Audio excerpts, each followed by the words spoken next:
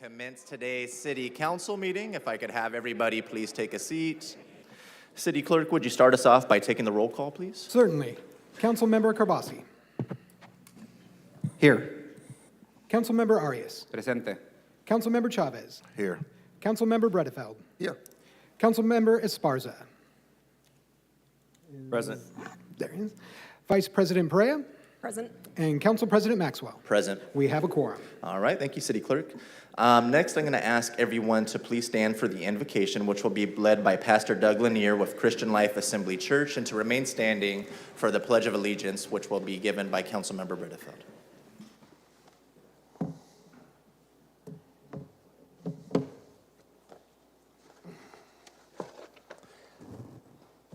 Let us pray. I thank you this morning, God, for these your servants, our mayor, our city manager, our city staff, our city council members, and our first responders. I give thanks for the way of service they have chosen to take up on behalf of all of us here. We all come to this room this morning as complex human beings carrying burdens, carrying joy and hope, trusting that you alone can hold us together, O God, in your love and peace.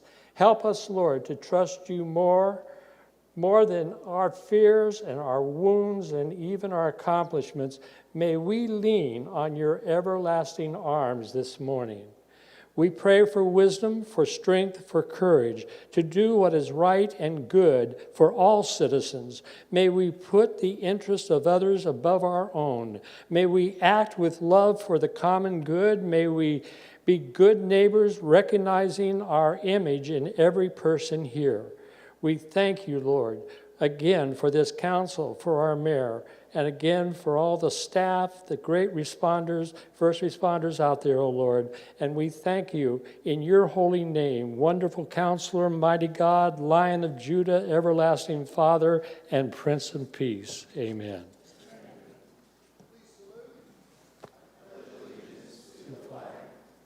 United States of America, and to the republic for which stands one nation under God, indivisible, with liberty and justice.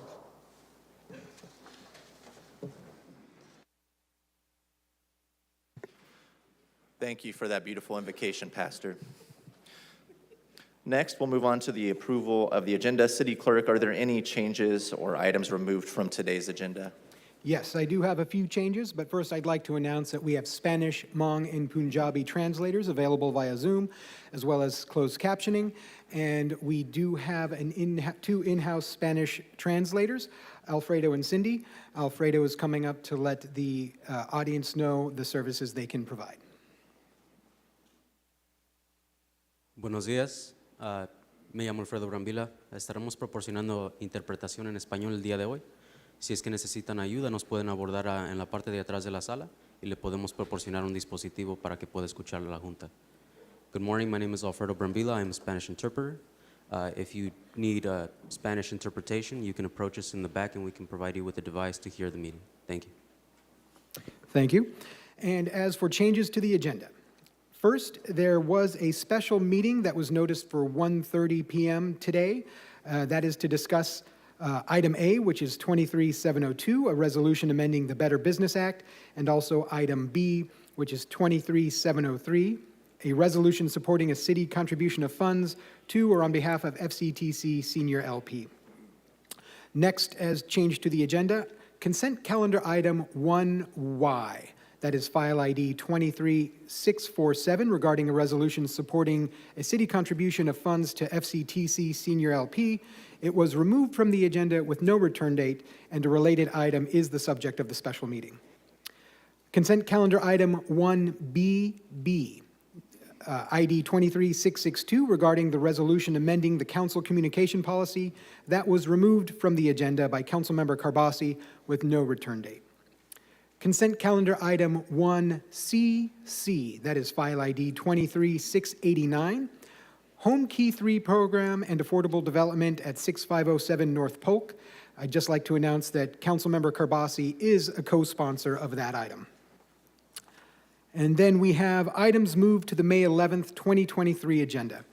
Consent calendar item 1AA, that is file ID 23661, regarding a resolution adopting a pilot program to incentivize job creation within portions of the Tower District, removed from the agenda by Vice President Perea and Councilmember Arias to return May 11th, 2023. General Admin Item 3A, that is file ID 23465, regarding a workshop for the annual review of the Community Workforce Agreement. That was removed from the agenda by the administration and will return on May 11th. Finally, we have items moved from the contested consent calendar, to the contested consent calendar for further discussion.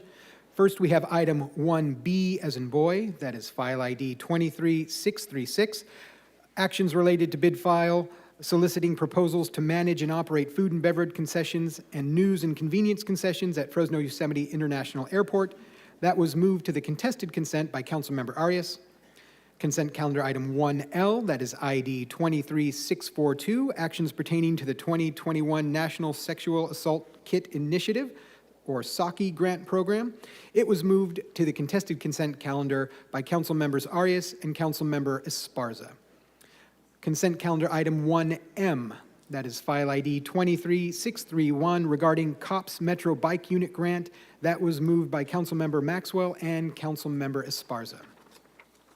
We also have consent calendar item 1O, that is ID 23634, regarding a resolution authorizing the submission of a grant application to the California Department of Transportation for the Clean California Local Grant Program Cycle 2, moved to contested consent by Council President Maxwell.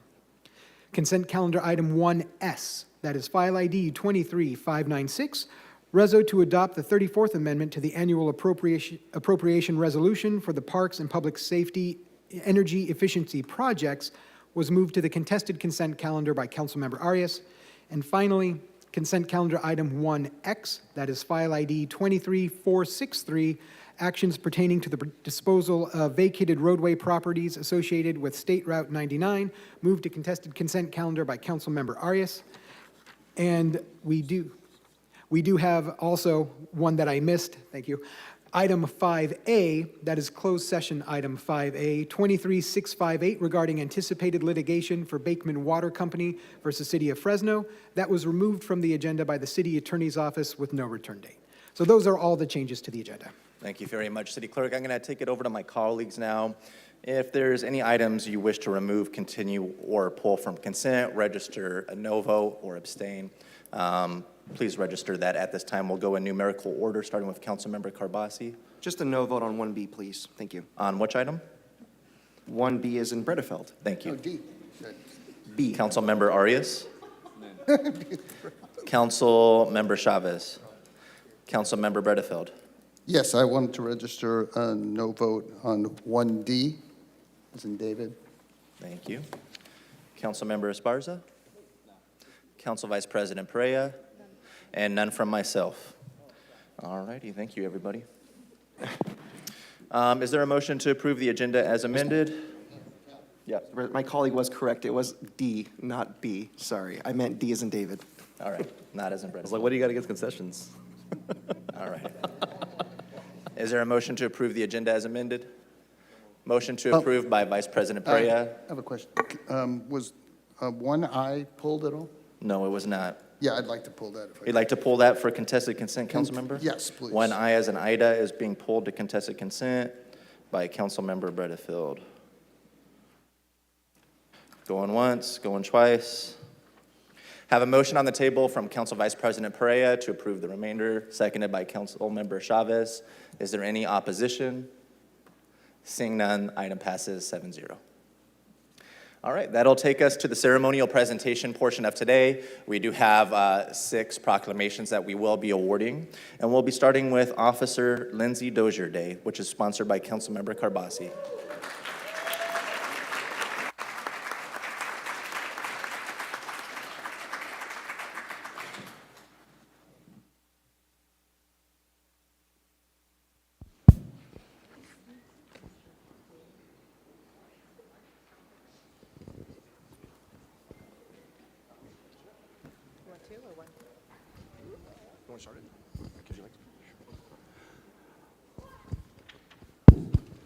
Thank you. It is our honor today, Councilmember Carbasi and I, and he's going to share shortly. But this today is officially Officer Lindsey Dozier Day. And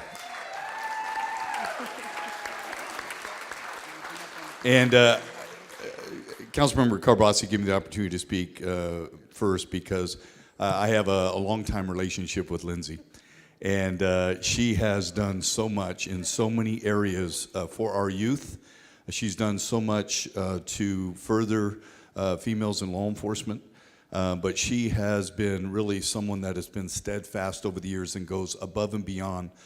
She's an outstanding police officer and has been for many, many years. But it's her off-duty work, whether that is the Baker to Vegas run or anything else that she is involved in with our young girls in Fresno and being a mentor to them, and all through athletics and making sure that they are physically fit. But she does an incredible job. And so, Lindsey, I just want to say, as your former police chief and now your mayor, thank you for all that you've ever done. You are so deserving of this, as well as what the recent award that you got. Then I'm going to let Councilmember Carbasi speak of. Thank you, Mayor. It took me a long time to make that transition. So, Officer Dozier, this is a very big day for you, but also for this city. And there's been a lot of big days. So actually, we didn't know each other. When I was walking and campaigning, I learned about this officer at Barrett Elementary who had the running club. And all the parents would tell me about that. And then I found out that was Lindsey Dozier. And then I go and read late last year that you were the Law Enforcement National Hall of Fame inductee last year. That as Officer of the Year. This is a very, very big deal for our city. There's a lot of reasons why we can be proud of being in Fresno, but to have a police department that reflects our community and builds community like you're doing, it's such a big deal for us. And when we read this thing pretty soon, when the clerk reads it, they're going to go into detail, hopefully embarrass you about all the amazing things you've done. But I have to say, I truly am grateful. I just read on the news, unfortunately, and forgive me for getting political, this morning one of our officers was injured. Part of his right ear was torn off. This was by a suspect who was trying to rob or burglarize a bank just right down the street from here. And this person had been in and out of jail 5 times in the last, month, is it? So California loves building revolving doors at our prisons. I don't know why. But the reality is, I don't know if they sign up for that, but they do sign up to keep us safe. And it's nice to know to have officers that set the example, like Officer Dozier, who risk everything, but also in your own time, put time back in this community. And I think we need to hear from you and hear about all the things you've done. But I think Chief's going to go first. Well, I'll be very brief to allow the person who's being recognized to speak. But I just want to say that there's no better badge of honor for a police chief than to see your people be recognized. To me, that's just the ultimate. And somebody like Lindsey, who really epitomizes what a police officer should be. She gives of herself, she gives of her time, of her energy, and all back to the community. So, she's a cop's cop. She knows how to get out there and get things done as far as putting bad guys behind bars, but she also knows how to invest in the community and in our youth. So I'm very proud of her for that. And for me as police chief, she was also the first police officer to be put in our newly formed police community relations unit, and she was the obvious choice. And I know that she's going to make us proud because she's passionate about what she does. So when you find talented people and you put them in an area that they're passionate about, you really just sit back and just be amazed at what they're doing out there. So congratulations to Lindsey, and thank you very much for recognizing her today.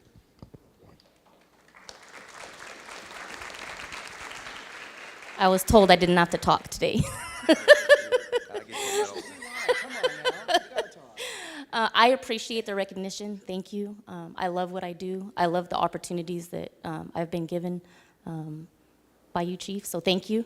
When I wake up each day and I come to work, I really don't feel like I'm coming to work because I enjoy what I do. So that's it. So we're going to present this proclamation to you. So I'll get close, and we're going to have it read in a moment. So this is our Law Enforcement National Hall of Fame Distinguished Service Award winner, right here in Fresno. How lucky are we? Let's hear it. Let's hear it from Lindsey.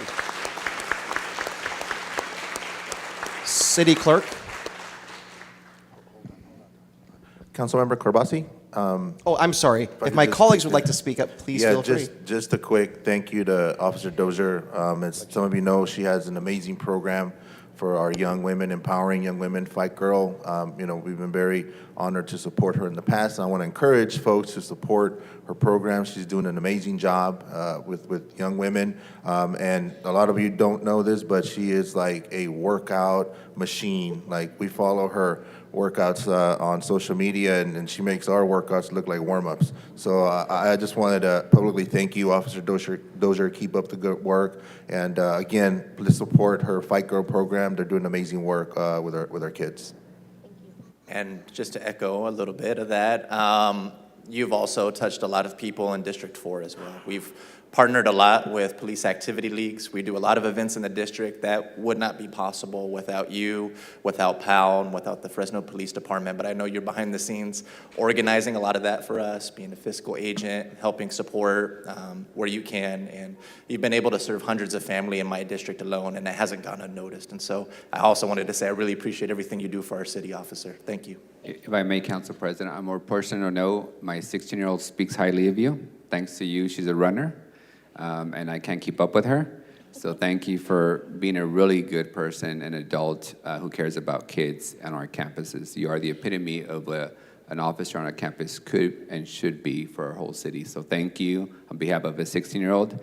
And my only request is that you take out the mayor for a jog or two. He's kind of getting up there and, showing. Thank you. So we'll go ahead and read that proclamation. Whereas Officer Lindsey Dozier is a 24-year veteran of the Fresno Police Department, she has received the Officer of the Year and Optimus Award. Officer Dozier has been instrumental in building strong relationships with the community and youth. Her reach is far and has impacted many lives on the local, state, and national levels. And whereas Officer Dozier created a local chapter of 10K with a Cop, she has also helped to launch the Providing Individuals with Valuable Opportunities Today, or PIVOT program. The pilot program was so successful that it will be expanded to other elementary schools in Fresno. And whereas Officer Dozier is also responsible for creating the Blue Pals program, which creates a pen-pal relationship between elementary school students and police officers throughout the school year and ends with a pizza party at the end of the year. And whereas Officer Dozier has also created and implemented the Fight Girl Empowerment Program. She teaches kickboxing to young girls while empowering them and providing them with life-changing opportunities. And whereas Officer Dozier has also assisted in launching a first responder summer camp program to give youth exposure to first responder professions. Officer Dozier volunteers her own time to empower youth on a weekly basis and helps rally the community to support them by buy running shoes, take them to runs, volunteer to clean up the city, you name it. She has also run multiple half and full marathons in uniform to honor our fallen officers. Her programs have been recognized nationwide by the FBI and police. And whereas Officer Dozier's assignments have included patrol, field training officer, student neighborhood resource officer, recruiting, and police community relations unit. Now therefore be it resolved that we, Mayor Jerry Dyer and the Fresno City Council, recognize the sacrifices and decades of service to the city of Fresno and do hereby honor Officer Lindsey Dozier in the city of Fresno.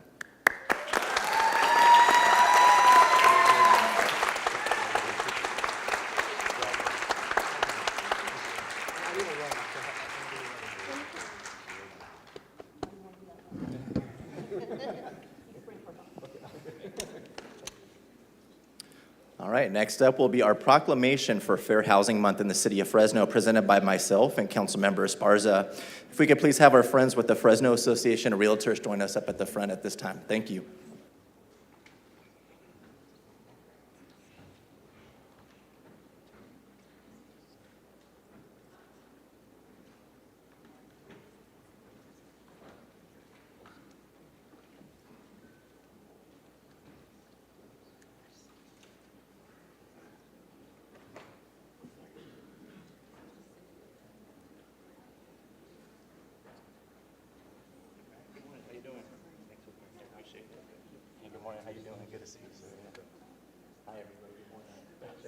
Did you really want all of us up here? Yeah, I did. Let's go ahead and bring some of you all to this side, though.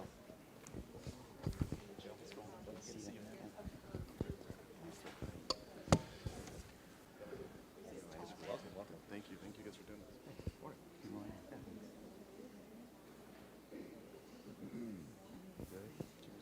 Just trying to make us look aesthetic. Well, good morning, everybody. It is an honor to present this proclamation along with my colleague, Councilmember Esparza today. This is for Fair Housing Month. I'm going to ask folks to raise their hands if they've ever heard of the term redlining.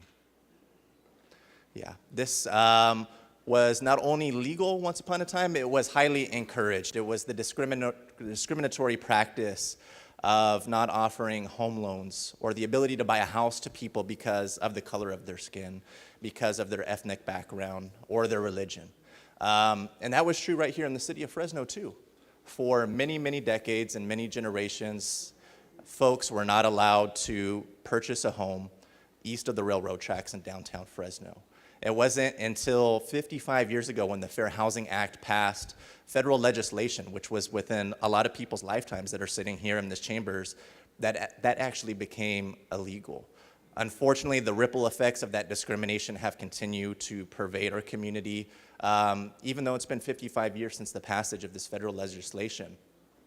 But we do have a lot of folks standing here behind me. They're with the Fresno Association of Realtors. As you can see, they are an incredibly diverse body, and they hold themselves to very high standards. They've been working extremely hard in every aspect of the city, whether that's Southwest Fresno, Central or North Fresno, to make sure that folks could realize the American dream of becoming a homeowner. And I know I'm going through that process right now. It could be a very nerve-wracking process of purchasing a home. And it's easy to get taken advantage of in that process if you don't know what you're doing. And so we're really lucky to have these folks standing here behind me who do great work in our community every single day and make sure this federal piece of legislation that makes it illegal to do that kind of discrimination has no place here in our community, and they've been doing fantastic work. And I'm going to hand it over to the president in a moment, but I want to give it to my colleague, Councilmember Esparza, to give a few words on this as well. Thank you, Council President. So as you heard from my colleague, we have a little bit of a background on the Fair Housing Act, federal legislation passed several decades ago. But when a piece of legislation like that is passed, I mean, it really takes more than just a literal act of Congress. It takes a whole lot of effort on the part of the communities everywhere across the country to be able to put their backs into it, believe in it, and live it. And I think the folks standing behind us here, the Fresno Association of Realtors, all their members, are a group that have put a great deal of effort into making this piece of legislation into a reality. We still certainly have a ways to go, and it's continuing work. It's a work in progress, this piece of legislation, because we do continue to see acts of discrimination throughout our community and society, everywhere in all aspects. But when you have folks who are actively fighting against it and cognizant of it and pushing it back against some of that institutional discrimination and racism, we have to be grateful for those types of efforts. And so appreciate you. Welcome all to City Hall. And good to see you all and good to celebrate the anniversary of the Fair Housing Act with you all. I'm going to hand it over to the president, Brian Dominguez.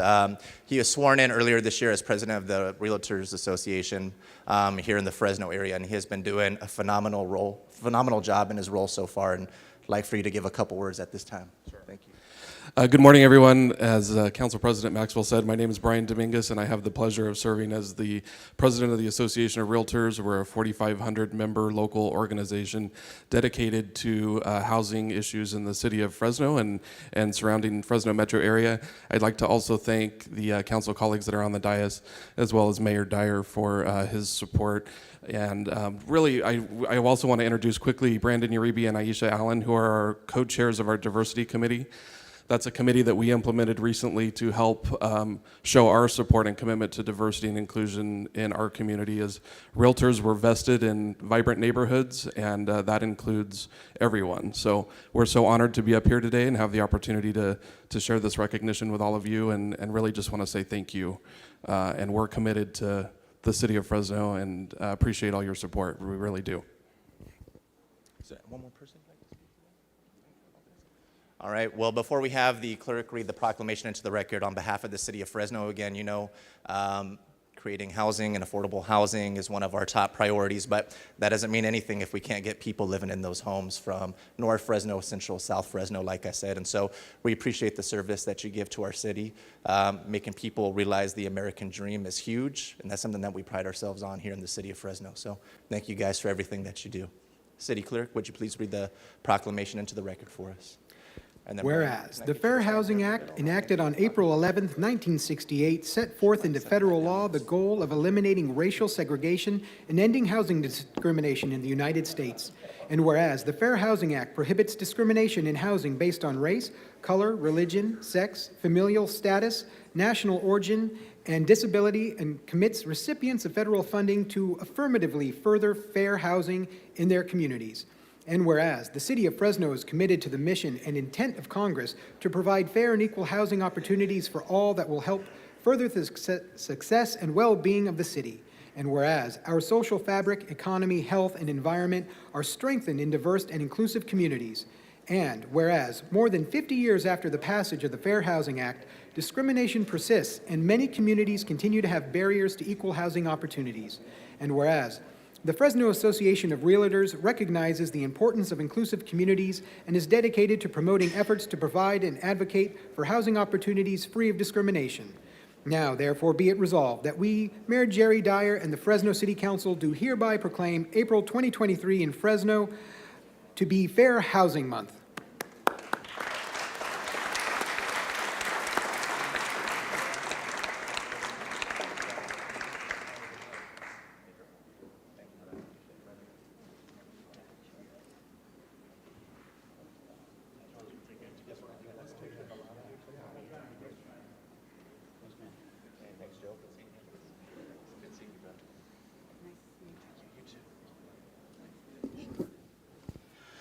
All right, everybody, next up we have the proclamation for Peace Officer Memorial Week. That'll be sponsored by Councilmember Bredefeld, but I'm going to ask my other colleagues to join me up here at this time. Yeah, if everyone would come up, our police chief, other officers. Come on in. I think you should stand in front of us. Let's move it. Yeah, I'll just stand over here. Yeah, next month is National Peace Officer Memorial Day and also National Police Week. We got to honor Lindsey, but we want to honor all our police officers because they risk their lives every day serving this community. And unfortunately, some give the ultimate sacrifice, and we always want to remember that sacrifice. Additionally, we also want to remember that our police officers really are our front line of defense to make us safe. And this community, this city council, this mayor, we love our police officers, and we unabashedly respect them, support them, we'll commit all resources necessary. We just did that recently with our 911 dispatchers as well. We've done it with our police officers in terms of recognizing their sacrifice and service to us. And so we're doing this resolution, this proclamation saying, thank you. Thank you for all that you do, and we want to recognize all of our officers who every day serve us. Our council is here, our mayor is here, our police chief is here. Mayor, a few words. Thank you, Councilmember, and thank you for bringing forth this incredible honor for the folks that are with us, as well as all the police officers. You know, after spending 40 years in law enforcement, I can say firsthand that I believe it's the most complex, challenging, scrutinized, dangerous job in America today. And I've spent countless hours in the hospital with officers who were facing life-threatening injuries, whether that's from being shot or being involved in a collision, and the dangers are real. And so I am so thankful that we have people that are willing to raise their right hand and to go out there and to sacrifice their life each and every day for the betterment and safety of this community. And so I just want to say special thank you to all the men and women who wear that uniform. It is an honor, and you are serving in the most noble profession known to humankind today. So thank you. God bless you. Thank you, City Council, Mayor, for this proclamation today honoring our police officers. Last year in 2022, 245 police officers died in the line of duty, 60 of those by gunfire. and we lost 12 police officers in the state of California. We are sending a team, as we do every year since I've gotten here, to Police Week. This was established in 1962 by President John F. Kennedy, who designated May the 15th National Memorial Day for police officers. So some of the representatives of our honor guard will be traveling to Washington, D.C., and we were very fortunate this last year to not have lost a police officer in the line of duty. So what we do is we are there to support other family members whose police departments cannot send somebody. That way they don't walk down to the memorial by themselves. We escort them. So I'm very proud of the honor guard for doing that. Our police officers face many, many dangers every single day. But we live in a community that is supported by not just the city council, the mayor, but also by every member who lives here, because we do want a safe community. We do want accountability, and we should honor the heroes who do the job day in and day out. So first of all, thank you to the council, but my officers for the work that they do. Tyler, anybody? Why don't you just go ahead and have them? I think Luis wants to say Okay, I'll something. say that. We have taken a lot of time and consideration to how we treat our police officers here in the city of Fresno over the last couple of years. And I hope that's been evident. As Councilmember Bedefeld said, we made our 911 dispatchers the highest paid in the Central Valley this year. Last year, we made our officers the highest paid in the entire Central Valley. We're working on a new 911 dispatch center. We are working on hiring the most amount of police officers the city of Fresno has ever seen. And I can tell you these steps have really been noticed, at least by the folks and businesses in my district, East Central Fresno. We notice a lot more police presence. We have a lot more officers coming by, saying hello to folks, doing proactive policing. And we recognize the tremendous sacrifice that a lot of our police officers have made throughout the years. We are incredibly grateful for their service. It is one of the toughest jobs anybody could do. You put your life on the line every single day. And again, we really appreciate everything that they do for our community. So thank you guys, and God bless you all. Thanks, Council President. Through the city's thoughts, words, and actions, I think it's very evident that we are supporters of our police department. I'm grateful here in the city of Fresno we have a professional and trained police department that performs very well on a daily basis for the residents of the city of Fresno. In terms of our Peace Officers Memorial, I think in terms of the value we put into that, look no further than the front of City Hall. And not something I say every day, but great work on that, Councilmember Bredefields. I know he spearheaded the effort, and that's a constant daily reminder outside of this monthly recognition that we do. Thank you. Yeah, I too want to thank our police officers that put their lives on the line every single day.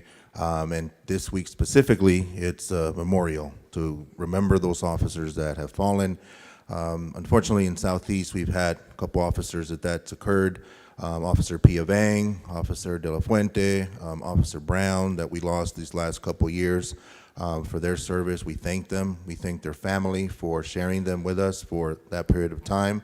But we just want to send that message that we support our police officers and want to give them the tools that they need, that we know that that's critical and important.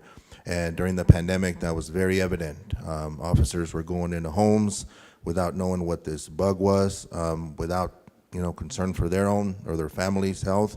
And we saw that sacrifice. So today we remember them, and I want to thank you, Councilmember Bedefeld, for spearheading that effort on the memorial and asking us to join you in that.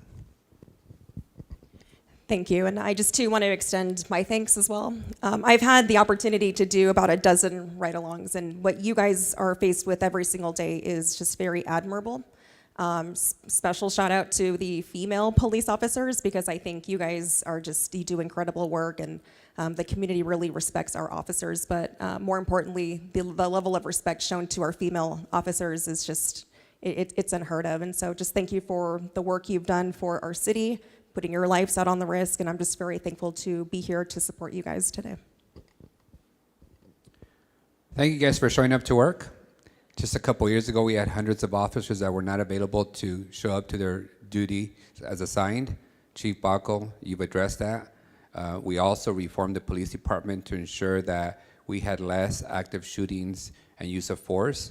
And then the city rebuilt and updated and increased the funding of positions and resources for the police department. But I do want to be crystal clear.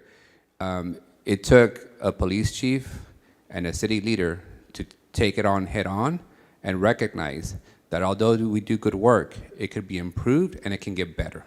And you've done that, and that has given us a confidence to invest more resources, while at the same time doubling the fire department resources, increasing the amount of parks that we build in the city, and fixing older neighborhoods with pavements, sidewalks, protected bike lanes. Public safety is more than just officers.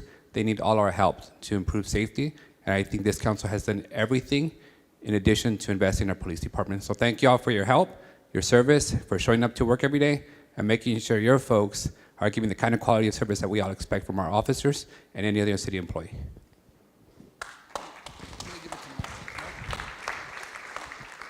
I will be brief. I want to thank my colleague, Councilmember Redefeld, for always being a supporter of public safety and for bringing this item forward. I just want to say thank you. I know all our officers aren't here. I'm eternally grateful, and let's be very clear about this. You are our community's heroes, period. That's it. No politics, no electioneering. You are our heroes, and thank you.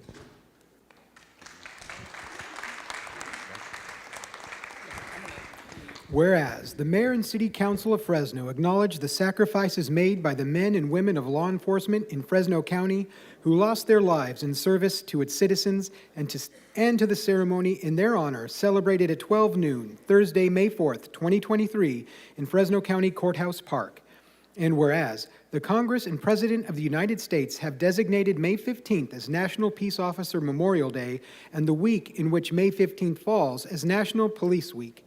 And whereas it is important that all citizens know and understand the duties, responsibilities, hazards, and sacrifices of their police department, and that members of the Fresno Police Department recognize their duty to serve the people by safeguarding life and property, by protecting them against violence and disorder, and by protecting the innocent against deception and the weak against oppression.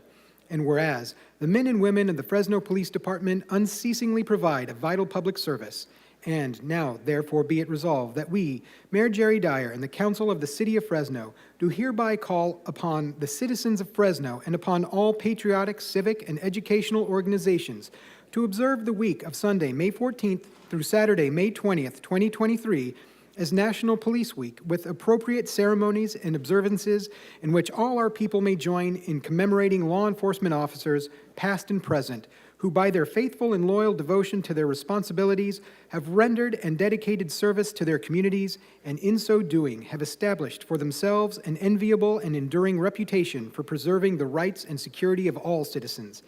Be it further resolved that we call upon all citizens of Fresno to observe Thursday, May 4th, 2023, as Peace Officers Memorial Day in Fresno in honor of those law enforcement officers who, through their courageous deeds, have made the ultimate sacrifice in service to their community or have become disabled in the performance of duty, and let us recognize and pay respect to the survivors of our fallen heroes.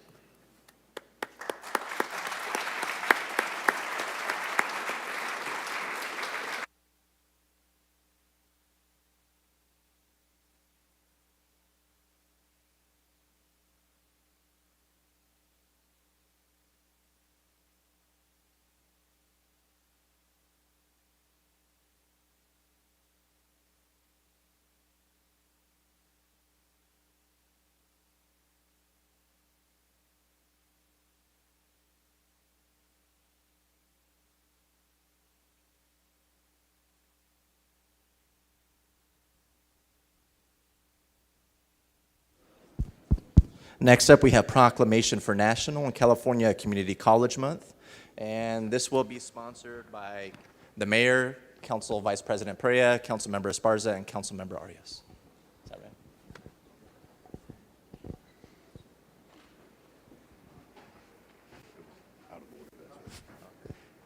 Is that everybody? Is that everybody? It's like 5 minutes. You want to kick it off, or? Was it? I don't know. Thank you. President, good to see you. Dr. Armstrong, good to see you. Welcome. Hey, see you, Rico. Yeah. How you doing? Hi, nice to see you. Thank you. Welcome. Nice to see you again. Welcome to City Hall. Thank you. Whole crew up here, man. The brains. Christine, good to see you. Hey, Rico. So good to see you. We got everybody. Yeah. Hey, Chris. Good to see you. All right. Good morning, folks. Good morning. Good morning. It's our pleasure to be here this morning to celebrate National Community College Awareness Month. We have here with us this morning, in addition to my colleagues and the mayor, representatives from the State Center Community College District, our local community college district here in Fresno County and other counties, but here in the Central Valley. With us is Chancellor Goldsmith, President Pimentel, Dr. Armstrong from Clovis Community College, as well as members of the administration. Welcome to City Hall, and thank you for being here to celebrate, again, National Community College Awareness Month with us here in the city of Fresno. You know, I know it's national, but I can't help but reflect just on our state's, California's community college system. I think we're up to about 118 now throughout the state, 116 throughout the state, with the State Center Community College District holding, I think, two of the newest ones, the newest colleges in the state. And, you know, in my eyes, our community colleges here in California, I mean, I'd be hard-pressed to find a more accessible higher education system anywhere in the nation. You know, we have with us here the leaders here locally who are making that access possible, making that socioeconomic ladder possible, and extending it to the residents, the young people, well, not just young people, but residents across the entire Central Valley. And so to you, we are grateful for your service to the city and to the valley at large.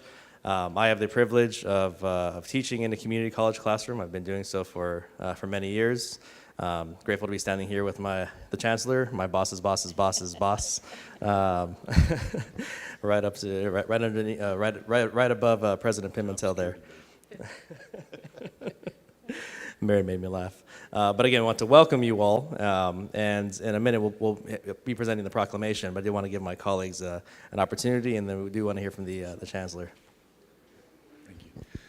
Very brief. We are very blessed in our community to have Dr. Goldsmith as our chancellor, Dr. Pimentel, Dr. Armstrong overseeing our community colleges. Colleges oftentimes are underappreciated by our community. We would be lost without them because they give opportunity to many of our youth who could not go into a four-year university. And they give them the training, the experience that they need, the education that allows them to transfer. And I know statistically, we transfer more students into our four-year than than any other college in the nation. And so we're very blessed for that. And Clovis Community College, even though it says Clovis Community College, I want everybody to know, it is in the city of Fresno. So it is our college. And we know City College, Fresno City College is right in the heart of it, but we're blessed. We really are blessed to have all you here and partner with you on so many things like we are with our tiny home development at Fresno City College that Dr. Goldsmith started. So thank you, congratulations. All right. For those of you who don't know, I had the pleasure to work with these individuals for about 4 years while I was on the board. And special shout out, PIO? Marketing Director Chris. We have our Vice Chancellor Christine McTarian, the Executive Director of the Foundation Rico Guerrero, and then Larry Salinas is in the audience too. So just a pleasure to be here with you all. And I'm just thinking back to everything we accomplished during the 4 years that I was there. But one of the biggest accomplishments is I got to lead the effort to hire our new chancellor, Dr. Goldsmith. And so just incredibly proud of that accomplishment and excited to see the work that will be completed in the next couple years and look forward to attending those ribbon cuttings. So thank you all for being here today. Yeah, Chancellor Goldsmith, we want to hear from you and maybe from President Pimentel and Dr. Armstrong as well, if they had a few words. I do have the great privilege of having Fresno City College in my district. It's one of the gems of our, not only district, but the entire city. Well, good morning, and thank you, Mayor and council members, because Without your support, we wouldn't be able to do a lot of the good work that we do. Earlier today, we had an opportunity to recognize our police officers, and I'm really proud of Fresno City College and in providing education to our police officers, our first responders, our firefighters, our EMT. First responders are trained and educated at California community colleges, and Fresno City College has one of the best programs. Fresno City College is the first community college in California, the second in the nation. We're so incredibly proud of that. Clovis Community College is one of the newest with the highest transfer rate, as Mayor Dyer was saying. We have so much to be grateful in this community in terms of what our students are doing. 53,000 students attend our 4 colleges, and they're going to continue to go on to the university, enter the workforce. We recently did a study, and we found out that the economic impact of the students going into annually going into the workforce represents about $1.7 billion to our region. That wouldn't be happening if it wasn't for the colleges of State Center, Fresno City College, Clovis Community College, Reedley College, and of course Madera College in the other county. Council members, I know all of you would love to have a new facility in your space, but you serve and represent students from all of our colleges. We'll be doing a ribbon cutting soon at our West Fresno campus. We're incredibly proud of that campus. If you drive by, it's coming out of the ground. It's looking fabulous. The trees are going in. It's absolutely stunning. Our first responder facility, it'll be second to none in the state. There's so much activity going on. New Career Technical Center at Clovis Community College in the city of Fresno, and that's all to Measure C. So thank you on behalf of all the colleges and the 4,000 students, or excuse me, 4,000 employees. Thank you for this day. We really appreciate it. Dr. Pimentel? Well, you said everything I was going to say, but thank you, everyone. Thank you for having us here. Thank you to the council, to the mayor for having this day for us. As the president of Fresno City College, I'm very grateful to the work that the council does, and we are looking forward to opening our new campuses this year, hopefully. If construction goes well, we will have West Fresno open and our first responder centers, and that's something that we've been looking forward to for many years now, and I'm sure that some of the police officers here will come out and visit that space as well. But I want to be brief. I'll sign it over to Dr. Armstrong. I'm going to be briefer. Want to thank you to the city. Thank you to all of you. As one of the newest colleges in the district, but also in the state, we are very, very proud to be this community's college. Knowing that we do have a campus in Fresno and also in Clovis, we're looking to continue in growing, and we're very proud to be here. Thank you. Councilmember Esparza? Yes, I just wanted to say that my son attended Clovis Community College and was in the honors program. You have a program that if you're in the honors program, you're able to go to a UC. So he was accepted to UC Irvine after he was in your honors program, and today he is a lawyer. And so community colleges are the way to go for lots of people. You do a great job educating people, and it is helpful for people who are trying to put their kids through school and don't have lots of money to send them to $60,000 a year programs. So thank you for all you do. Thank you. Well, Chancellor, it's on behalf of myself, my colleagues, the mayor, it's our privilege and honor to present the proclamation for Community College Awareness Month to the State Center Community College District. Clerk, will you please read the proclamation for the record? Whereas, according to the National Center for Education Statistics, across the nation, public community colleges serve over 7 million students. The California Community Colleges, the largest system of higher education in the nation, with 116 colleges serving more than 1.8 million students, is an essential resource for the state of California, its people, and the economy. And whereas the California community colleges bring higher education within reach of every Californian through their open admissions, low enrollment fees, financial assistance programs, academic and career guidance, outstanding teaching by dedicated faculty, exceptional career training, and specialized support services for students who need extra help with the transition to college or the mastery of college-level coursework. And whereas the State Center Community College District is one of the largest and successful community college districts in the region, serving over 53,000 students annually at their 4 colleges and Center. The colleges of State Center Community College District award more than 400 degrees and certificate programs that prepare students for success in their academic and professional lives. And whereas the State Center Community College District is a space for students, faculty, staff, and administrators to work together to gain deeper understanding of the lived experiences of people of color, our LGBTQIA community, and marginalized and underrepresented groups to create more inclusive working and learning environments. The State Center Community College District is vital to training and preparing thousands of first responders, including police, fire, paramedics, and nurses throughout the valley. And whereas, in recognition of National Community College Awareness Month, the State Center Community College District celebrates its successes and many accomplishments in April. Now, therefore, be it resolved that the council member, Nelson Esparza, Mayor Jerry Dyer, and the Fresno City Council do hereby proclaim the month of April 2023 as Community College Awareness Month in the city of Fresno.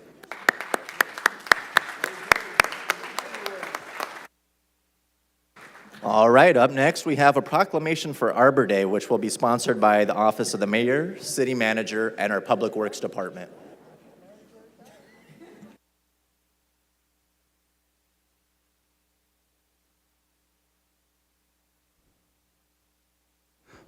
This is Proclamation Day in the city of Fresno.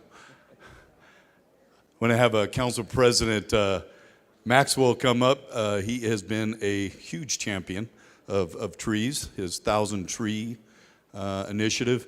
All of our incredible folks that are with us today, and our Public Works Director, Scott Mosier, from our Parks Department, our Director, Aaron Aguirre, and then Mr. Beautify Fresno, the Director of Beautify Fresno, is Mark Standriff. And so I want to just start it off. This is in honor of Arbor Day. And a lot of folks don't know what Arbor Day is. They don't know what Earth Day is. But I can tell you that Arbor Day is something very, very important to our city, and should be to every city within the valley. When you can consider the emissions, the pollution that we have, and the role that trees play in combating that. And not only do they provide shade, but they also enhance our environment here in Fresno. Arbor Day started in Nebraska back in 1872, and it was really done at that time to plant additional trees in order to provide shade, but also to provide some wind blockage for that area.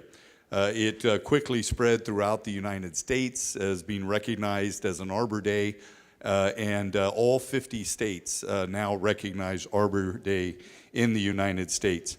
I do want to say that here in Fresno, we are big on trees. In fact, the city manager and I planted a tree about a week ago right outside of City Hall. And then the person I want to have talk next has really been a champion with his 1,000 Tree initiative, and that's our Council President, Tyler Maxwell. So I'm going to have him speak, and then we'll pass the mic over to Public Works Director. Yeah, thank you, Mayor, and thank you to our Public Works team, to our Parks team. When I was running for office, we walk a lot through a lot of different neighborhoods from all across town, and I could tell you there's a big difference between the older neighborhoods that have these beautiful canopies stretching across the streets to some of these older neighborhoods that don't have a single tree in there or pretty close to having no trees in the neighborhood. It is really hot. It doesn't promote a lot of walking when it gets super hot outside. And the curb appeal is not there either. I think the property values tend to be a little bit higher in neighborhoods where we have more green space, where we have more trees, where we have more walkability. And so when I got into office, I did something, 100 trees in 100 days. I wanted to plant 100 trees in my first 100 days. I thought that was ambitious, but the crew standing here behind me made that happen. And I thought that was really cool to be able to plant that many trees. So last year I said, let's do 400 trees in 100 days. And again, they made it happen. And we've planted trees through our parks, in our neighborhoods, down Cedar Avenue, Shaw, First, Bullard Avenues, helping to beautify the neighborhood. And I thought that was really cool. So I said, what if we did a policy and we called it 1,000 trees every year guaranteed, meaning that the most impacted neighborhoods in our city would have 1,000 trees planted in them every single year to make sure that our South Fresno families get the same sort of curb appeal that our North Fresno families are used to. And so with the mayor's support and the council support, Parks and Public Works, we were able to pass that into law last year. And we've been working really hard to make sure that when you folks look at an aerial view of our city, the central and south part is as green as the north part of our city. Again, I want to thank the team behind me. They're the ones that make it happen. It could be dangerous going out into the middle of a busy corridor and planting 100 trees, especially in 110-degree weather. But I could tell you it makes a big difference for the folks living in my district and the folks living across Fresno. So really thank you to all of you guys for making this a possibility. My constituents really appreciate it. Thank you. All right. Thank you, Mayor and Council President. And I just want to first recognize just this amazing team. The care of our urban forest is also very significant. We have about 130,000 street trees in the city of Fresno. And while as a community, we're out enjoying time with families on the weekend, middle of the night, sleeping peacefully, this amazing team of our field staff is responding to tree calls. In the middle of the night, wind is blowing, we have a diseased or an older tree goes down. These fine, hardworking individuals respond to those faithfully, keeping us safe. Other things to highlight, our mayor and our city council supported bringing back neighborhood tree trimming on a proactive basis to achieve a 10-year trim cycle. And I mentioned 130,000 street trees. In the past year, we're actually on track, 17,000 trees being trimmed over 39 different neighborhoods, what we call geobases. Also, this council, under Council President Maxwell's leadership, passed a 1,000 new tree initiative. Pleased to report we're on track for 1,200 trees in this year, so we're actually reaching a bit further with that. And then we welcome community input. We're underway with an urban forest management plan and just eager to keep this going. So also not present with us today due to some prior commitments, want to just give a shout out to Tree Fresno and their director Mona Cummings. So she sends her greetings and just appreciates the recognition of this day.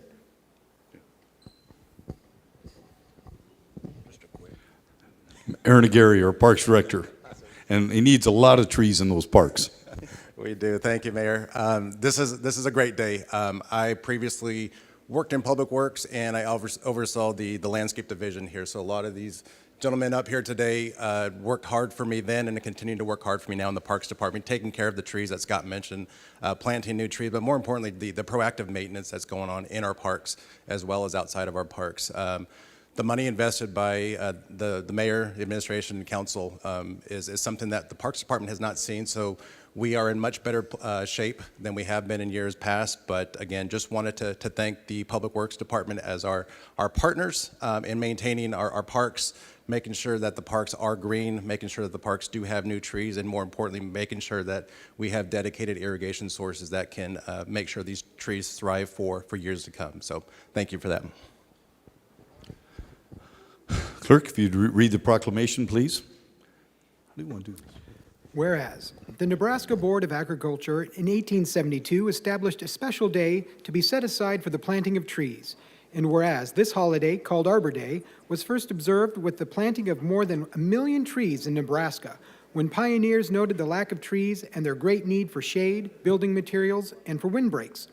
This first Arbor Day built on earlier arbor festivals dating to the 16th century, when the Spanish village of Mondoñedo held the first known tree planting festival.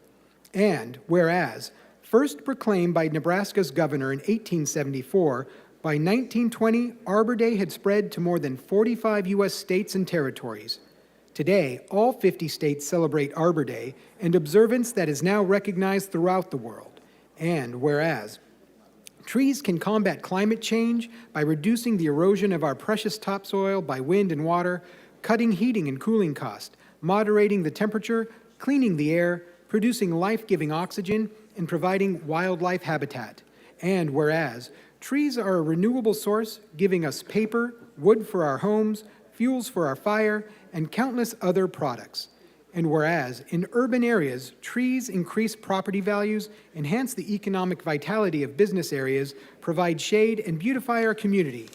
And whereas wherever they are planted, trees can be a source of joy and spiritual renewal. Now, therefore, be it resolved that we, Mayor Jerry Dyer, and members of the Fresno City Council, do hereby proclaim Friday, April 28th, 2023 to be Arbor Day.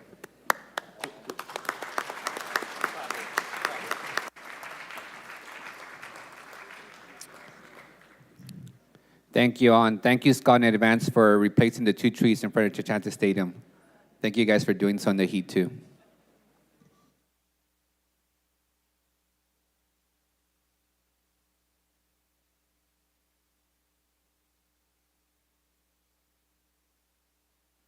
All right, everybody, our last proclamation for the day will be Fresno Animal Center's Pet of the Month, presented by Fresno Humane Animal Services, sponsored by the Office of the Mayor and the City Manager. Who do we got today, Mayor? Well, we have Alma Torres coming down here first, and I'm going to have, where's Fresno Humane? Come on up here. So for those of you who don't know what we do, once a month, we have a Pet of the Month from our Animal Center. And Fresno Animal Center that we oversee, and we partner with Fresno Humane on the services. And so each month we bring in an animal, and hopefully somebody will take that pet home, whether it's a dog or a cat. And in this case, it is a beautiful, it's a beautiful cat. And I know our council president loves cats. He's probably in need of another cat, Tyler. If I take home another cat, I'm losing the girlfriend. So. Well, it'd be a lot cheaper. I can't believe I said that out loud. I've been married 42 years. I can speak firsthand. But anyway, I'm going to turn it over to Alma before I get myself in trouble here. So Alma, if you would. Hi, good morning. So today we're here to present a kitty, and I'm also going to introduce our communications team. This is Alexandra Betancourt, and I'm sorry. My name is Kendall. And Kendall, and she is the cat coordinator at Fresno Humane. So what she does is she receives many of the calls. We participate in what's called the Trap Neuter Return Program, and what we're trying to do is to reduce the euthanasia rate and increase live outcomes. And she's going to tell us a little bit more about kitty season, which is coming up soon, and what you can do to help out in this season. Hi, my name is Kendall. I've been with Fresno Humane for about 7 years, and I've been at the Fresno Animal Center since it opened in July. We have a huge influx of kittens between the months of May and September. So about, I would say, at least 70% of our population during the summer months is kittens under the ages of 8 weeks old. And most of them come from community cats that are living outdoors. So one of the ways that we're trying to combat the influx of kittens that we get during the summer is by focusing our efforts on TNR, which is trap, neuter, release. We're trying to get a team together where we go out to the neighborhoods that have the most community cat population and fixing those cats and re-releasing them back into the area so we could prevent orphan kittens like Mortimer from coming in and having to be bottle fed every few hours by staff and by fosters. We need foster homes very badly, so if you guys know anybody that wants to foster kittens, whether it's bottle babies that are a couple days old or just giving up their spare bathroom to some 6-week-old mush babies, it's really helpful. And also, Alexandra is going to talk about some of the events that are coming up. Hello, I just wanted to let you guys know about Pause in Bloom. It's our community open house coming up Saturday, May 13th from 11 a.m. to 3 p.m. And also we have a program going on right now. It's called Embark. So basically you take a dog out and it gives them a break from the shelter. You could take them to Lazy Dog, take them for a walk. It's just a good way to get the dogs out and give them a break. Here, did you want to say? Okay, does anyone want to take Mortimer home? I can attest, it's a she, right? He, okay, well, I'm not that good. He has sharp teeth, so Anyway, just closing, again, if anyone is interested, this Mortimer will be out in the foyer for you to take home. All righty. Thank you, everybody. You want to keep holding them? Yeah.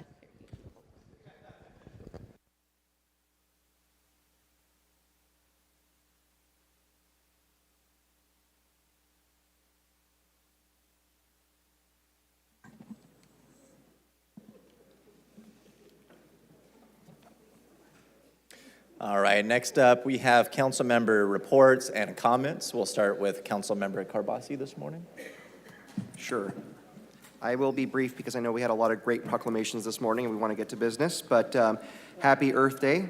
With a great American cleanup was at River Bottom Park. I want to thank Caglia Environmental along with River Tree volunteers for doing a great job getting people out there to clean up the river.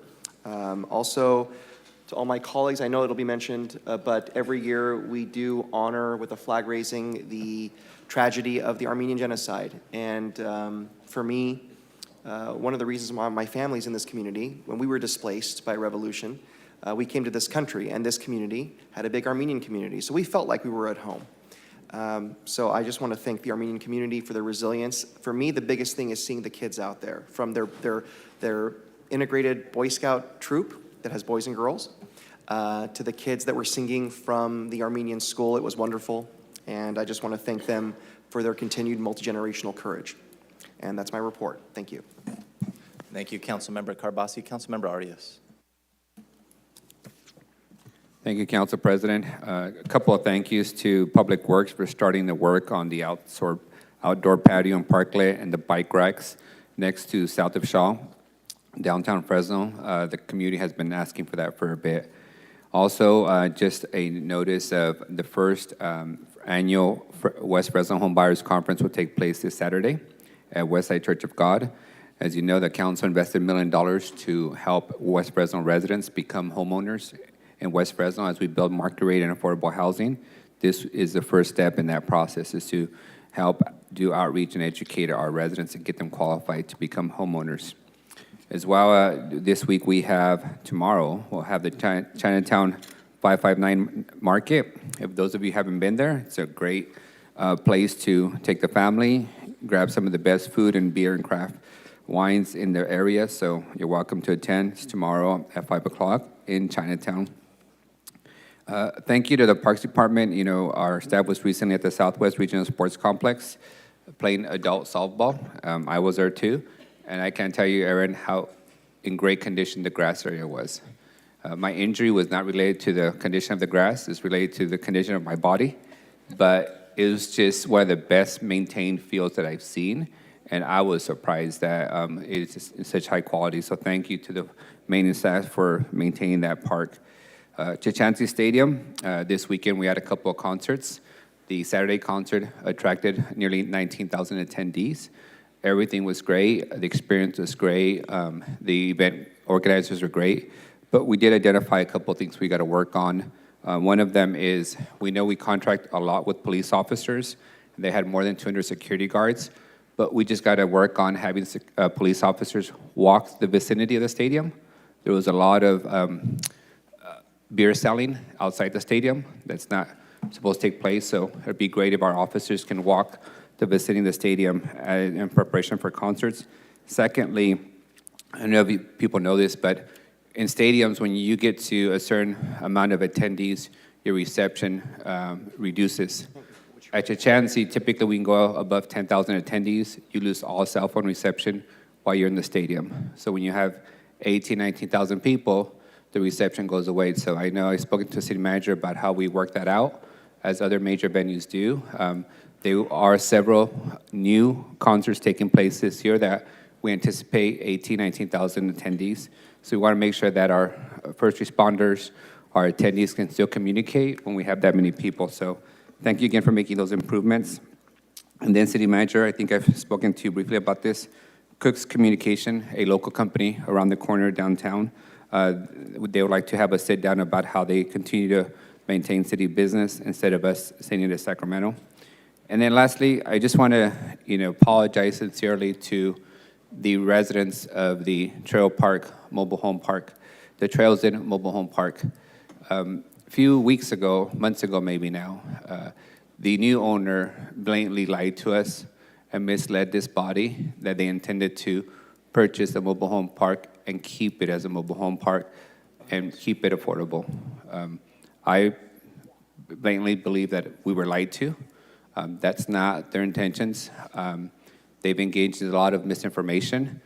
And at the end of the day, it's the livelihoods of those residents that matter. And so I've spoken with my colleague, Member Bredefield, when we're not bickering and fighting about actually problem solving. And we are going to work on seeing what options we have as a city. On a daily basis, this body invests in affordable housing projects and ensuring that people don't lose their homes and don't end up in the streets. Not only is it not good for their health, but it's also extremely expensive for the city to then rehouse them in shelters and in affordable housing. It costs us 10 times the amount to rehouse somebody than to prevent them from becoming unhoused.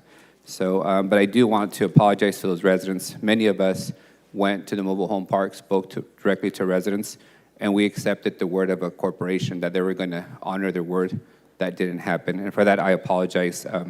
And we will work to see what solutions we can come up with to address those residents not becoming unhoused in our city. With that, Council President, thank you for the time, and to my colleagues. Thank you, Councilmember. Councilmember Chavez?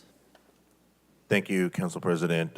Just a big thank you to our team for the Great American Cleanup that we had this past year. There were a number of sites across the city. We had quite a bit of them in southeast Fresno. And I want to give a special thank you to our organization, Familias en Acción. They did a great job over by Liberty and Hazelwood in cleaning up the neighborhood there. I had a chance to go out there and work with them. And as soon as I got there, they designated me as the wheelbarrow operator.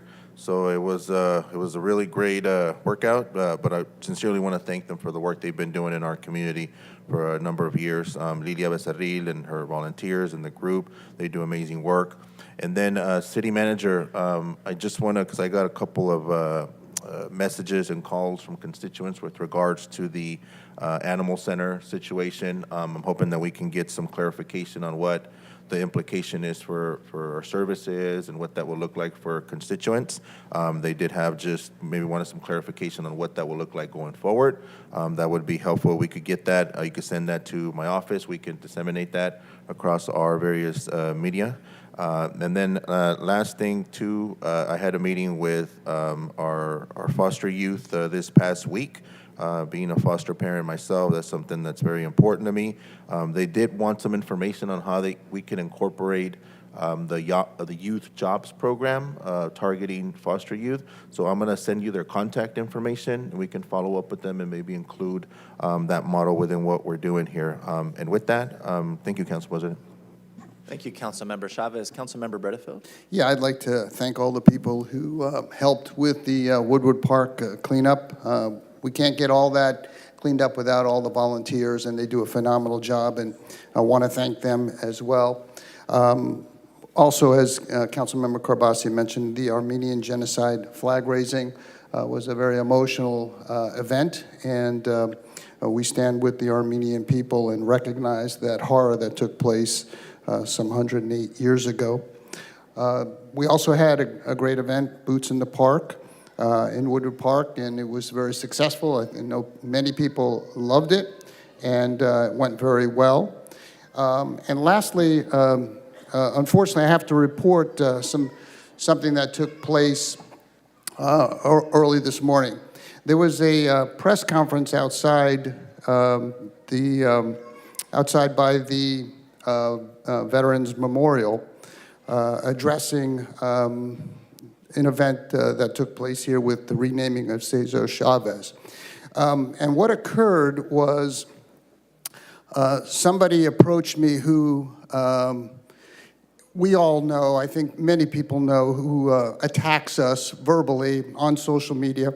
That's all fair game. I don't have any problem with any of that. That's all part of the process, being an elected official.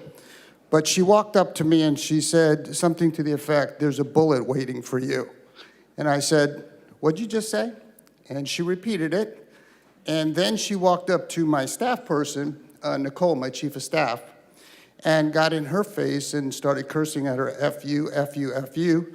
There's 2 bullets waiting for you." Now, that is obviously crossing the line. Now, I know my colleague, Councilman Arias, has been threatened. I've been threatened. I'm sure many others have. But this has crossed the line. She also apparently, my colleague, Council President Tyler Maxwell, at the Armenian flag raising, punched him. So this is beyond the pale. I will be filing a police report today. Her name is Gachatourian Vanushik. She goes by Vanessa and Vanush. We all know her. She obviously has some problems, but I'm not going to tolerate that. And I'm not going to tolerate anybody threatening my staff. These are all city employees who come here and serve this community every day and do it very well, and they don't deserve that crap. We all know as we enter this arena that this is what we're going to get. Sometimes people don't like us, and they threaten us and all of that. It's part of the game. It's part of what happens here. But she crossed the line with threatening with bullets and threatening my staff. So we will file a police report today, and I hope that behavior ends. We're not going to tolerate it. We all here decide to run and serve this community. And while we may agree or disagree, every one of us here, I believe, has the best of intentions to improve our community. And that kind of stuff is just not warranted. So we will do what we need to do to deal with it. Not going to tolerate anybody threatening my staff. And I know none of us will accept that behavior. And I want the public to know that this took place this morning. The police are aware of it. And if I know some of the media were there, and some of them filmed the verbal assault on my staff, and I hope that will be utilized. And if anybody else heard anything, saw anything, we encourage you to come forward and address that. So, thank you. Councilmember Esparza. Yes, thank you, Council President. Some news hot off the press that I received from my staff this morning. The City of Fresno Women's Commission was just awarded $100,000 grants from the California Commission on the Status of Women and Girls in order to expand their programming. That's the Women's Commission here locally is initiative that I spearheaded last year in partnership with then Council Member, now Assemblywoman Soria. So glad to see that grants be made, and looking forward to the continued work of the City of Fresno Women's Commission. Very excited to see what they do next. I want to congratulate Centro La Familia for ribbon cutting, opening their new neighborhood resource center down at the forthcoming city center at Dakota and Blackstone. This neighborhood resource center is located in the 93726 zip code. It used to be an area that was District 7, and back when I represented the area, I did write a letter of support to the county for that award to Centro La Familia, and so it was great to see that project come together, that resource be there in the middle of that neighborhood, and it has been serving folks. I think it's been open for about 6 months now, but yesterday we finally had the ribbon cutting. I was also joined by the mayor as well.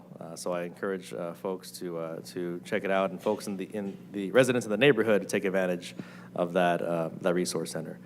Centro La Familia has several different locations now here within the city, as well as out in the rural communities. They do a great job, and we've celebrated their successes and longevity here at City Hall in the past. And lastly, I'm looking forward to joining the Neighborhood Jackson Association. I appreciate their invitation to their neighborhood meeting later this week, and I'll be there greeting residents. And that'll conclude my remarks, Council President. Thank you. Council Vice President Perea. Thank you, Council President. Just want to start by thanking everyone who had the time to come out to the farmers market last week. This was in the Tower District. It's estimated we had about 4,500 people walking through Olive Avenue. and not just participating and purchasing items from the vendors, but walking into our restaurants. So I've heard a lot of great feedback from the restaurants, and just want to commit to the community that you will be seeing an increased amount of fresh produce moving forward. I know that was a comment that I heard some feedback on recently, and so as the seasons change, we're going to start to see more and more produce and a better variety of the produce. For context, I think that the produce stands that were there, they all sold out within just a couple hours, and so what that shows is that we live in a food desert in the Tower District, and so just extremely fortunate to bring this opportunity to the Tower District. Also want to invite everyone out to Porch Fest this weekend. Porch Fest is a fun, family-friendly, walkable concert, basically, that's taking place on people's porches all throughout the Tower District and the historical Fresno High community. And so come out and walk from concert to concert, ride your bike, bring your family. It's going to be an extremely fun event this weekend. And like similar to my colleagues, I had the opportunity to participate in several of the cleanups this past weekend for Earth Day. So just want to thank Beautify Fresno, Mark Standriff for helping us to coordinate those events. And also just want to continue to thank Public Works. We continue to report potholes, so just thank you, Director Mosher, to you and your team for continuing to proactively help us address those safety issues for our community members. Thank you. Thank you. I'm going to hand it over to the mayor at this time for any comments he has.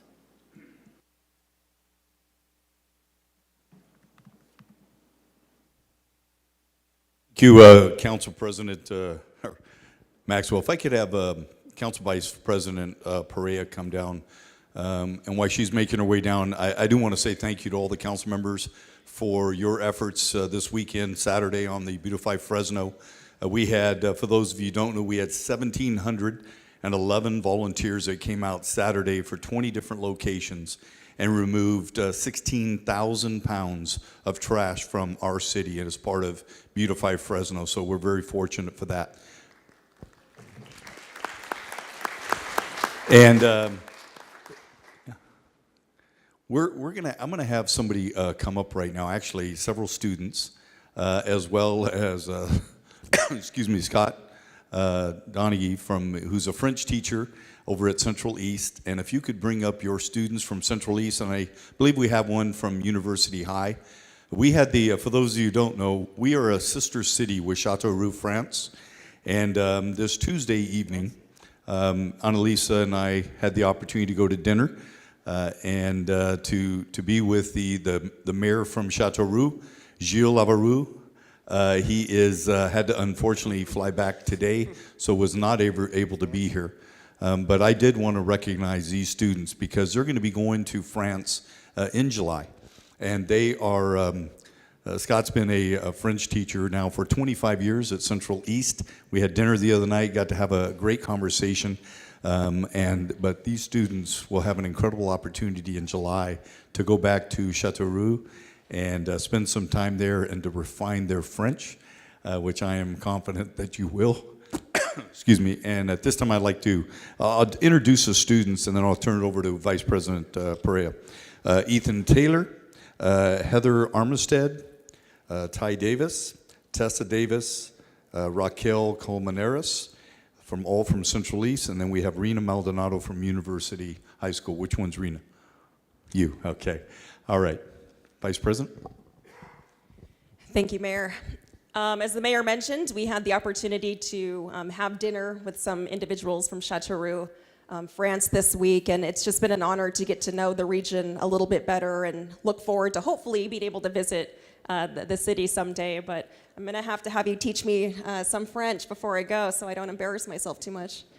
But we do have some certificates that we do want to pass out to the students. So I have one for each one of you, but in recognition of your participation as a student ambassador in the Fresno Châteauroux Exchange Program, and for furthering the personal relationships and mutual understanding between our cities, cultures, and nations. So this one is for Tessa Davis. All right, Ty Davis. Do you want to say a few words? We know that since COVID, things have really changed. And to convince students to travel all the way across the world to another country was a big task. And these students stepped up and they were brave and said, okay, my French may not be perfect, but it never will be because it's a language learning process. And they're going to go and perfect their French. But what's more important is they're going to share the wonderful culture of our city, of our community, our schools, and our country. And they are student ambassadors. And they are going to bring back their host brothers and sisters with them for 3 weeks. So they will be engaged in French language learning for 6 weeks total. And they will get to show Fresno off to the wonderful French students that come back home with them. So I just really want to thank them for being courageous and for stepping forward in good faith that they're going to have a wonderful trip. And let's give them a huge round of applause.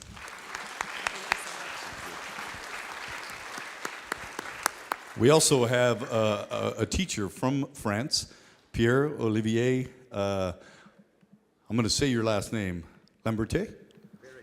See? My French is getting better already in 1 week.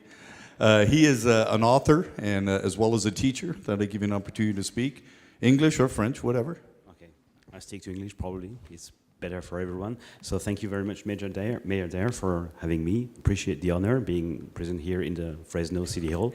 We're really looking forward to having you guys, Students Ambassador, over in France for a couple of weeks, for 3 weeks. And hopefully you'll have wonderful experience that you can, build more confidence and build your future on. So be welcome. Okay. Photo? We'll get kind of snug here, and we'll take a photo. Come on, you guys come right up front, up front, up front, up front. Annalisa?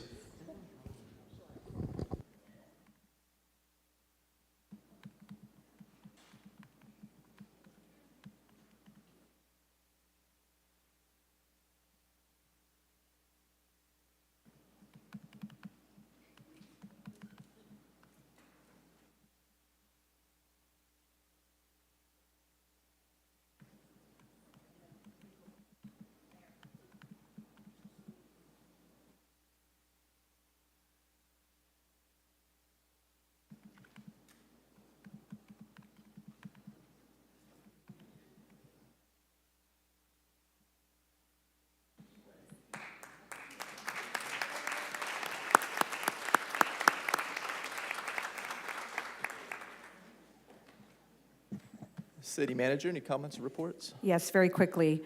To Councilmember Arias's point about the condition of the regional sports complex, I think we need to give a great shout out to the Fresno Grizzlies, who offered us their infield mix as they replaced the turf at Chukchansi Stadium. They offered the Parks Department the infield mix, which we know is a really high quality mix. And so Parks Department took them up on that and went and put it out at the facility. So I think that is why the fields were in such great condition. So thank you very much to the Fresno Grizzlies.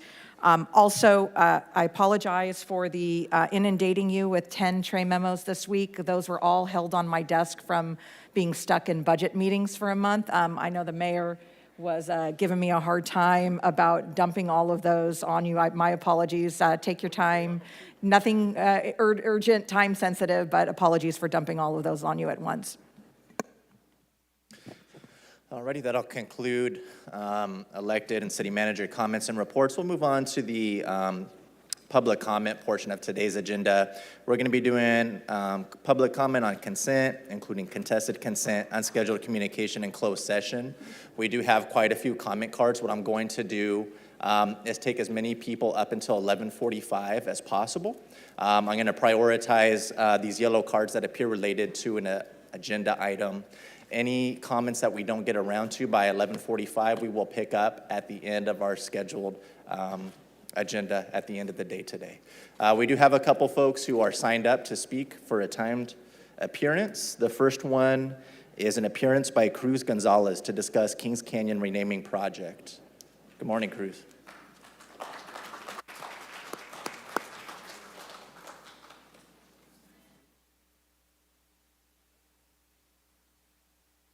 I'm sorry?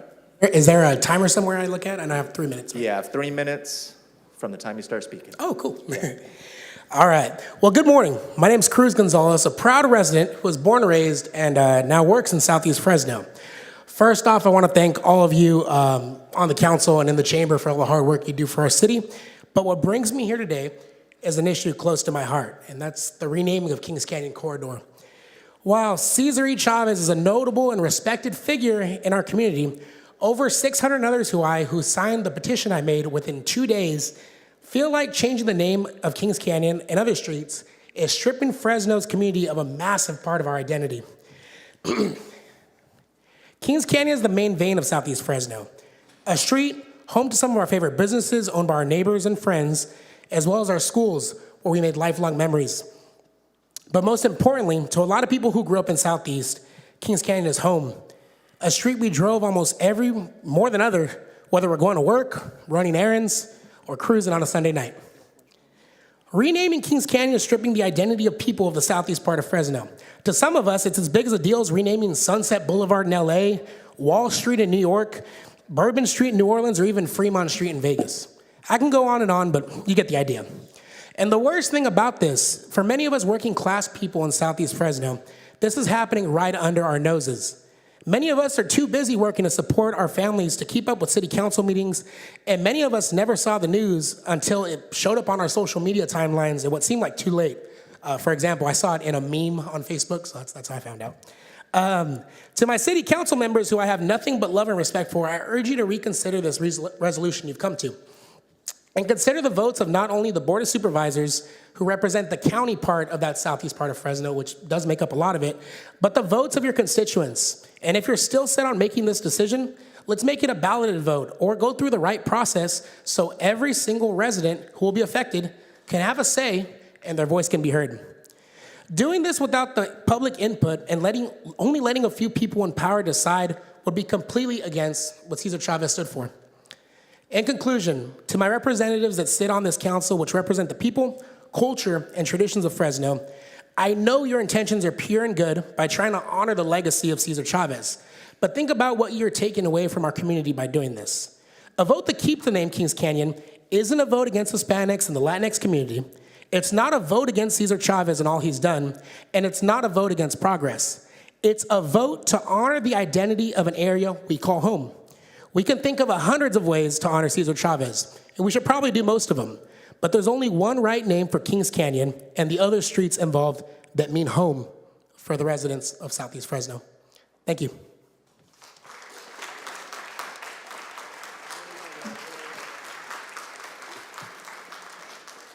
Our last scheduled appearance is by Community Compact to discuss rescinding the Kings Canyon renaming resolution. Good morning, Pastor. Good morning. That would be me today. Hello. You have 3 minutes, sir. Not 30 minutes, Doc. Did you say 30 minutes? Oh, okay. Ooh. 3. I didn't think so. Oh, so let me say first, well, honor to you, Brother President, Madam Vice President, and to the council members. I have some friends in the audience that are Armenian. They resent everything that Miss Vanessa said today. They wanted me to convey that message to you. And they apologize for that happening to you, Gary, to Nicole, but to anyone on the dais, and they wanted me to convey those regrets to you, okay? All right, I also have I have a letter and petition here. Is it appropriate to ask that they be entered into the record? Is that appropriate? Okay. There you go, Miss Brianna. All right. Oh, I'm sorry. This goes with it too, Miss Brianna. Sorry. Back page. All right. Well, thank you very much. I'm here on behalf of the One Community Compact. Good morning again, and thank you for this opportunity to speak. One Community Compact is a joint coalition of businesses, residents from Southeast, Southwest, and South Central Fresno, and united to preserve the unique history and heritage of the city streets in the spirit of One Fresno. We have had at least 100 residents in 3 community meetings since March 9th. We are here today because we believe that your vote on March 9th to change the name of California Ventura and Kings Canyon Avenues to Cesar Chavez Boulevard can be reversed. You have the power, the council, you have the power to unring this bell and begin the healing process in our city. So some of the concerns that we had in regard to the renaming, we believe that eliminating the names of Kings Canyon, Ventura, and California Avenues is divisive and a travesty. Secondly, renaming the streets of this magnitude without robust community engagement is also an injustice. We believe that the public trust was violated, that we were intentionally misled by some folks, and the community was uninformed regarding procedures and opportunities for open community engagement. There was very little consideration given to the cost and burden to taxpayers, community members, and business owners.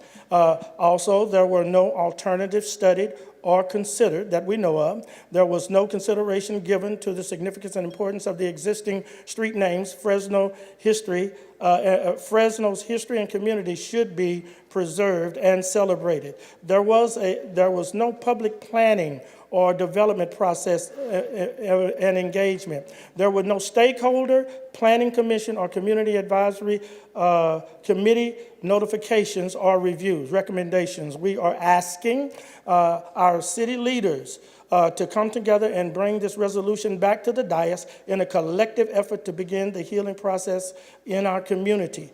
Secondly, we are asking that you adopt and share an open and robust process for renaming streets and give the community a meaningful opportunity to participate in this process. We are asking you to also, thirdly, develop a committee and community engagement process that includes and represents the diversity of all of our communities and receive their recommendations. We pray that the City Council will do what is right for the people of Fresno. Thank you so much for your favorable consideration.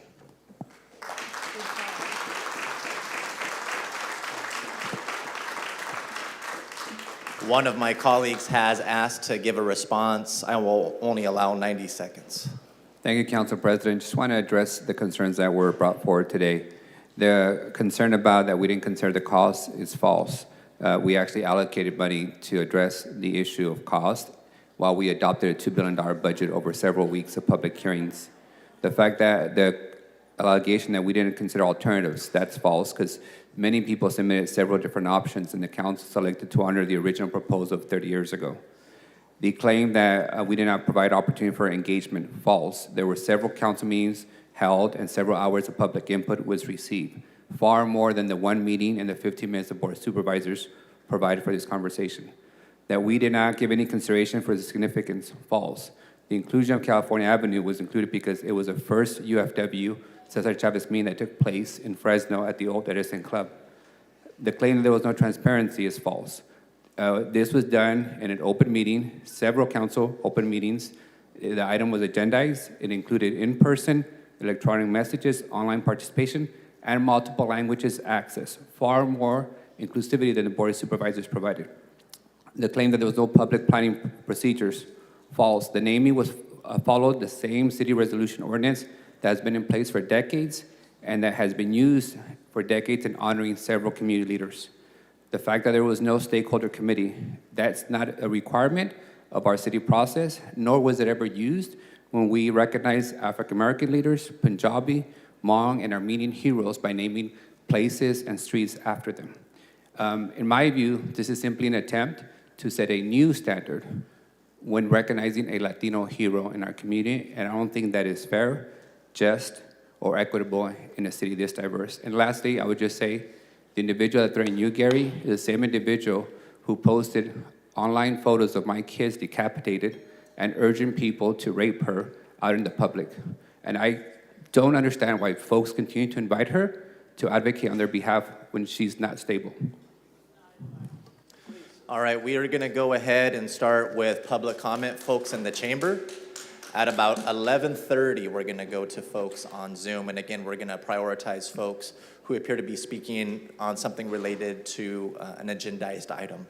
We're going to start with Yvonne Gordon in the chambers today. Yvonne, are you with us?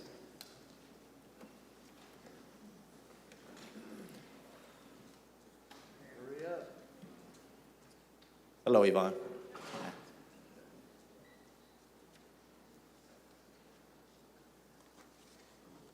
My name is Yvonne Gordon. I live on, I said west side, which I renamed is southwest. I'm here opposing the resolution on page 9. Yvonne, can I get you to speak just a little bit? Pull that mic a little closer to you. Oh, okay. Thank you, ma'am. You're welcome. About the money for improvement for the project for the Night Avenue. Well, we haven't gotten any information in the community about the improvement of the Night Avenue, the traffic lights on Walnut and Church.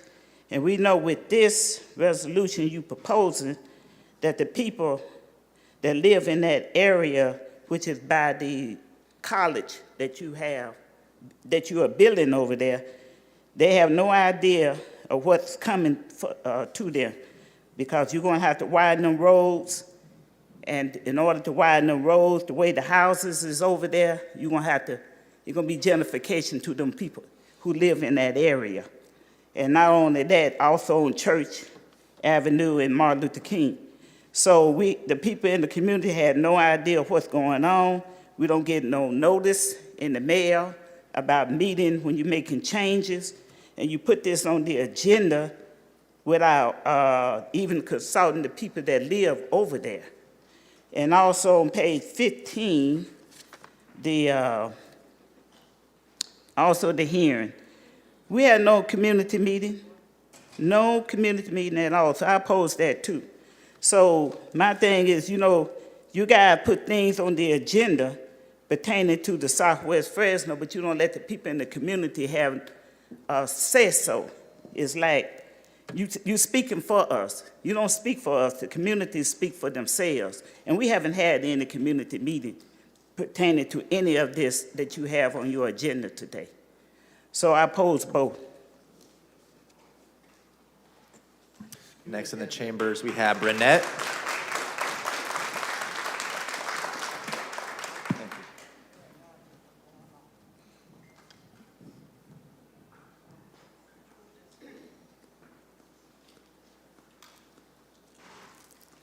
My name is Brunette, and I'm with Heat for Southwest Fresno Community.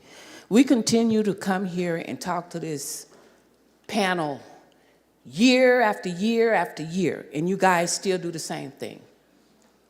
And it's an insult. We asked you guys to read that Southwest Fresno specific plan, and I'm quite sure none of you did it. On 110 and 114, you say Southwest Fresno alone, as a community, we're the dumbest people in the state of California. And this whole entire board agreed with it because you guys passed it. Our community do not have a say-so, regardless to what Miguel tells you. He hasn't had a community meeting since he's been there. He'll have a little budget meeting and a few people know about it. He hasn't done his job, but he speaks when people sit down. We ask you guys over and over and over again, and you're a part of the problem. Because for you to say that we, as big as the state of California is, that we're the dumbest people in the state of California, that's an insult. That's a slap in the face. And you guys put it in writing on page 110 and 1-14. And this whole panel agreed to it. It's an insult. And then for Miguel to sit there and say what he said about the boulevard, it was stated on Sunday Morning Matters that you guys voted on it and then you brought it out. That's your procedure. You vote on stuff behind doors and then come out here and tell this community we had a part of it. This crap been going on for Southwest Fresno Community Plan since 1969. You guys voted on stuff that you don't even look at. You get together in the back room with each other, skin and grin, and pass stuff, and the community don't have an input on anything. And then you guys sit up there and do all of this stuff. When you're presenting things, why don't you do it on another day? This is important to us as a community. And another thing, you don't even follow your own rules and regulations. You tell us not to eat. Y'all got a bowl full of stuff over there Miguel been eating since he been sitting here. And we've been watching you. But you got rules for us, and you guys don't even abide by your own rules. It's an insult what you guys doing to the community. You're supposed to represent us. When we speak to you, at least act like you care, but you don't. It's an insult. And we are not agreeing to anything. HUD dollars, if you didn't have annual action plan community meeting, you cannot pass it. And we don't care if none of you get any funding. Amen.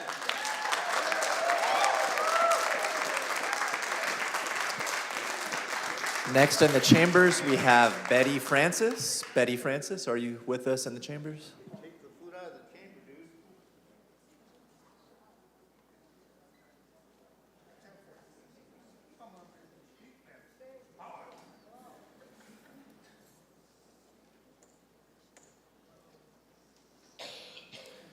Don't do as I do as I say. Good morning, ma'am. Good morning to you all. Can you hear me okay? Thank you. My name is Betty Francis. I'm a resident of Gary Bredefeed's area of Fresno only for the last 2 years.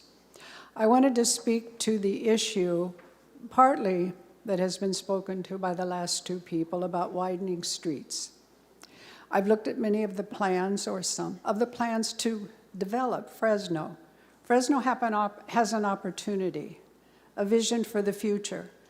But it seems to me that the plans are full of outmoded ideas. One of these is widening streets to include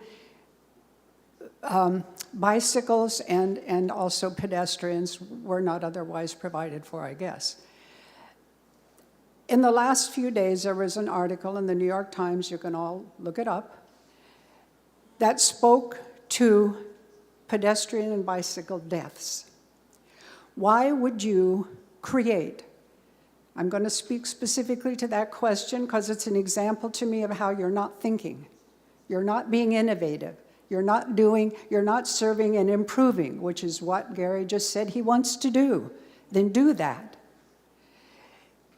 Los Angeles leads the United States of America in annual pedestrian and bicycle deaths. And I have heard since I moved to Fresno that we want to become like LA. Get a life. Find a better role model. You want to be like LA? Are you kidding me? There have been articles at me as an 80-year-old woman, an old woman that I've read about innovative things in community development.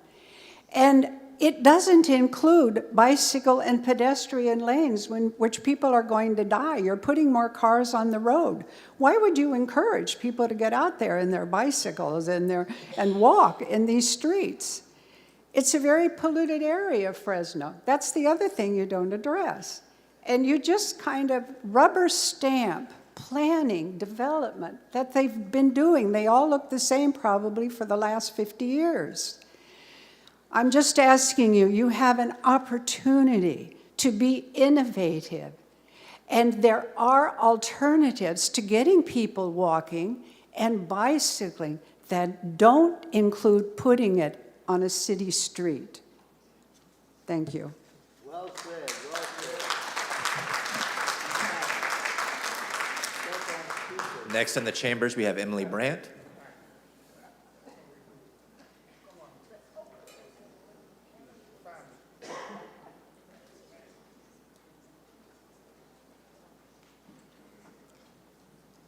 Good morning, council members and members of the community in the audience. I'm here to also address the ID 23638 resolution on appropriating monies to put a traffic light and widen roads at the Walnut and Church intersection. I'm very concerned about the fact that these monies, which around the City College represent TCC funding, which is all supposed to be greenhouse gas reduction funding, is performing that greenhouse gas reduction funding in the way of planting trees, of increasing a few homes' access to rooftop solar, is encouraging and providing some rebates for people to buy a few e-vehicles, opening a few pocket parks, and having community gardens. There is now one major factor that is never going to reduce greenhouse gases, and that is the inclusion of the new campus of City College, bringing in thousands of cars every single day, which now have to be accommodated by widening roads throughout the area. We've been trying to get a plan so we could see who would be displaced by these roads. The city refused. This goes back 4 years we've been asking. We know that if you're going to make it 120 feet wide, which includes all the lanes for bicycles and pedestrians and everything, it's going to take out housing. And it's not going to be as if just that block is going to be widened and the next one will not. It's going to be throughout the whole area, which is, as Brunette said, clear gentrification. And I can give you documentation from all over the world where this has happened. Complete streets, this idea of sustainable communities is not sustainable. It is green gentrification. Thank you.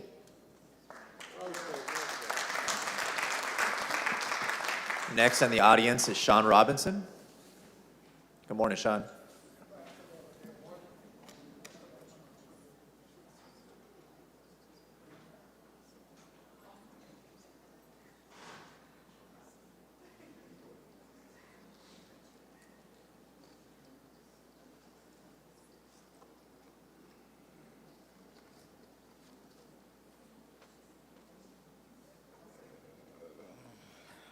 Good morning, Council President and Councilman.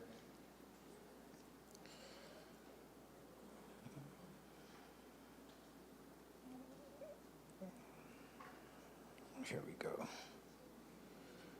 Yeah, I didn't want to speak on that, but I'm against that, everything that they just said. I mean, I read the Southwest Pacific Plan and Miguel. I mean, you've been somebody I looked up to for a long time, man. I mean, in my district, and I agree with them. Like, when you had the incident at your house, when we had to come out here and do security, I was there for you, bro. And it's a lot of times I reach out to your office, I don't get no response, and I'm pretty sure everybody out here feel the same. But I'm gonna address something different today. I'm in favor of the social equity piece. I'm in favor of that because I am social equity. But almost a year ago, findings and recommendations were released based on an assessment of the equity program. This study was funded with some state dollars with the intent to right and prevent unintentional harm. And to my knowledge, none of the recommendations have been applied. FMC section 9-3318 speaks with specifically to the need for a time frame to be placed on conviction histories. And so when I did my application, I was rejected from a 25-year-old charge. And if those who were in position to right the wrongs, if that would have happened, I would have my license. I believe the public needs more information about the Cannabis Equity Grants Program for local jurisdictions. I request that you ask the city manager to provide you and the rest of us program's budget progress report for the last full grant cycle, fiscal year 2021-2022. In response to a Public Records Act request made in February, we were provided with a copy of the previous year's progress report. And so, in saying that, just do what's right. I mean, I was told to do what I had to do and reapply. So I just feel like those that have specific roles, which is the city manager, she just needs to do her job. Just do your job. I'm serious, Georgette, do your job. Sean, we're going to have you address the council only at this time, okay? Okay. Thank you. So you do your job. I know I work with you. You do your job. I've talked to you, you do your job. Just do you guys' job. Represent the community. The community.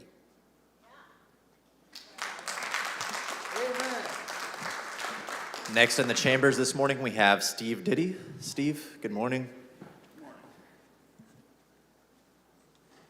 Well, since 1999, I've been a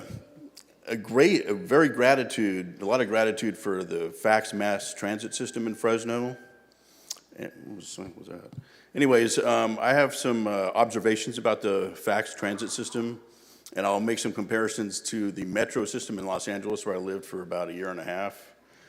There's some improvements that can be made. First of all, in Fresno, there's a set schedule for the fax system.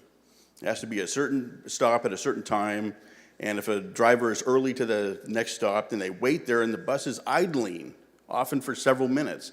This does not happen with the metro system in Los Angeles. That's a waste, of course, of money for gas and also in addition to the pollution in the environment.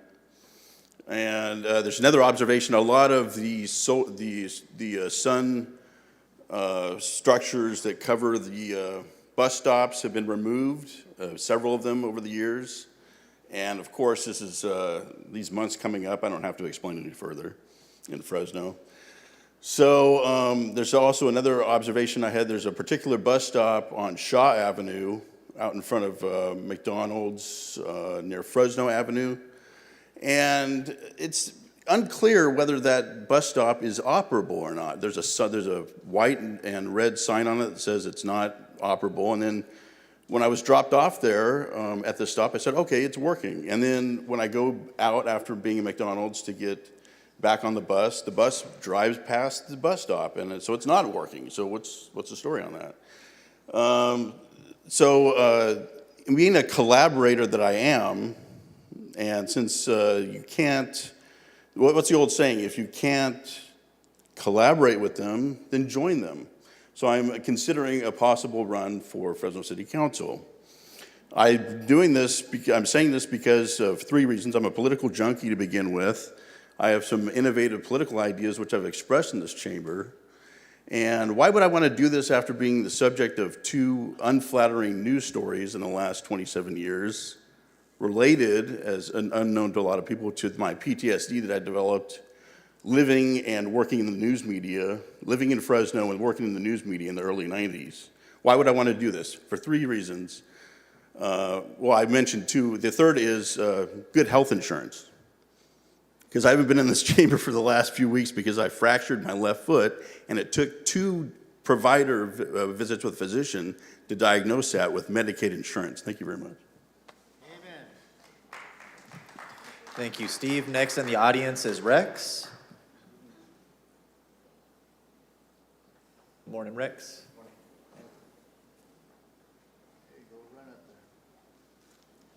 Thank you, council members. I just wanted to say thank you for pulling agenda item 3A on the annual report of the project labor agreement. I think it's important that when we're judging public policy, it is done with thorough and complete and accurate data. So I just wanted to say thank you for doing that. I appreciate everything you guys do for the community, and I'm looking forward to seeing you May 11th. I represent WECA, Western Electrical Contractors Association. We have a training facility in Northwest Fresno in Councilmember Carbassi's district. We train apprentices and electrician trainees. We are all non-union, and so we have a pretty strict investment in the project labor agreement in the city of Fresno, and looking forward to getting to know you a lot more, and we'd be happy to have you out for a tour for our facility. Thank you. Thank you. Next in the chambers, we have Fernando Elizondo. Good morning, Fernando. Good morning. I'm surprised you took me in. You guys don't usually like to hear what I say. That's why I do so many signs.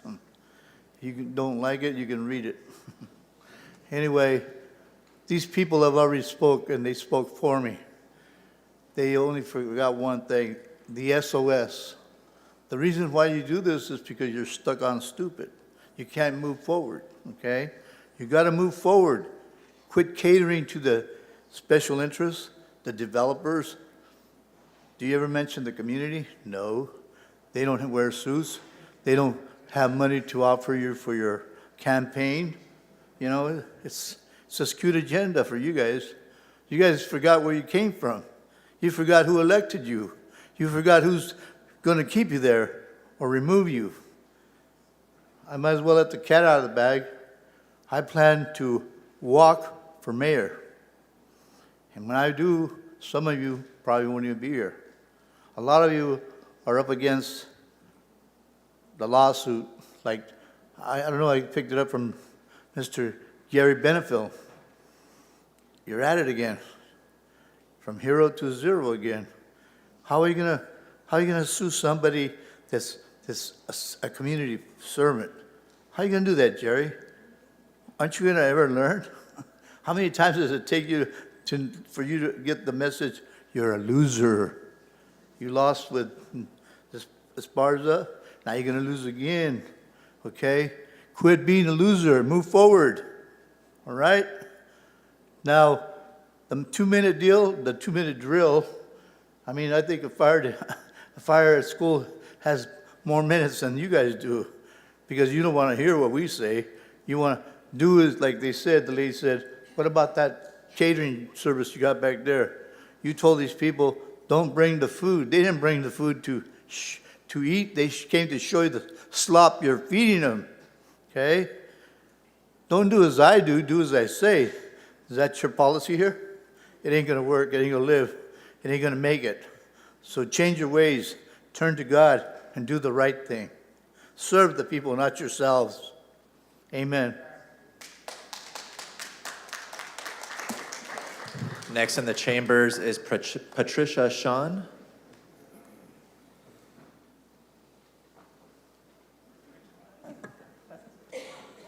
Good morning, Patricia. Good morning, council members. I want to thank you, Miguel, for mentioning us earlier about the trailer park. That's what I'm here to speak about. I'm here to speak about the evictions, the 7-day notices, and the 5 days to vacate. Calm down. We tried everything we could to come to into compliance with Harmony and Matt Davies' agendas. There, we used all of our savings. We put hundreds and thousands of dollars into our mobile homes. And like you said, we were lied to. They lied to our faces, they lied to your faces, they lied to the mayor, which in turn, not knowing, had it to where you guys ended up lying to us, but out of their lies. There's 55 families, over 106 people that live in my park.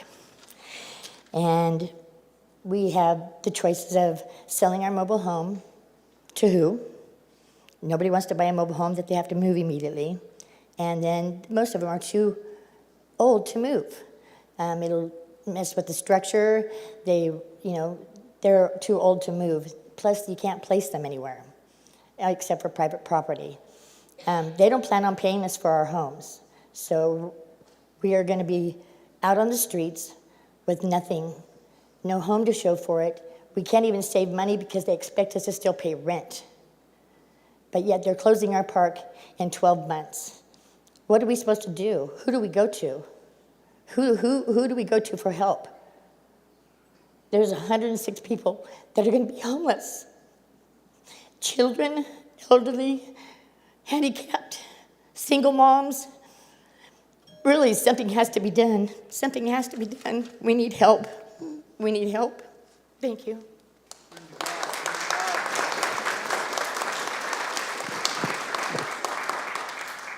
Next in the chambers is Lindsey Owens. Don't sweat it.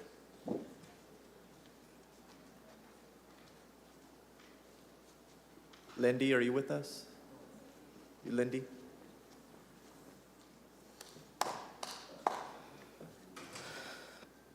Thank you. My name is Lindsey Owens, and I live in District 3.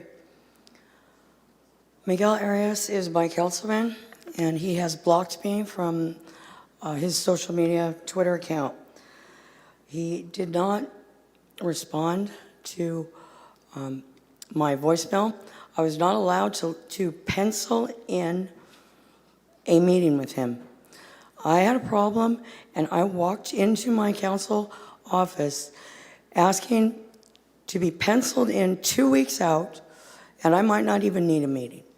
But the gatekeeper there in the lobby refused to do that. That's not allowed. Is that how your constituents are treated when they come into the council lobby? Anyone? Are your constituents turned away by show of hands, or are they allowed to pencil in a meeting? No one's going to raise their hand, so I'm assuming they're not allowed to pencil in a meeting and have representation. Like Miguel is so taxation without representation. Well, the police were at my door on Saturday morning as well, and they had no idea why they were there. According to them, they didn't know if they were there for a disturbance, for domestic violence, or for a welfare check. I'm still waiting for the paperwork from the police department, because of course I have to FOIA it. It won't be, sent to me.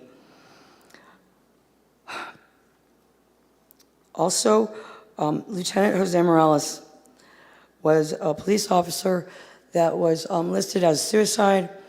Nobody believes that. We all know that there was other factors, and his name is not out there on that memorial.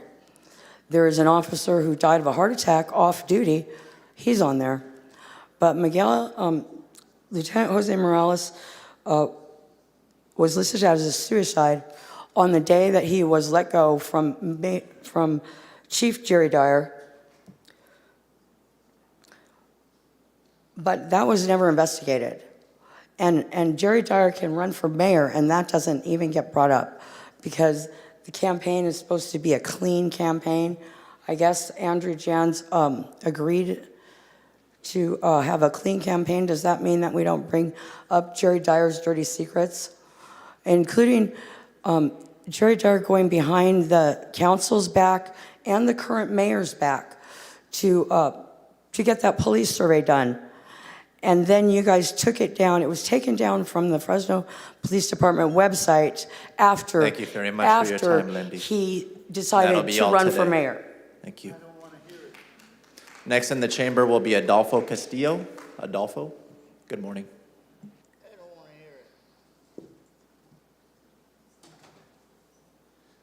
Hey, good morning. Man, you guys got a tough job. And I thought being a cannabis entrepreneur was tough. I just want to thank you guys for all the hard work that you guys do. I'm here today to speak about the social equity grant that's on the agenda. And I just want to say that I started this journey 4 years ago with the city, and you guys have helped me tremendously to get to this point. And this social equity grant couldn't have come it's at the right time. I'm so close to getting my store open. We're working on our construction plans and learning about the construction process right now. There's a lot of moving parts.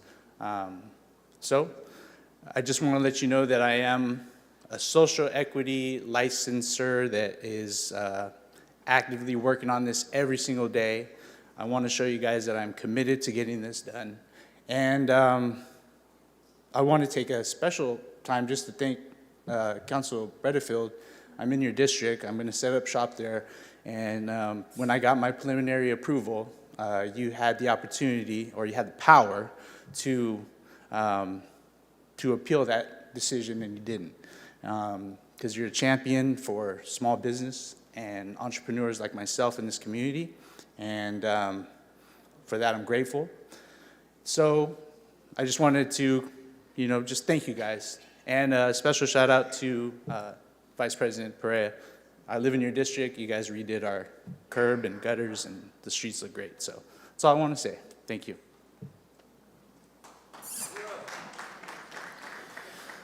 All right, I got quite a few cards related to the rent control topic. But before we get to those, is there anybody in the chambers that wishes to speak to an agendized item on today's agenda? Anybody at all that has not spoken already? Good morning, ma'am. If you could please state your name for the record. Yes, good morning. My name is Hester Hensley, and I live in District 3, has been since 1946, and I truly do not like what's going on in District 3. I've been living in District 3 since 1946, and the things that's going on is truly disrespectful to our district. I just want to say to the council, and I don't know how this come about, the renaming of the street of Ventura, California, and Kings Canyon, it was dead right in '93. You can't go around saying you're going to make something right that was dead wrong. It was dead right then. Now you're doing it wrong. When you're saying that you're going to right or wrong, how can you write something that was dead right? I don't understand that. It was dead right in 1993. Those 3 areas was connected by our 4 parents for a reason. And as I look around now, I understand why the reason they connected those 3 avenues, Kings Canyon, Ventura, and California. California represents the state of California. Kings Canyon, Ventura, they all represent something. It meant something to our 4 parents. It means something to us. And we feel, as Sal Quintana said last week, if Cesar Chavez would be here today, he would definitely be disagreeable with what you're doing. You're dragging his name. You're trying to make a name for yourself by doing this. You're not trying to make a name for him. You're trying to make a name for yourself so you can say what you did. But what you're doing is wrong. It was wrong then, and it's wrong now. And dragging his name around is disrespectful to him because this is history. And what you're doing, the history going to show what you did. You drug his name through the dirt. And he's not going to be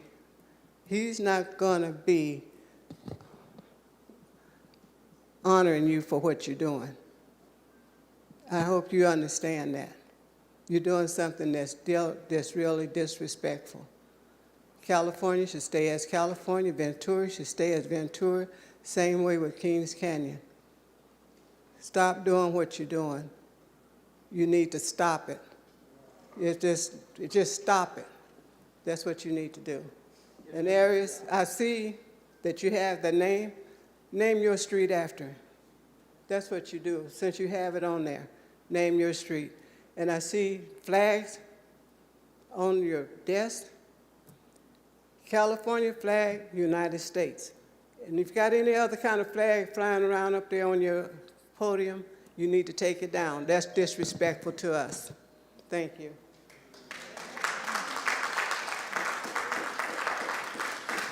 All right, City Clerk, let's take it over to Zoom. If you're punched up on Zoom and you want to speak, are you here to speak on an item that is on the agenda?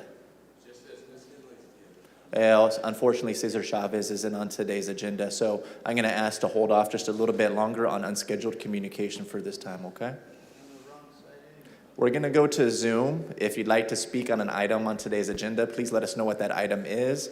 If you'd like to speak more broadly on an unscheduled or an unagendized item, let us know and we'll put you back in the queue to speak in just a few moments.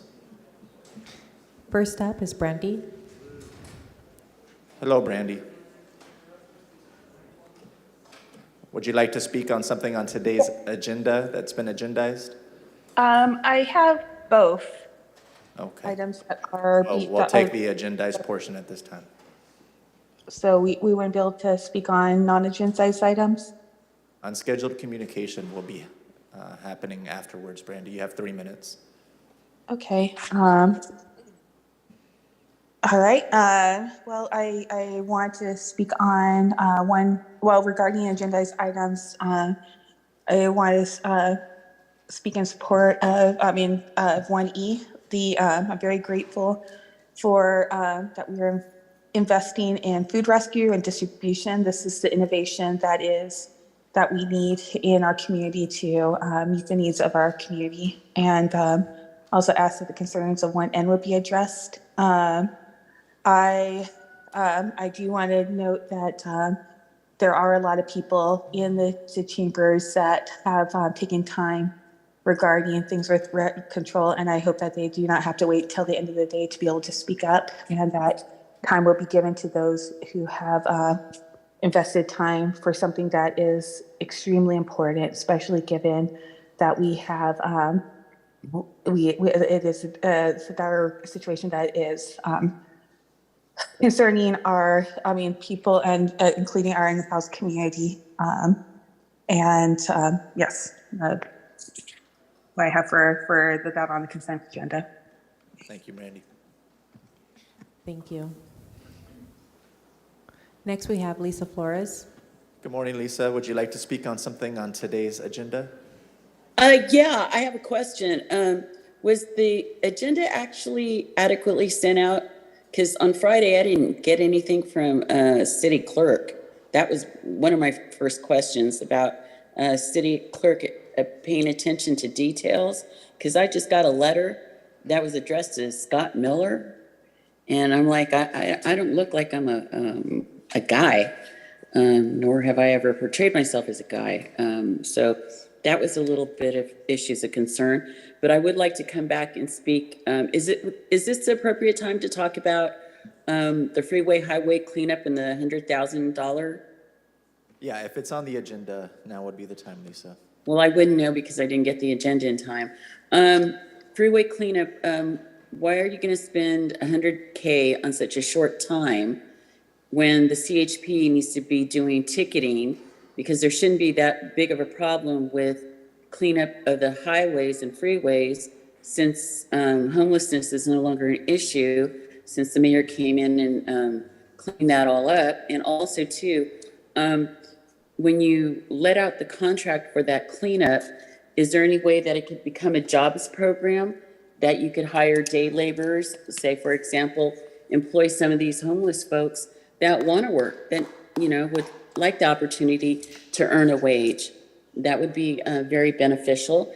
And finally, I would like to ask also too, your last meeting last week, you approved your last agenda item, then you went out for public comment, but I don't remember hearing that you ever went back to a vote. But I do remember you guys going into closed session, and you didn't know whether after closed session you were going to report out. So I left my iPad on all day, and I came and, muddling around my house and stuff. I was waiting for you guys to come back and say whether you needed to report something else out or not at the end of your closed session, and it just went dead. So just was wondering, was the last vote that you took actually an official vote, or did it violate Robert's rules? Then the final thing I will come back and talk to you about is park maintenance and communication style. So I thank you very much for your time. Thank you, Lisa. Next, we have Debbie Darden. Oh, it looks like she lowered her hand. Next, we have G. Ray.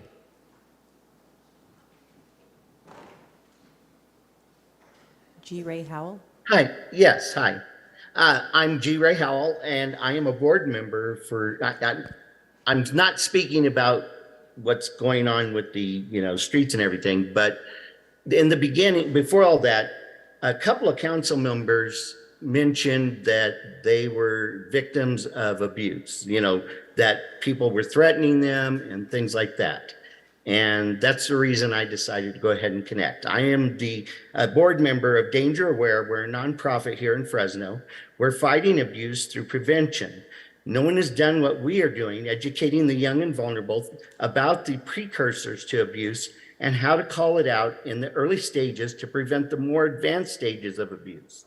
Through games, contests, comics, and more, we are educating through play and entertainment.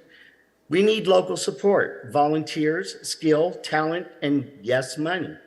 We have a small boutique called Turnabout Boutique, which is open Tuesday and Thursday every week at 2503 North Fresno Street. And you can visit our website at dangeraware.org to see what we're doing. And we're open for suggestions from anybody on how to do what we're doing better, because nobody's done what we've done and we need help. That's it. Thank you, G. Ray. Next, we have Candace Crowley. Good morning, Candace. Do you have comments related to something on today's agenda? I believe so. It's ID 23689. I'm not sure if the. Thank you, Candace. Please proceed. You have 3 minutes. Thank you very much. I'm here today for an issue mainly about housing. And I don't want to get too personal, but I think my main core of what I would be bringing attention to would be the flaws within the housing programs that exist already for the homeless. I've been in the program, well, since the beginning of it, since Mr. Dyer came out and, picked everybody up off the freeway, and no, the homeless situation is not ended. As a matter of fact, even within these programs, people are becoming rapidly re-homeless again and put back out into a street situation. And I'm currently going through that, by abuse of the members or the employees or staff or people who represent it. And I would like to remain nameless, but that wouldn't even be the awesomeness of me being able to speak as a free person here today. But I am, housed in because I am currently being attacked, stalked, abused, and Mr. Howell, thank you for your program that exists about the danger aware, because I think I've been a particular kind of victim all my life. And doesn't have a large family base or any gang affiliations or anything like that to stand on. It's really, really tough as an involuntary single person. The demographic has never been talked to or touched on, Single women are the most targeted, which I found in my travels, but I'm currently suffering through this. These programs really need reform. And if they're going to exit people out of their programs, if they're going to, put people back into a situation of homelessness to where they don't have anywhere to go, there needs to be some type of, I'd call like a governance maybe inside of the programs where people aren't suffering as much as like I am currently at the moment. I was exited for a very minute, I guess, offense or some type of, program rule or something, a policy that seems to be made up as they go, or, per shift or per the attitude of the person that is, having the conflict with you.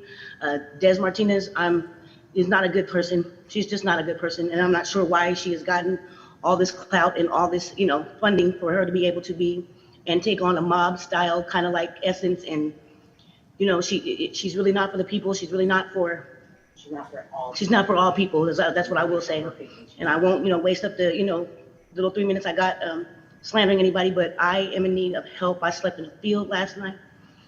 What I'm saying? A couple of my friends have died within the last 72 hours. My young friend, Brianna Britton, hit off the freeway because she's in one of these tents, she's on the free, she died, what I'm saying? And I asleep in her tent, on a Monday morning. And I, don't know how many times, I worked with that girl for a very long time. Now she, she has a 7-year-old that won't ever see her again. I'm not trying to be a heaven mommy. I just want to be able to be, return to my life and be safe again. But thank you guys for your time. And if there's anyone I could talk to, even after the meeting about, more detail of this, please get in contact with me. Thank you so much. Thank you, Candace. Thank you for your time. Thank you. Next, we have Debbie Darden. Good morning, Debbie.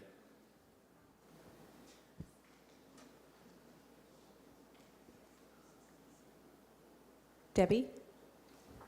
Good morning. Mine was off of the agenda, so I will hang on until you get to the things that's on the agenda. Mine is nothing on the agenda. Thank you. Thank you, Debbie. That's it. Okay. Is there a motion to approve the balance of the consent calendar? I got a motion by Councilmember Arias and a second by VP Perea. Is there any opposition? Seeing none, the item passes 6-0. Okay, we're gonna do the unscheduled communication at this point, folks. We'll start again with folks that are here in the chambers. We'll start with Edward Castro Jr.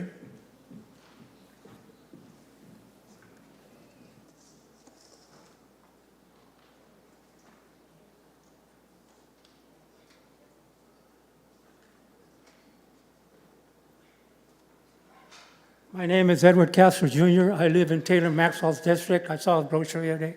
I'm a Vietnam veteran, and I want to start before I start talking. And I've been seeing the house for over 30 years. And the only reason I saw it is because a friend of mine who's got Agent Orange, and he's dying. He kept bugging me about it, so I finally did it. That's a reality. Veterans that come back from war, they don't want to deal with the problems that they're having anyway. I am speaking in support of rent control. I believe rent control is a human right as declared by Eleanor Roosevelt in the United Declaration of Human Rights. And I think it's important that we have control of rent control, but what's going to happen is you're going to see a lot of people not being able to afford rent. They're going to have to live out in the streets like Mr. Maxwell said in one of his brochures, but he was talking about different project people, the homes are being renovated. Another thing, I know the pandemic has had a big effect on, especially low-income workers. You're seeing a lot of workers that are barely making it, and there's other workers that haven't gotten their job. And the reality is they have to make, especially other family, they have to make hard decisions. Do I want to pay rent? Do I want to pay utilities? Or do I want to feed my family? Or do I just die? Okay? And I think that it's important that we have control of rent control and try to put yourself in their situation. You know, living just on minimum wage or also even war. Try to put yourself in a situation that what they're going through, they're suffering to all this thing that's happening to them. And I hope that Mr. Maxwell will support rent control. Thank you.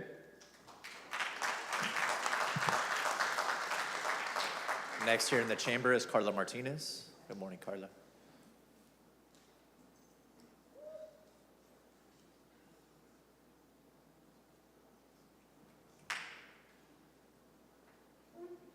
Hi, everyone. Carla Martinez with Leadership Council. Here because rents are too damn high. The city of Fresno continues to rank #1 throughout the country for the highest rental increases since the pandemic. They landlords, greedy corporate out-of-town landlords continue to raise rents and earn record high profits, but there is no end or accountability in sight. Wages simply cannot keep up with rapid inflation and skyrocketing rents. Every day, more of Fresno's working families are at risk of losing their homes. We talk about housing being an important issue, housing being a human right, and fair housing being proclaimed this month, yet we continue to fail our most vulnerable neighbors and communities. Rent control is a preventative measure for homelessness and allows families and children to stay housed. We have gone as far as Sacramento to ask for statewide rent control, which unfortunately did not pass this past Monday. So now we're looking for our local elected leaders to protect us and lead the Central Valley. 4 cities last year already passed rent control because they know that it's a necessary tool to protect our families. We need the city council to put forward rent control, stronger tenant protections, and vote on it. If you stand with tenants, working families, and children, come outside and join us for lunch where we'll be. Thank you.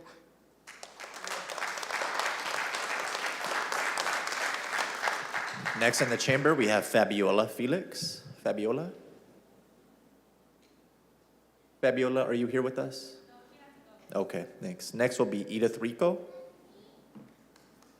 Morning, Edith. Hi, Edith Rico. Nice to see you guys. So I'm here also on behalf of our team here for urging you guys to do rent control and implement stronger protections for renters. Every human deserves the right to live in a stable, safe home. And with these low wages and rising rent costs, families are put at risk of homelessness. We talk about mental health, we talk about homelessness, but we don't talk about the stress that these families are experiencing due to high rent raises.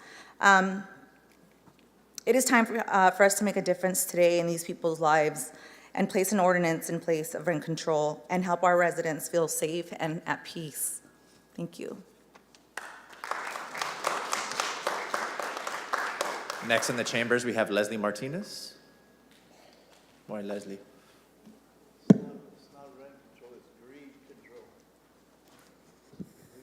Hi, I'm Leslie Martinez. I'm here as a D3 tower renter, a friend, and a neighbor. I am pleading with you today to stand with tenants here. If we are serious about ending this housing crisis, we must stand with those who are most vulnerable to losing their home where you go home, where you sleep, where you eat. That is terrifying. And that's what everybody here who is wearing a purple shirt and some people that can't be here are experiencing every single day. Not supporting rent control is supporting a self-perpetuating form of exploitation. The higher the rent payments are, the harder it becomes to save up for a deposit, and the more time tenants have to spend paying ridiculous rents. And I know some of you have heard what those stories sound like. People are literally being evicted for leaving shoes outside from working covered in mud. They're being told to pick between paying groceries and paying their rent. That is what all of these people hear. That is their real life. Some of us get to go home to warm houses. People go home to stress, and they have kids. And that's because of direct lack of policy decisions and leadership from all of you. Because real leaders do things when things get hard. Backing down from protecting residents is easy and frankly cowardly. Real courage comes from making hard decisions and standing up for people who oftentimes have a hard time raising their voice. Today, I'm asking you to find that courage, to please put rent control on the agenda. Stand up to an industry that does not care about our city. The people here who are fighting for their homes are worth helping. And also come have lunch with us and talk to people about what they're really experiencing. I really implore you all to just sit and reflect on what it's like to go home and not know if you're going to be able to go inside it the next day. Thank you. Next in the chambers, we have Maria Gonzalez. Maria? Good morning, Maria. Good morning. My name is Maria Gonzalez. I'm a project specialist with Fresno Building Healthy Communities. I am here today to stand with the communities of Fresno to demand rent control for our Fresno residents. Most evictions happen due to landlords raising rent with no repairs to their ruined units where tenants and their families live and failure to acknowledge the struggles that renters in our communities face. I am a single working mom and a sole provider for my family, and rent control is important because I know how tough it is to provide and pay bills on my own. If rent goes up, then wages also need to go up. Residents can't afford to keep paying high rent on such low wages. The lack of rent control means Fresno renters must give up necessities like food and childcare to afford rent and utilities. Residents also risk becoming houseless, leading to many problems and challenges. Rent control is important to all of us because we all want a healthy and affordable homes. It is time to change and create housing for all in Fresno. Thank you. Next in the chambers is Andrea Bolanos.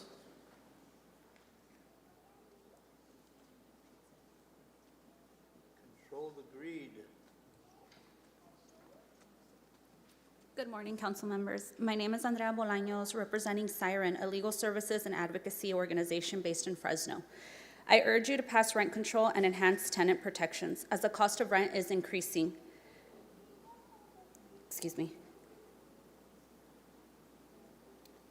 As the cost of rent is increasing, making it increasingly unaffordable for many Fresno. This is a pressing concern that we hear about frequently from the community as people search for resources related to rent and tenant rights. These resources are often limited and not enough, and while they provide a temporary solution, they do not address the root issue. As an organization that champions the rights of immigrants, we ask to please put an ordinance that would safeguard the interests of all residents of Fresno on the agenda to a vote. The rising cost of rent and lack of adequate tenant protections is a significant issue, and it is crucial that action is taken to address it. Thank you all for your time and for those who have met with the community. Thank you. Next in the chambers is Ruben E. Ruben? Ruben, are you in the chambers with us? No? Okay. We're going to go on to Heidi Penalozo. Good morning.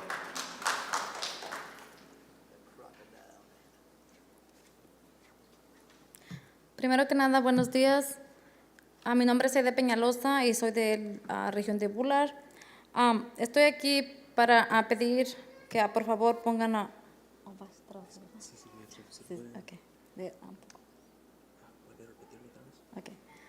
Okay, voy a repetir mi nombre. Mi nombre es Aide Peñalosa. Hi, my name is Aide Peñalosa. Voy a decir todo más despacio porque van a traducir. I'm going to speak a bit slower because they're going to interpret. We're going to give you additional time too, ma'am. Le vamos a dar más minutos. Okay. Primero que nada, estoy aquí para apoyar acerca de el control de rentas y protección a inquilinos. First of all, I'm here to speak on rent control and protection for tenants. Sí, soy rentera. Soy rentera y también quiero que sepan que ustedes, quisiera aportar que ustedes tienen el poder para agendar en sus agendas el poder que nos den protección para los renteros. I'm a renter, and I would like to say that you guys have the power to put in your agendas to make protections for the tenants. También para los inquilinos, que de repente es injusto que desalojen la gente dándoles tan poco tiempo y no tener a dónde irse con una familia completa, con hijos que van a la escuela, que están a futuro de este país. And it's unfair for the tenants that they're giving such little time and with nowhere to go, having a full family and kids that have to go to school. También sobre el control de rentas, que es excesivo, es muy loco todo esto. Están subiendo las rentas muy rápidamente. Also, the control of rents, it's excessive. Rents are going up way too fast. Sí, tengo una conocida que en un aviso de un mes le avisaron que tenía que subir su renta a $500 más extra de lo que ella ya pagaba. I also know someone that in 1 month, they let her know that her rent was going to go up to $500 more than what she was already paying. También quiero que tomen en cuenta que muchos de nosotros somos trabajadores campesinos y ganamos el mínimo, entonces no podemos pagar esa excesiva renta. I also want you guys to keep in mind that many of us work in the fields. We make minimum wage and we can't pay those excessive rents. Tenemos salarios mínimos y pues a esto va mucho a trastorno a nuestros hijos, a nuestras familias. En nuestros hogares hay mucha extorsión a falta de que ganamos poco y las rentas son excesivas. And a lot of us have wages that are the minimum, and this causes a lot of problems for our children, our families, which are causing problems for us. Quiero que mis hijos crezcan aquí. Ellos son alguien estudiosos, estudian en Fresno State. Tengo 2 jóvenes en Fresno State y quisiera que ellos siguieran aquí. Pero quisiera apoyo de ustedes que quizás, y quiero que pedir que pueden ustedes poner en su agenda que nos tengan control de renta y control de inquilinos. I want my boys to grow up here. I have 2 boys that go to Fresno State, and I would like them to stay here, but I would like you guys to support us, to put in your agendas for rent control and protection for the tenants. Sí, me gustaría que de verdad hicieran caso a nuestra petición. De verdad es algo muy, muy, muy triste para muchas de nuestras familias. No somos las únicas, hay mucha gente allá afuera y gente en sus hogares que no pudieron venir, no pudieron asistir, no pudieron participar. I would like you guys to pay attention to our request. It's very, very sad for our families. There are others that are outside, that were at their homes, that weren't able to be here, weren't able to participate. Ya muchos de nosotros tenemos hijos estudiosos, hijos con buenas calificaciones y que queremos que tengan un mejor futuro. A lot of us have children that are very studious, that get good grades. Y primero que nada, quiero agradecerles a todos por escucharme y gracias a todos. And I would like to thank everybody for listening to me, and thank you all.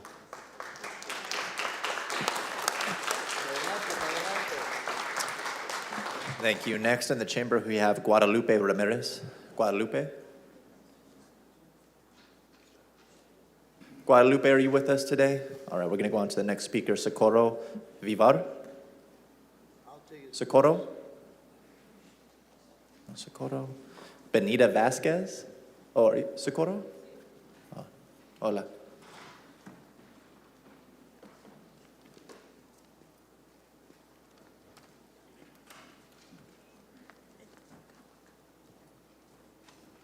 Y buenos días, mi nombre es Socorro Vivar Galvez.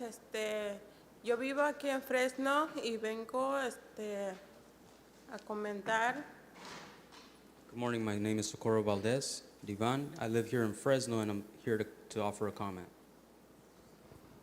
Y tengo 5 hijos que están aquí, viven aquí en Fresno conmigo.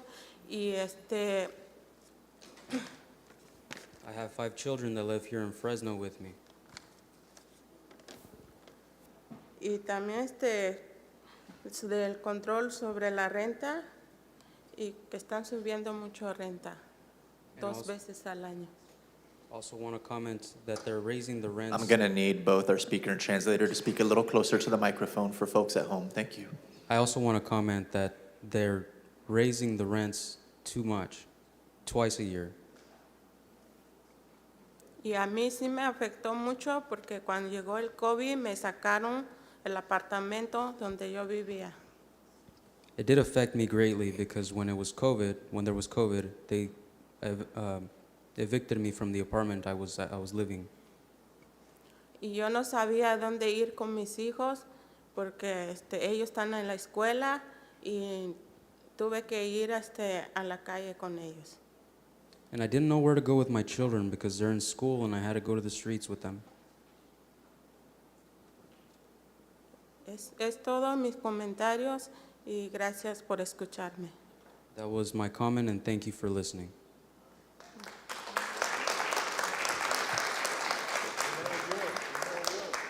Next in the chambers, we have Benita Vasquez.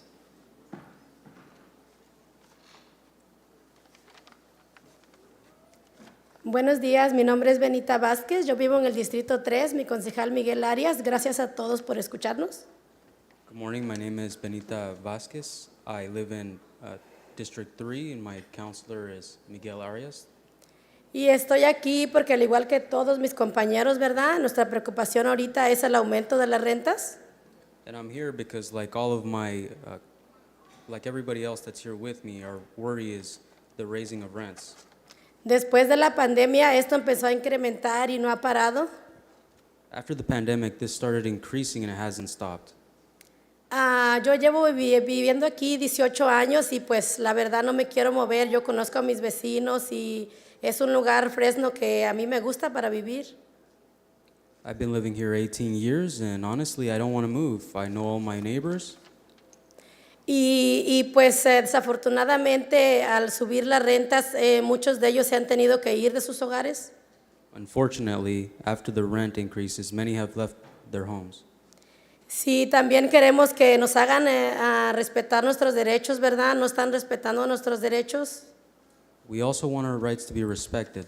Our rights aren't being respected. Porque al igual que todas mis compañeras somos madres con hijos en la escuela y a ellos también les afecta porque todo esto lo escuchan. And like everybody else with me, we're mothers with children that are in school, and all this affects them because they hear it. Ahorita durante las lluvias, ¿verdad? En el campo, en la construcción, no trabajaron, entonces esto es un estrés demasiado para las personas que trabajamos y que no tenemos de dónde agarrar un ingreso porque el ingreso no es estable. Due to the rains, those who work in the fields and in construction weren't able to work, and that brought stress to the people that work, and because there is no income, but due to income being unstable.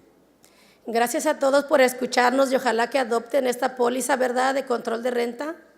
I'd like to thank everybody for hearing me, and I hope that you adopt this rent policy. Y que respeten, ¿verdad? Que respeten, más bien que nos protejan, que el lugar donde vivamos, pues vivamos con dignidad y con respeto. And more than anything, to respect us and the place that we live, so that we can live with dignity and respect. Y gracias por todo lo que están haciendo muchas cosas también positivas en la comunidad. Gracias. Thank you for all you're doing. You're also doing many positive things in the community. Thank you.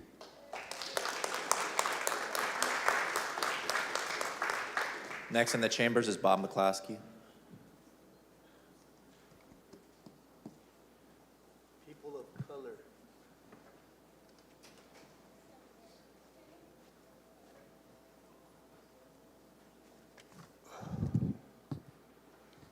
Good morning. Thank you. Bob McCluskey with the Fresno Homeless Union. I just wanted to speak first to the really important issue of passing a rent control and stronger tenant protections, eviction protections.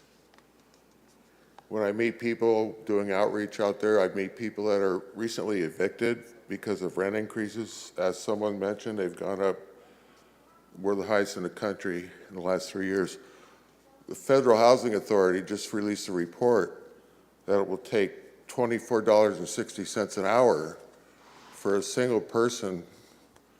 That wage is required to rent a one-bedroom apartment in this area. That's county statistics from the Federal Housing Authority. They just released that. Somebody mentioned the issue of hedge funds and conglomerates buying these units, and we know that's happening here and around the country. I just wanted to bring up another issue, and that's an issue that's very sad and I think caused by city policies. 2 unhoused women were ran over recently, Ashland, near the 41 freeway. They were right off the sidewalk because they're being forced to sleep in places like that by the homeless assistance response team. Another man was just burned alive in a tunnel where he was. Apparently his tent caught on fire recently. Couldn't save him. HART is forcing people to hunker down in very dangerous conditions, as we can see. We don't want anybody to become homeless. It's really bad out there. And you've got to get that eviction protection in. I would say to you that you got to look at what Tulsa's doing. They have established a safe camp and a safe lot for the homeless population there. So I would check, you should check out what other cities are doing. They are complying with the Martin versus Boise decision, which requires cities and counties to provide shelter before displacing a homeless person. My question is, will the city reconsider its current position on safe camps and lots? Why is the city unwilling to comply with the court mandate, Martin versus Boise, when other cities do comply? As we know, the mayor of Tulare said they want to be in compliance with that. You guys are facing a class action suit based on being out of compliance with Martin versus Boise, throwing people's possessions away, the constant movement of people. So I hope you look at this situation and consider what I just brought up. Thank you.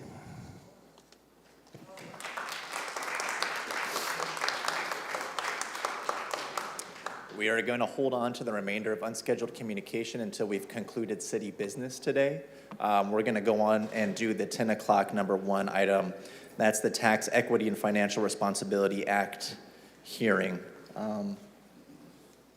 City Manager, did you want to say anything in regards to this before we take it out to the public? Actually, we're going to do the hearing first. Okay. Oh, on the Tephra hearing. Sorry, wrong one. No, we're good on the Tephra hearing. Okay. Yes. All right, wrong well, one. in regards to the 10 o'clock number 1 Tephra hearing, we're going to go out to the public. If anybody in the chamber would like to speak on this item, please approach the podium. I just have a question. I was called for unscheduled communication.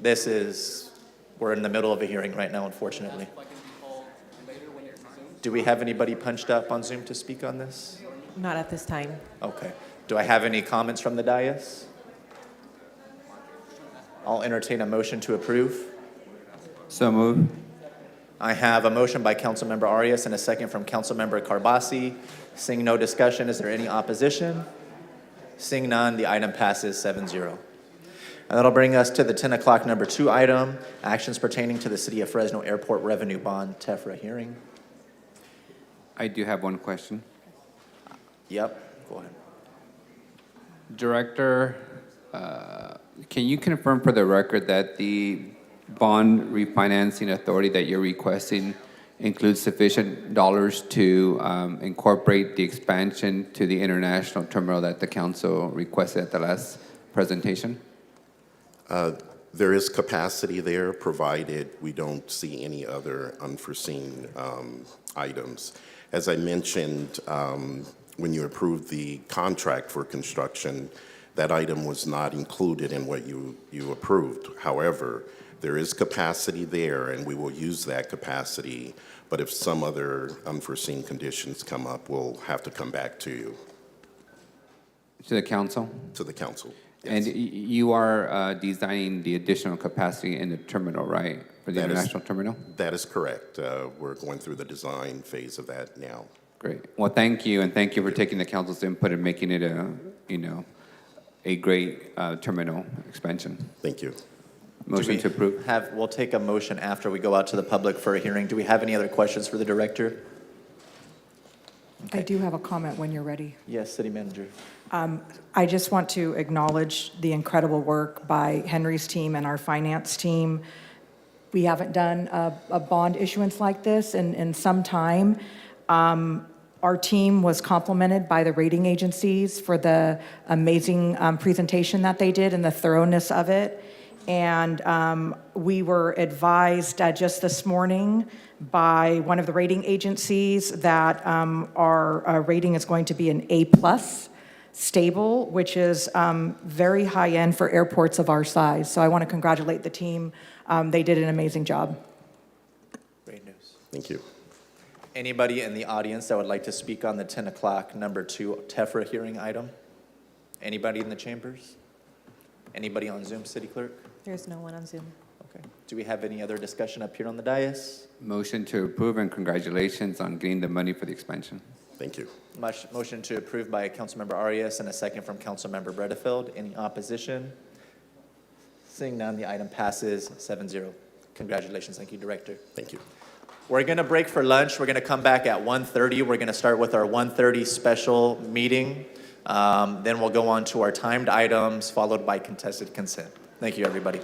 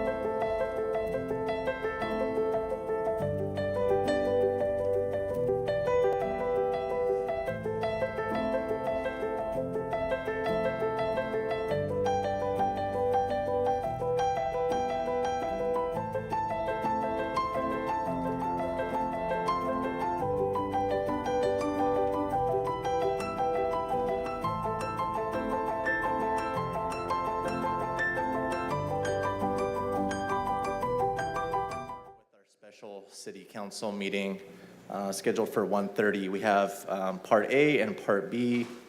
We will start on Part A, resolution amending Better Business Act, providing an exception for affordable housing, senior affordable housing, and mixed use. Have Councilmember Chavez as the sponsor. Do you want to go ahead and kick us off? Let me do that, Council President. Thank you for that, and thank you to the administration and our city attorney for working with us on this. I want to make sure that for the benefit of the public, they understand the background and really the intent and goal of what we're trying to accomplish here today. As some of you know, we have right now 180 units of affordable senior housing that are move-in ready right now. Unfortunately, we cannot issue a certificate of occupancy because of the infrastructure that's needed there at the project. One being the fire suppression requirement for senior citizens to have that fire protection, and two, obviously, the potable water and access to the clean drinking water. Understanding that this is within Bakeman Water District's jurisdiction. They operate the water system there, and that's why they are named here as a recipient or potential recipient of the funds. The cost, as some of you know, was a conversation that occurred at the CPUC. There was a ruling issued. There's a discrepancy between how that should be paid or who should pay that. And what I wanted to focus on is on the city coming in and being a partner. We just heard from a number of folks here talking about the need for access to affordable housing. We know that we have a housing crisis in the city of Fresno. This council, along with the mayor and the administration, have been very supportive of that. There's a number of projects that we've actually supported in the last couple of years, similar to what we're trying to accomplish here today with affordable housing.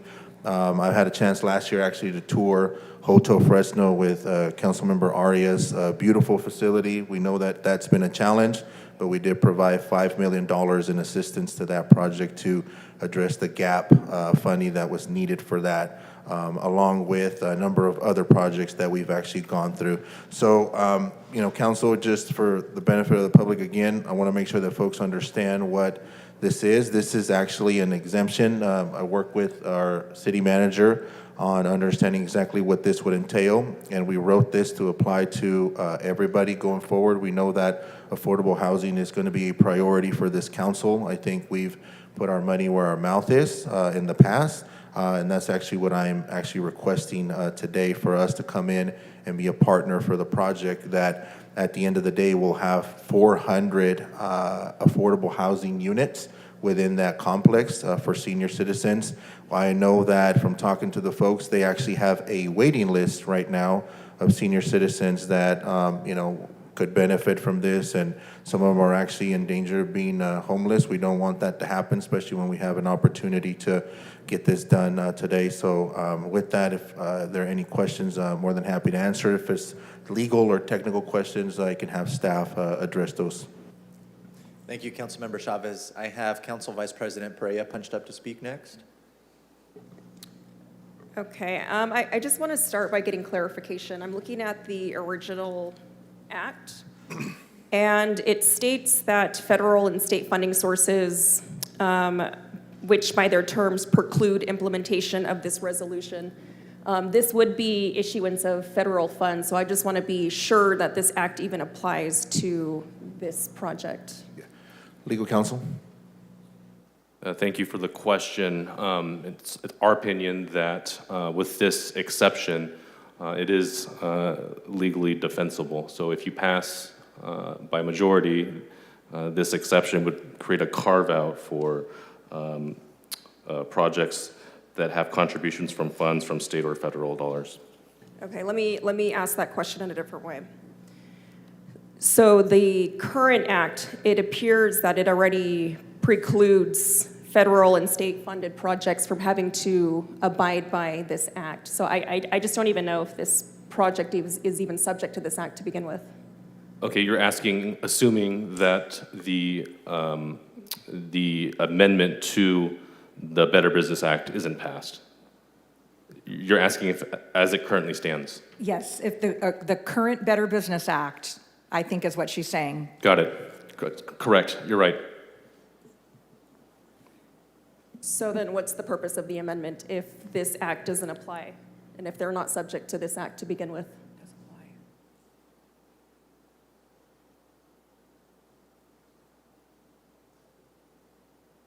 I believe it does apply because it's more than $2 million in funding, but I'll let the attorneys confirm that. Yeah, this was actually a request from the city manager that wanted this exemption put on there. But if I may, if the act only applies to city general fund dollars, then why are we amending the act for this project?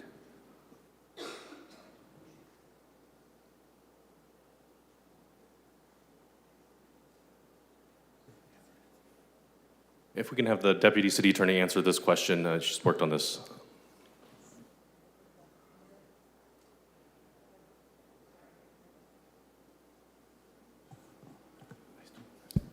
Okay. Our interpretation is that the Better Business Act would not apply if the state or federal funding that's being provided to the project has terms that would preclude the application of the Better Business Act. So for example, like in the case of ARPA, like if the ARPA final rule precluded the application of something like the Better Business Act, then the Better Business Act would not apply. So this exception would basically say in any situation where we're giving state or federal funding, unless it's precluded by the actual terms of the funding, the Better Business Act would not apply. So if not otherwise excluded, it would still apply if the project met the requirements. Okay, so as of today, we're still not 100% sure if this act even applies to the project. Yes, that is correct. That is part of the due diligence that would take place after the resolution is passed, if the resolution is passed. So the next step is to do that due diligence to see if there's any preclusion. The exception that's before you is to address projects like this specifically. Okay, it just seems like maybe this is a little premature to be asking for us to do this amendment if we don't even know if it applies to the subsequent project in which we are. I understand we're not doing this specifically for this one project and we're opening it up to any affordable housing project. I'm just trying to figure out if this is a little premature or possibly redundant, if it sounds like a lot of this is going to have to come back to us anyway for consideration. To rebut that, I get your point, Council Vice President. Although I don't know it would be a bad thing to preclude affordable and senior housing from the Better Business Act to expedite those types of developments going forward regardless. Okay, and then on that note, would the purpose of the exemption solely be to expedite the construction of affordable housing? Repeat the question? Would the exemption, is the request to approve the exemption solely for the purpose of expediting affordable housing? Yes, that is the intent. And Councilmember Chavez, I believe that only applies to when state or federal dollars are being used for those projects too, meaning that the general fund, theoretically, if we were to use general fund dollars, Better Business Act would still apply. That's correct. Is that correct? The conversation I think we're having now, and I know the intent of the city attorney, we're trying to ensure that, you know, if this passes today, that we have all our T's crossed and our I's dotted. And earlier I mentioned the urgency being the sense of occupancy, to get occupancy for this facility, that it's moving ready. So we don't want to have to come back. You know, if we come back, it'll be May 11th. By that time, you know, we have folks that are actually on the waiting list. If we can figure out a way of getting occupancy, and the city manager, correct me if I'm wrong, but this is the means to achieve occupancy, correct? That's what the intent and the goal was when we worked through the language. So I would say this is the means to achieve it on an abbreviated timeline. If I had been advised that the Better Business Act applied, and the Better Business Act requires significant evaluation. And what I had explained is that I could go through that. It would probably take me at least 45 to 60 days to follow all of the requirements in the Better Business Act. I'm required to review financial statements, tax returns, do an evaluation, an investigation, a preliminary investigation, and then I'm supposed to issue a report. So what I had explained to Councilmember Chavez prior to the exemption being added to the agenda was if he was trying to get somewhere quickly, I can't get there quickly if the Better Business Act if the Better Business Act applies, I can't get there quickly. And I know there is a sense of urgency to get the certificate of occupancy. So that was my communication with him was, if you think that this is going to get us there very quickly, it won't because of all the requirements of the Better Business Act. He said, well, how can we speed it up? And I said, I believe, speak with the attorney's office, the only way we can speed that up is to exempt it from the Better Business Act, because then I don't have to spend this 45 to 60 days doing all of the investigation and due diligence and issue the report. So that's sort of how we got here. Right, that's the background of this conversation, Council, of the sense of urgency. Okay. And then just so I know, on average, a project that goes through this act, it takes about 45 days to complete that report? So I can tell you that in all of my time at the city, I feel like we've only gone through this process two to three times. And for those of you who haven't read the Better Business Act, I'll give you an example. I have to review a business plan. I have to review financial information, including current financial statements, the balance sheet, financial statements for the past 3 years, contingent liabilities. I have to get a list of their banking and credit relationships. I have to get verified federal tax returns for the past 3 years. I also have to possibly obtain personal guarantees from people, steps A through F, that have to do with the net equity position, the financial strength of the applicant.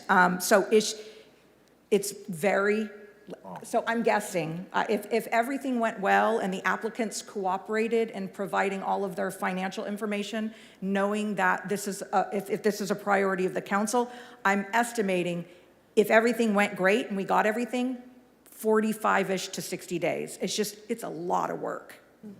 Yeah, and Council, just so we all understand it on the same page, the applicant for this project has actually personally guaranteed the 30+ million loan of the project that the city actually holds right now until the project is complete.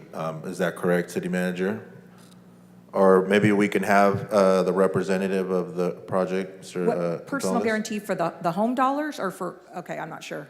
Yeah, let's have him come up and explain, because that's part of the Better Business Act due diligence, right? We don't want to end up in a situation where the city now will essentially, be on the hook or own this property or this land or stake and whatever that looks like. So, Mr. Gonzalez, could you clarify if the developer actually personally guaranteed the amount that we're referencing? Thank you. Sal Gonzalez, 265 East River Park Circle, Fresno, California, 93721 or 20. The answer to the question is yes. It is part of the home application process. So there was a $1.4 million home fund loan, and however, as part of that, you had to guarantee the full amount of the project in order to. So it was really the delta between 1.4 million and $32 million. So the full project was guaranteed. Yes, by him. Correct. Is that a personal guarantee or a performance bond, Sal? It's personal, yeah. They can verify. We haven't, it's Edward M. Cashin / Cashin Enterprises. You still actually hold the guarantee now. Karina or Phil or somebody can probably Phil's back here and confirm he's telling me it's a performance bond, so that's why I was just trying to clarify. Okay, we'll have to get clarification on that. And then when it comes to exempting affordable housing, are we setting a certain parameter? Is that 100% affordable housing? Is that 20%? This one's 100% affordable housing. But I'm in regards to this item before us, because this item technically is not just tied to this I project. think the norm that the city has accepted in the past has been 30%. Whatever you're comfortable with, I'm okay with the 100%. I think because the affordability issue has come up time and time again, I think it should be part of the 100% to make sure that it's, clear for folks that want to invest.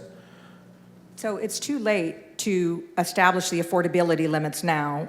Obviously, Brand Haven is constructed and ready to open. Sarah's Court is under construction, and all of those parameters have already been set as part of the funding I commitments. think Vice President Pereira was talking about going forward. not just this I'm project sorry. Okay, specifically. apologies. So the Yeah. current act lists at least 20% affordable units, and so what we're doing with this is we're wiping out that 20%, and we're not setting any standard. Thank you. I didn't We're just putting affordable housing, so I'm just, and you're saying it's too late? No, No, no, no, no. I misunderstood the question. Okay. Yes, in the amendment, it's a policy decision of what you want to set. I think it should be 100%, Vice President Pereira, but I'm open to, the conversation up here just because obviously affordability is a big issue. We just had a lot of folks that came and spoke about the lack of affordable housing here in the city of Fresno, but I'm open to that conversation. Okay, yeah, and I concur with you. I would like to see 100% placed on this. Those are all my questions for now. Thanks. Next up, we have Councilmember Carbasi. Thank you. Councilmember Chavez, this project is in your district. I share your urgency, especially when it comes to affordable senior housing. So we've looked at this issue for a while. You believe this is the best way to get these units occupied in the quickest turnaround amount of time. Is that correct? I do, Councilmember Carbasi, and like I mentioned earlier, we've got a waiting list of folks out there that have, the units are move-in ready. It's been a challenge. We know that affordable housing is a challenge anywhere, right? Whether it's Hotel Fresno or the South Stadium or the Lingo Project, it's a challenge to do affordable housing. But this, I believe that working with the city manager and legal folks, that this is the quickest way to get us to occupancy. Well, this is your district. That's really all I have to hear. Thank you. I appreciate it, sir. Thank you. Anybody else want to speak to this matter? I don't see anyone else punched up. Councilmember Arias. I'm going to be a little long-winded, so let's get ready for this. Surprise. I still love you, brother.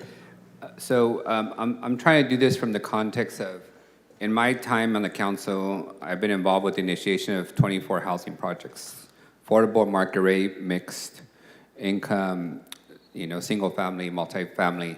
And each time, we have obstacles on getting those projects done.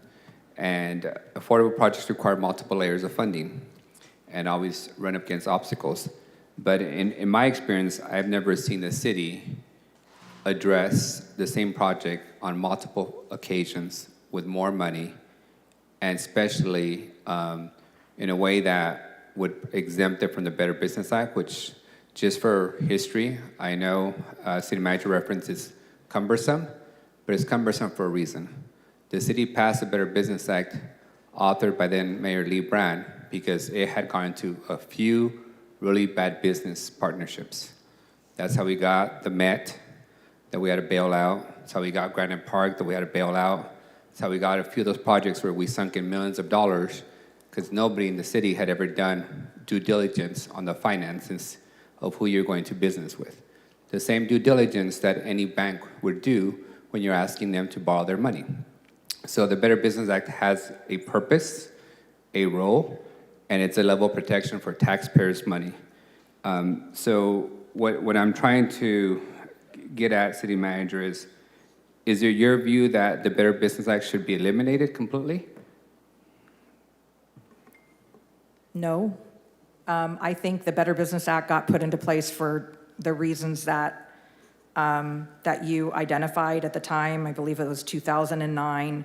It was right around the Met Museum time, and the city at the time had received a lot of criticism for failed investments over the years.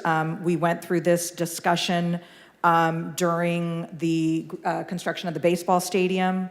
The last time that we did go through the Better Business Act was entering into the one of the leases with Grizzlies, with the new ownership team. That did require the Better Business Act. evaluation, and I remember that. I wasn't city manager at the time, but I remember the city manager working very hard. So I do think that it is good. It's basically the economic investment policy for the city that the council has adopted. Got it. It's a policy document. It's the council's prerogative if they want to make changes to it, but I do think having a policy on record of establishing when we do and don't invest in projects, I think that is important for the protection of taxpayer money. And I do remember we used it during discussions of a soccer stadium. And through that process, we determined that the individuals did not have the financing support to, construct a stadium, so that deal didn't go through. Back to the source of funding. The item before us calls for us to use federal ARPA funds, American Rescue Funds. Is it not the case that the American Rescue Funds requires that any money that's not used within their guidelines must be paid back by the city? Yeah, I believe that to be the case. If we get audited on the use of funds and have found, I would suspect that with any federal funding source, you have to make the federal government whole. The funding that we would use if the federal government decided that this was not an appropriate use and we move forward would be city general fund, correct? Unless we could find another source of funding, yes. Okay. But I do believe that the resolution, the second resolution does say that we have to comply. We have to make sure that it's eligible for ARPA. We'd have to make that determination. That language is in the policy, Councilman Barrios. And so has the city determined and confirmed that the American Rescue Funds are an eligible source for this project? So As of right now? I literally just asked staff that question last night. I have some preliminary evaluation.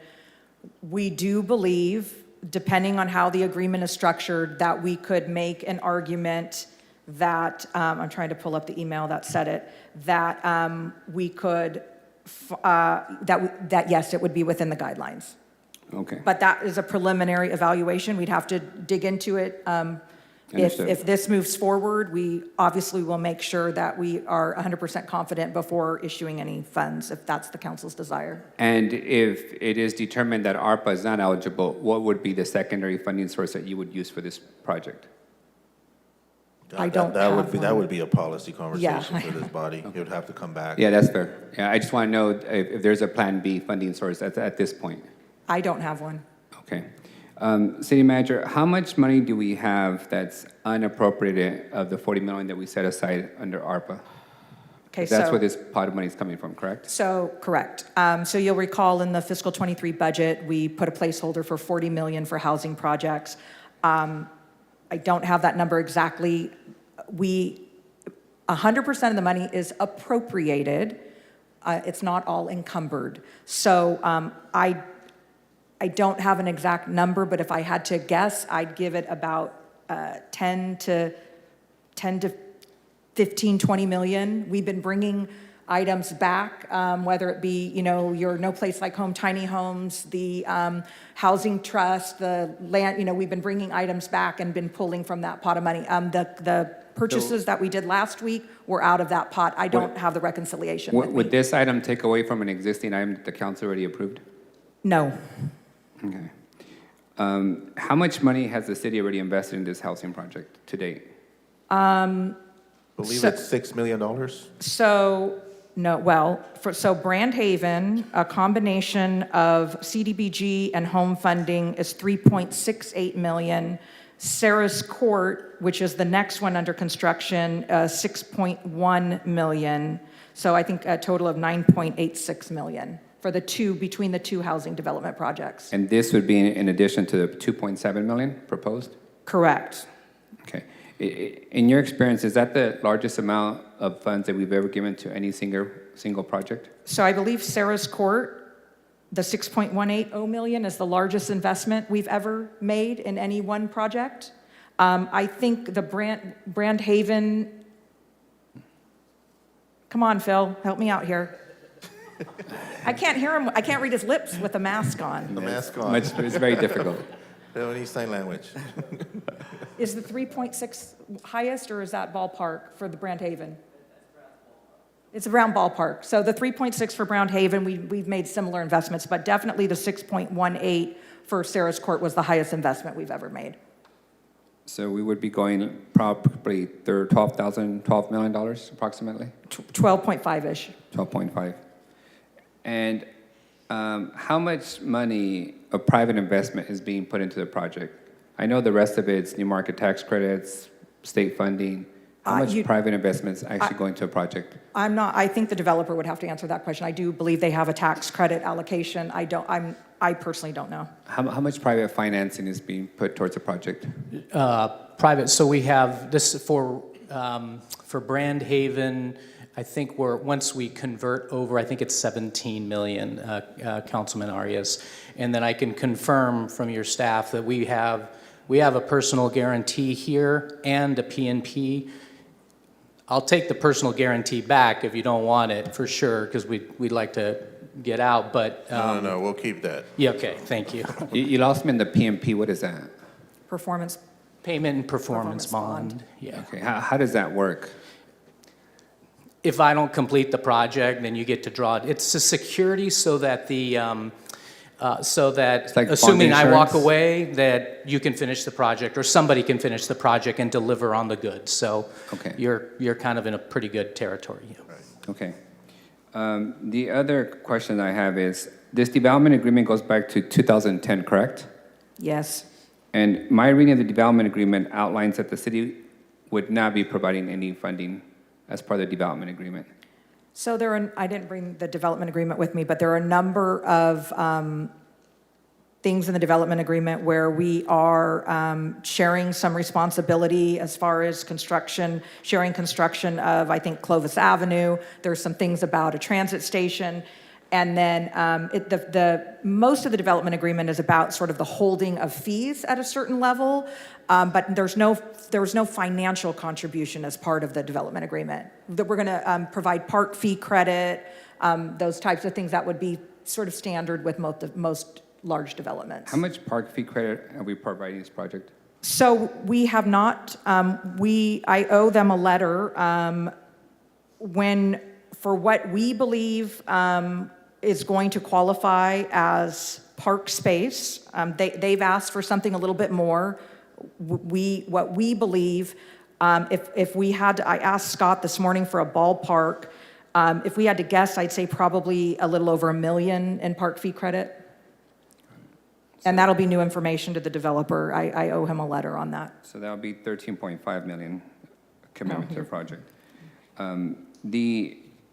This item's confusing and unprecedented for me because I've never seen a situation where the projects that I've been involved in my last 4 years is where we are providing some kind of gap financing for the project. The project costs $38 million. They need $2 million or $3 million that they're short. So we provide that $2 or $3 million, which is $3 million seems to be the sweet spot for these housing projects for the construction of the project. In this case, we're dealing with two private parties that sued each other over fees. The water board made their decision, and now we're being asked as a city to pay the litigated costs that one party was determined to be responsible for. That I've never seen before. So how is it that we can legally cut Bakeman Water a check when Bakeman Water is not part of the development agreement in this project, in this agreement that we signed in 2010? And they're not the developers of the housing project. I can answer that question. Go ahead. So Bakeman Water, as you know, operates the water and the infrastructure. These funds would go to support the infrastructure to deliver clean, potable water to the residents there, senior citizens, as well as the project. That's one component of the formula. The other piece is that it also goes to obviously help the infrastructure that would support this for Bakeman Water. And the way that would work is they obviously are making their investments, they're contributing their portion of the amount, which is what the CPUC ruling indicated, the 1+ million.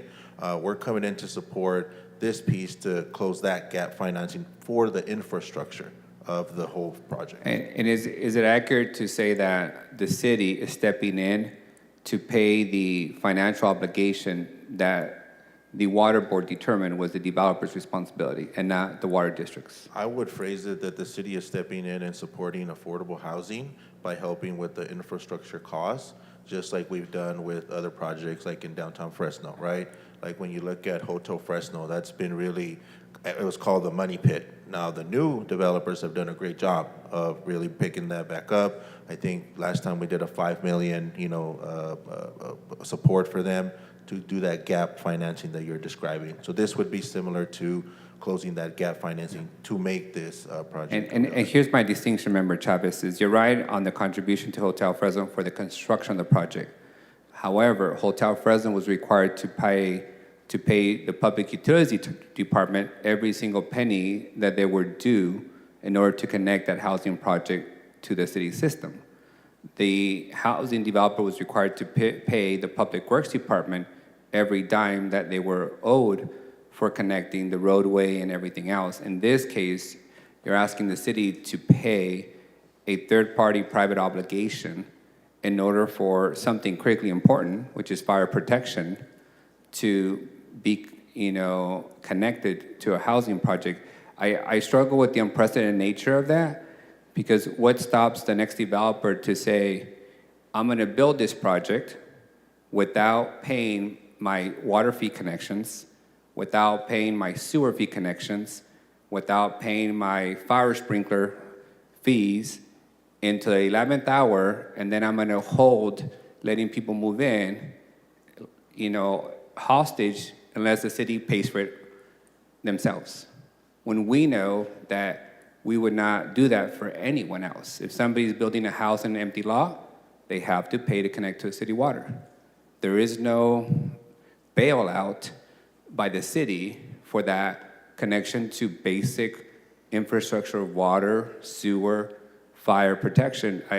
I would reckon and say that if the city is building a community center and it requires fire sprinklers, the Parks Department would be charged for that cost, wouldn't it? So we as a city would hold our own departments responsible for paying for their water connections, their fire sprinkler connections. We wouldn't allow them to ask us to foot the bill or to have public utilities eat it. So I struggle with that in the sense that also that, as I indicated, there's 24 housing projects in my district. If we do this project in this way with 24-hour notice, without it being vetted, from my perspective, through an RFP process, without us amending the original development agreement that clearly indicated the developer would pay for the connection fees, then I'm gonna have 24 other applicants in my district ask for the same thing. They're gonna wanna say, let us build the housing project without paying any of our fees, and we will keep those rooms empty until the city pays for our share of that cost. One correction though, Councilmember Arias, and I don't want the public to think any different. The infrastructure is being paid for the whole project, correct? Yes. So we know that there's We're not talking about the also- shopping center, right? Right, it's just the housing. Just the housing. Piece. But it does benefit the shopping center. I want to make sure that we're clear on that. And here's going to be the difference between other projects. This project will actually not just pay for itself, but pay for itself back. We've seen the projections. The city manager has the projections of what that retail facility will produce in the long term. It's upwards of $60+ million, right, in the next 10 years. They're verifying some of those numbers that they have. Yeah. But to your point, the people that live there and the businesses will have to pay that ongoing maintenance for that infrastructure. We're not on the hook for that long term. I just want to make sure we're clear. Yeah, understood. I think once they become customers of Bakeman Water, correct, they will pay for Bakeman Water services. But to your point, Amazon generates millions of dollars for us a year, and Amazon had to pay their water bill, and they had to pay their connection fee. Right. And they had to but pay. Amazon got return of tax breaks that they're using. Correct. And if you recall, that was originally the intent that we wanted to do, but the city manager did not want to set precedent and wanted to do a grant instead of doing that. Well, it's a little bit different. Amazon is not sales tax sharing of what is generated. It had to do with equipment that they purchased. It was sales tax on equipment, and it was tied to job growth. So I don't think Amazon is a good example for the incentive because that was it was based on job growth of producing jobs. But it's to Councilmember Arias' point that they're getting a subsidy back, a They are. rebate back. They to are. that. It's That's not what as it big is, as everybody right? thinks it is, but they are, you are correct. And they get it after the fact. They get Correct. reimbursed. They submit paperwork and then we verify the numbers and then we cut the check. City Manager, I know this is an emergency item within 24 hours, but when did the construction of this project begin? It began, so I want to add something because I want to You make can sure. also add, how did we as a city allow the That's what I was construction of gonna a get to. housing project to begin? Yeah. When the developer didn't have an agreement to connect to water that's needed for fire sprinklers? Yeah, I can assure you that as long as I'm in this chair, we're not going to be in this position again. The issue had to do with fire flows, of having sufficient water infrastructure to be able to generate the fire flows. At the time that the applicant was wanting to begin construction, it did not meet fire flows. At the time, the decision was made, but I haven't been able, I don't know who said yes, but somebody said yes to allow construction to begin. administration? It was it had to be somebody in the previous administration, but I've seen a letter from the fire department saying that we're going to allow you to begin construction, but you won't get occupancy until you meet fire flows. Yeah, So, and City Manager, I can answer Councilmember Arias' question because it's a legit, valid question. The process, Councilmember Arias, should have been where we should have had that secured beforehand in the past. And to City Manager and this administration credit, that did not occur. So in that conversation too, out of the sense of urgency of building affordable housing that we know is desperately needed, there was a streamlining of this process that occurred before the water situation was addressed. But that did happen during the previous administration. And to the little bit more specific on the fire flows that the city manager is referencing, so state law outlines a specific requirement, gallons per minute. We have our own requirements, 25 gallons per minute. 2,500. There have been tests. Is it 2,500 or 1,500? 2,500 is ours, 1,500 is the state. 1,500 is what you need for fire suppression, correct? Long term. we require 2,500, the baseline is 1,500. And state law is actually 1,500. So in that space, Councilmember Arias, that's where a lot of this mishmash happened. But I agree with the city manager. That should have been addressed before. We don't have the luxury of going back in time. We're trying to fix this problem now where we now have units available and we're trying to get fire protection and the water infrastructure. So Councilman, would it be fair to say that the city is partly at fault that we allowed construction to commence before there was an agreement on how to provide water? 100%. And I think, I wasn't here, but as you know, we are constantly under criticism and pressure as a city to be business friendly and to, allow things to move forward at times. There's one thing in being business friendly, there's another thing to construct 400 units without water. I'm with you. I would never allow that to move forward. I think business friendly is allowing an at-risk grading permit. That's being business friendly. I don't know what the mindset was of the previous administration. I wasn't here. I haven't been able to figure out. I haven't seen an email where I don't know why it happened, but it happened, and we find ourselves in this conundrum. And for the record, it was not part of the money back guarantee. I don't know. I wasn't here. I can't speak to Councilman that. Chavez, do you think that this is the last and final city subsidy that we have to provide for this project, or will you be back in a year asking for some more money on another project? Why don't we ask the applicant, because we have him here. I think he can answer that question. So is this the last, best, and final? Do I have to give my address and everything again? No, you're good. Okay. We know where to find you. Thank with you. our $13 million. Right here, yeah, in this building most of the time. So a couple of things. One is we still have phase 2 of Sarah's Court. So you got 180 units of senior housing right now that are the subject of the discussion. We have the 120 units of family housing that are under construction. We do plan to come back in we have yet another 120 units of family to be Sarah's Court Phase 2. we have to compete and go through the process that you have. We'd like more support. Let me be more direct. Are you going to come back asking us to make Bakeman Water another check? Oh, pardon me. No. This is it. This has to be it. We need them. The difference here, set aside all of everything for just one moment, is that we got people, seniors, whether you agree with me or disagree with me on everything that's been presented. You got 180 units, and you got people in the street, and they're 62 and over, and they need the housing at these rates. I would say that is what drives us, and I know you all and the administration. Thank you. I'm very hesitant to move forward with this project.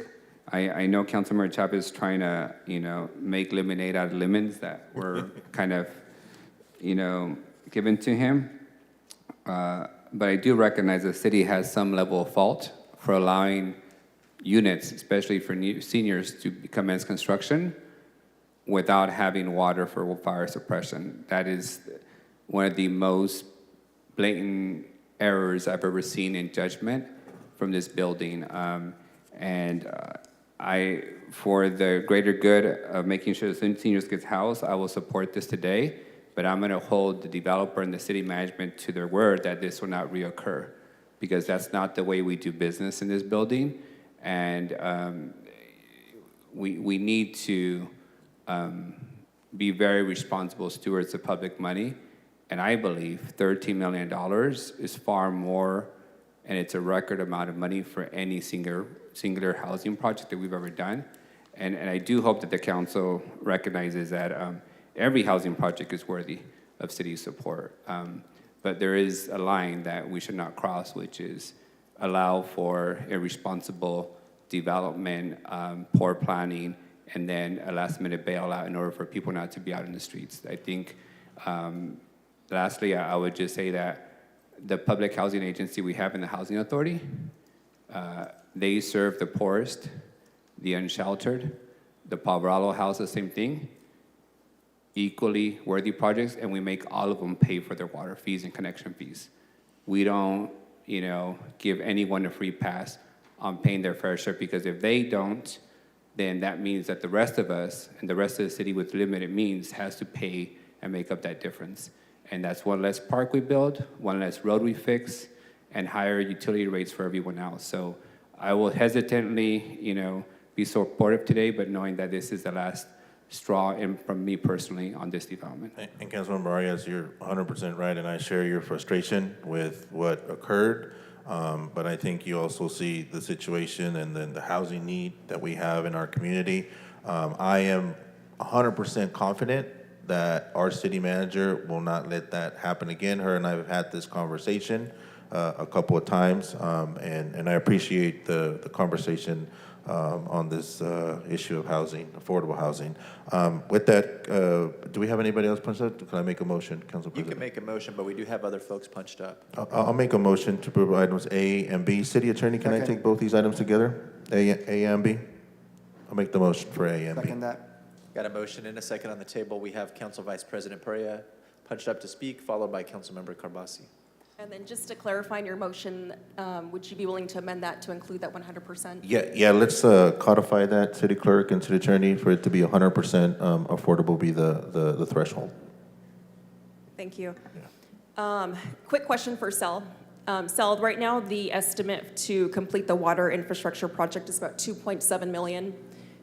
If next month that were to increase, would you guys be covering the difference?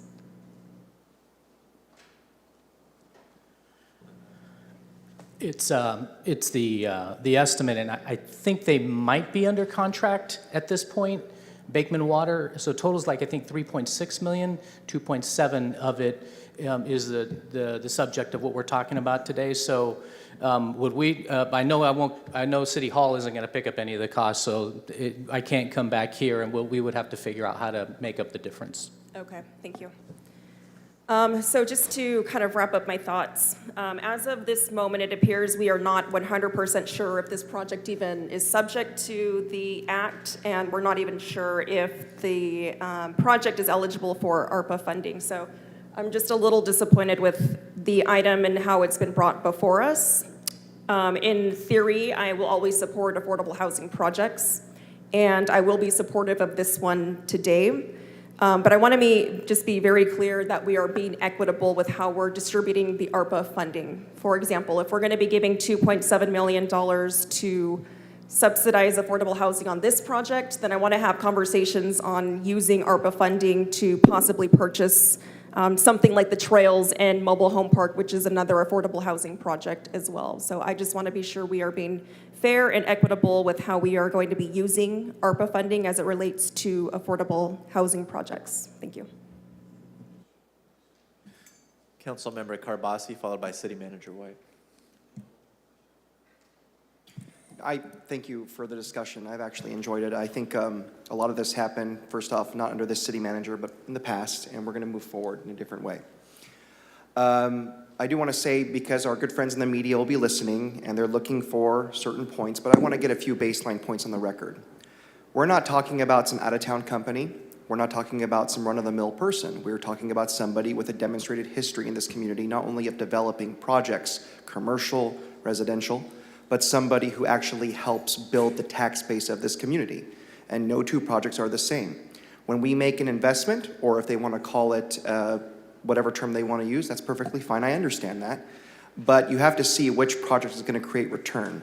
Now, building multifamily housing is very difficult. Building affordable multifamily housing is even more difficult. And I want to thank my colleague, Councilmember Chavez, working with the City Attorney's Office and the administration to come up with a solution for this problem so we can open this housing, because what Mr. Gonzalez said is something I faced last week, and I look at it today again. We need to open up housing to our vulnerable populations that's affordable, whether they be foster youth or they be seniors. So I'm very enthusiastically supporting this item. I don't think it puts us in a bad situation. I think it puts us in a better situation. And overall, the entire Fancher Creek project, which isn't just going to be for those that have all this money to spend in the new shopping centers, but people from all different walks of life and all different income levels to live together in an integrated community. I think this is a great start, and I love that they're starting with this piece. So that's all I have to say, and I look forward to voting for this. Thank you. Council President, I just wanted to clarify a couple things. I just wanted to correct a statement that Councilmember Chavez meant. So the water infrastructure and fire flow requirement is a requirement of the entire project that is subject to the development agreement, which includes the commercial as well. So it actually will ultimately benefit not just the affordable housing, but it'll benefit the entire development, the commercial as well. So I just want to make sure that was clear. Also, I think it's important on the second item on the actual resolution, to the point about additional money.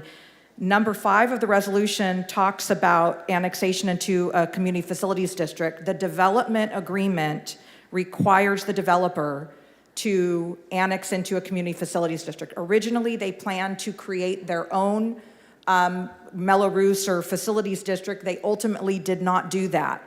So, as you know, the reason why developers bring forward annexations before tenants is because it's one vote to annex into the community facilities district.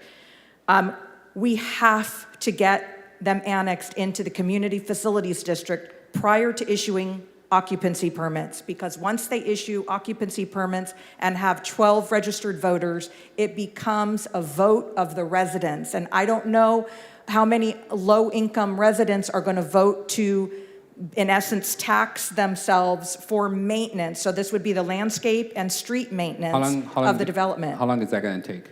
Well, they haven't submitted their application yet. So I asked Scott Mosier last night, if the paperwork was turned in tomorrow, when could we get it done? And he said, well, we have to have 2 meetings, probably a meeting in June.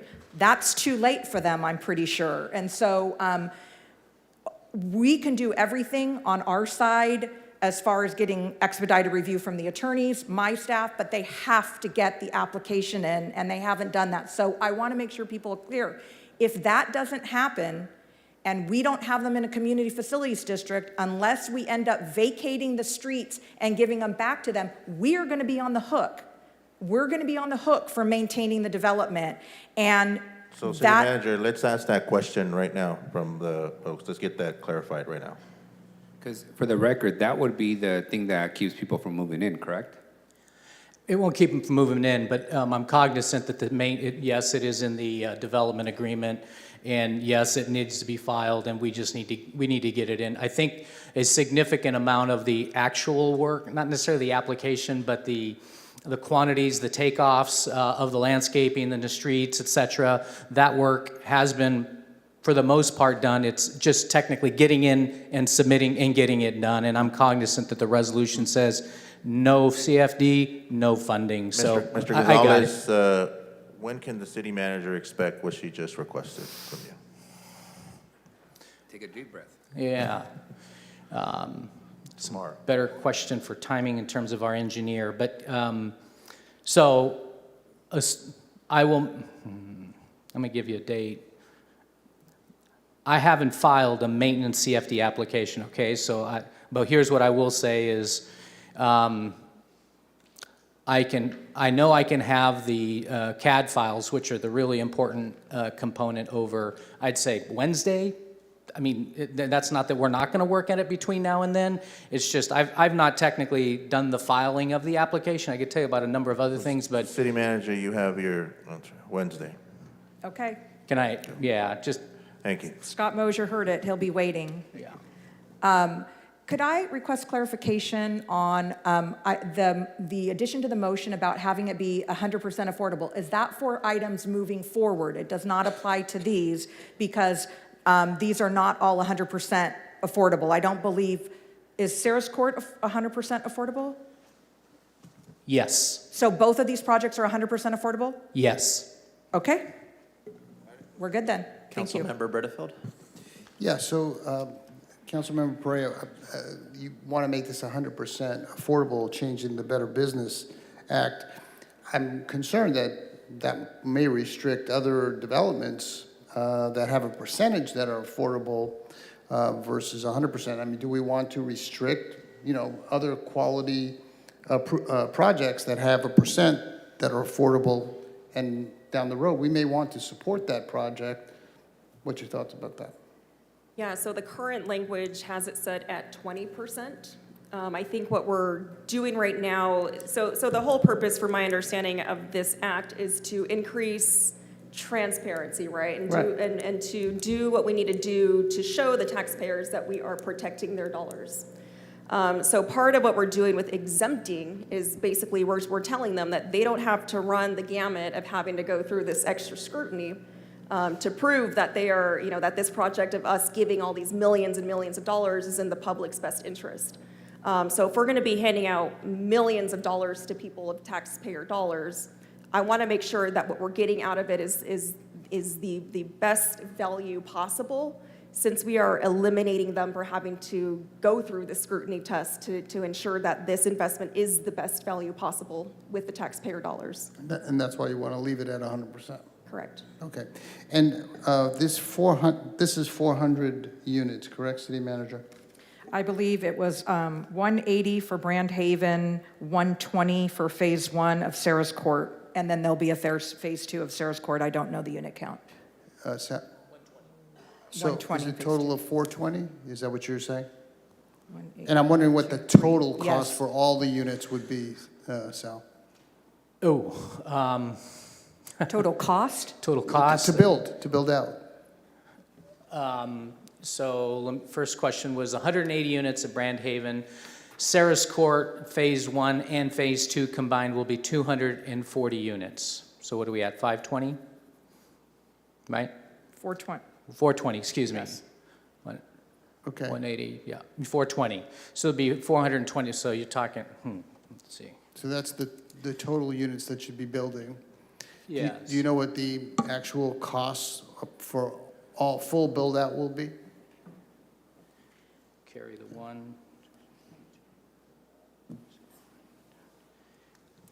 If I modeled Phase 2 out for the cost of Phase 1, you're in the neighborhood of about $108 to $110 million. For all of them? Affirmative. Okay. Okay, thank you. Seeing nobody else punched up, we'll go out to the public at this time. Anybody in the chambers wish to speak on the special 130 item? Anybody on Zoom, City Clerk?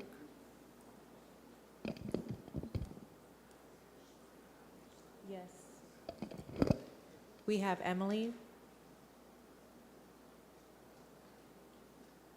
Emily?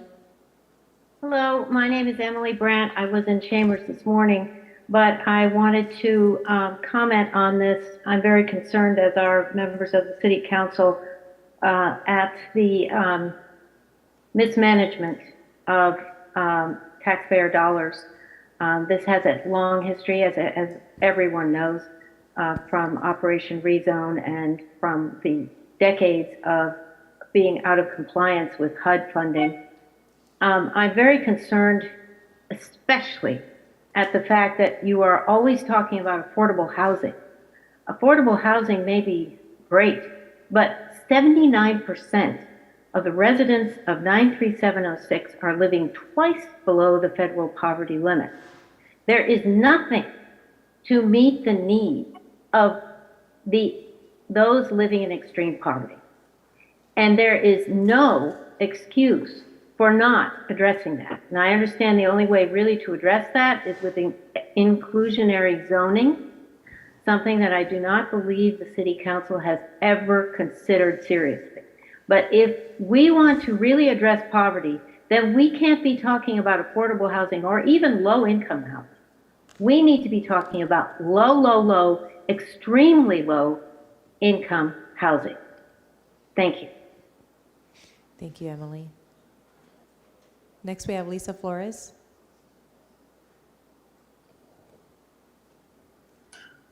I'm a little disturbed, actually.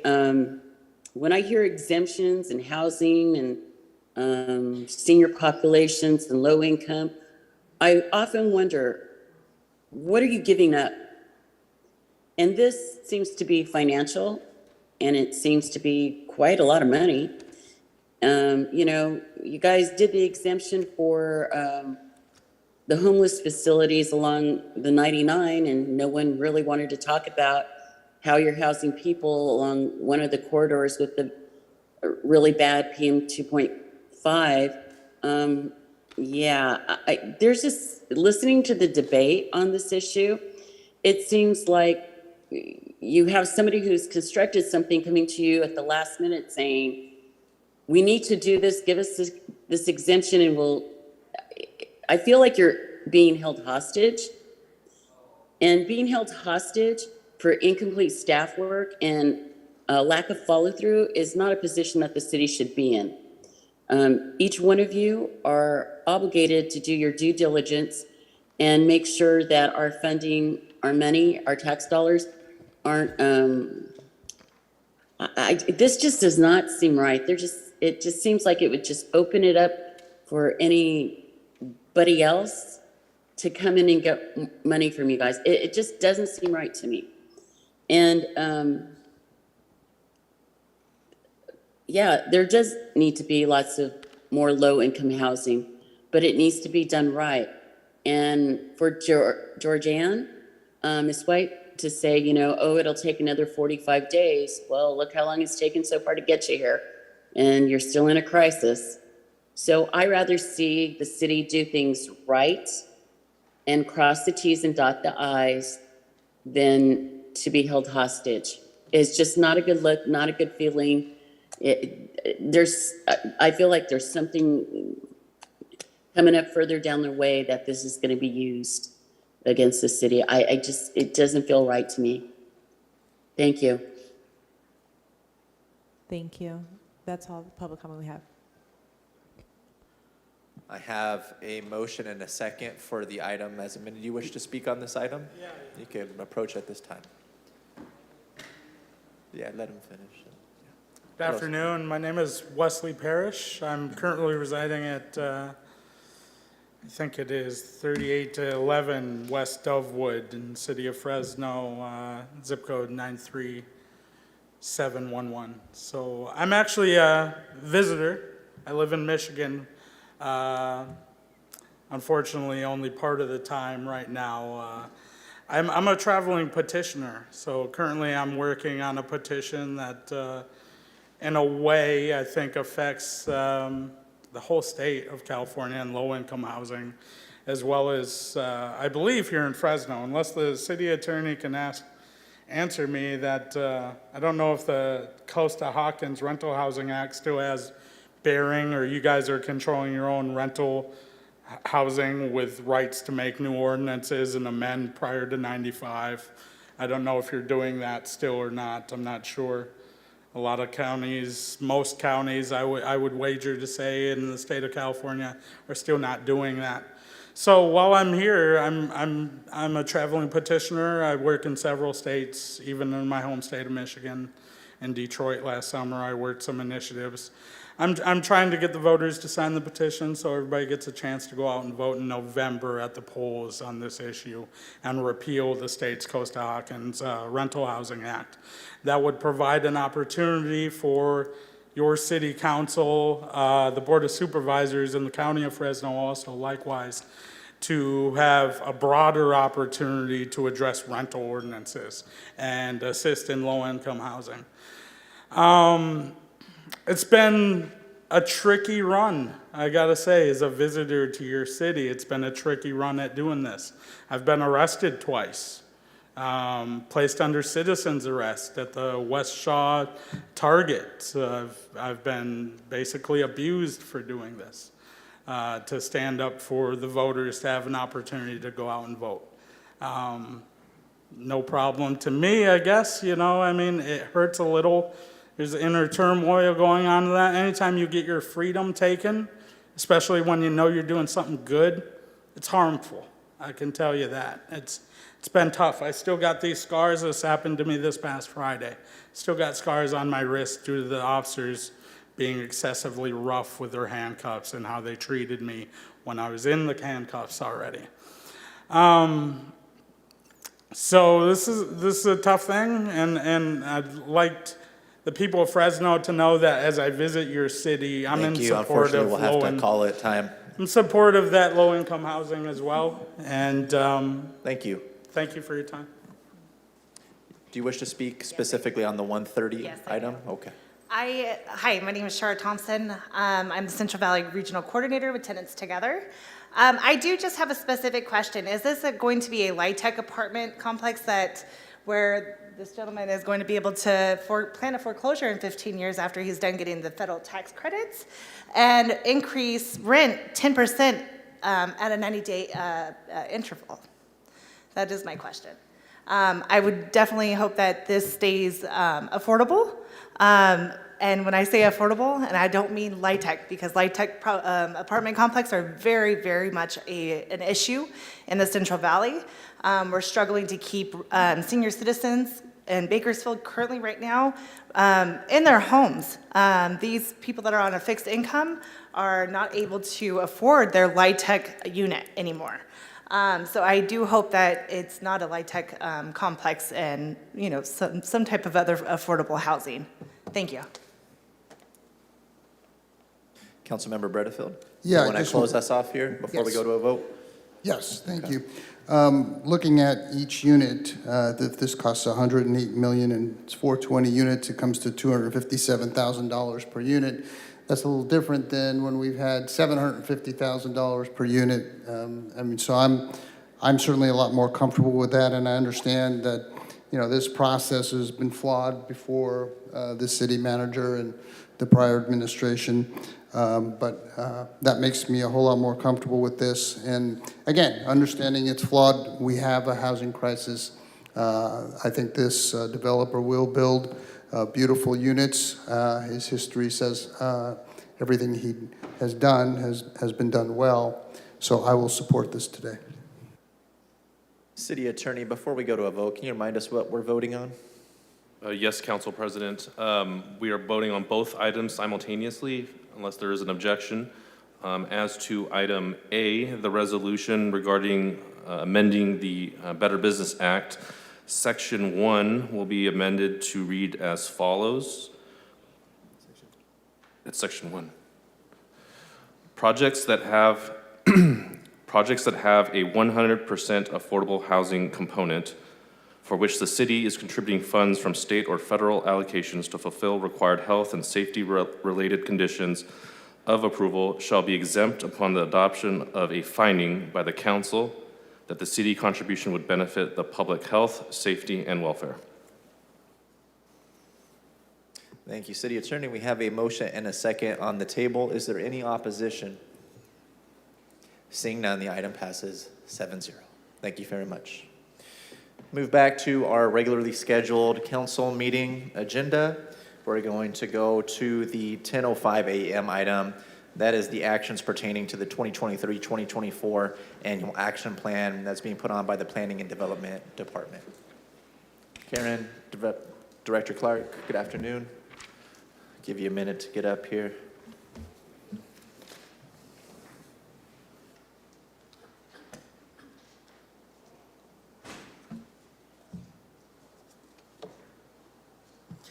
Good afternoon, Council.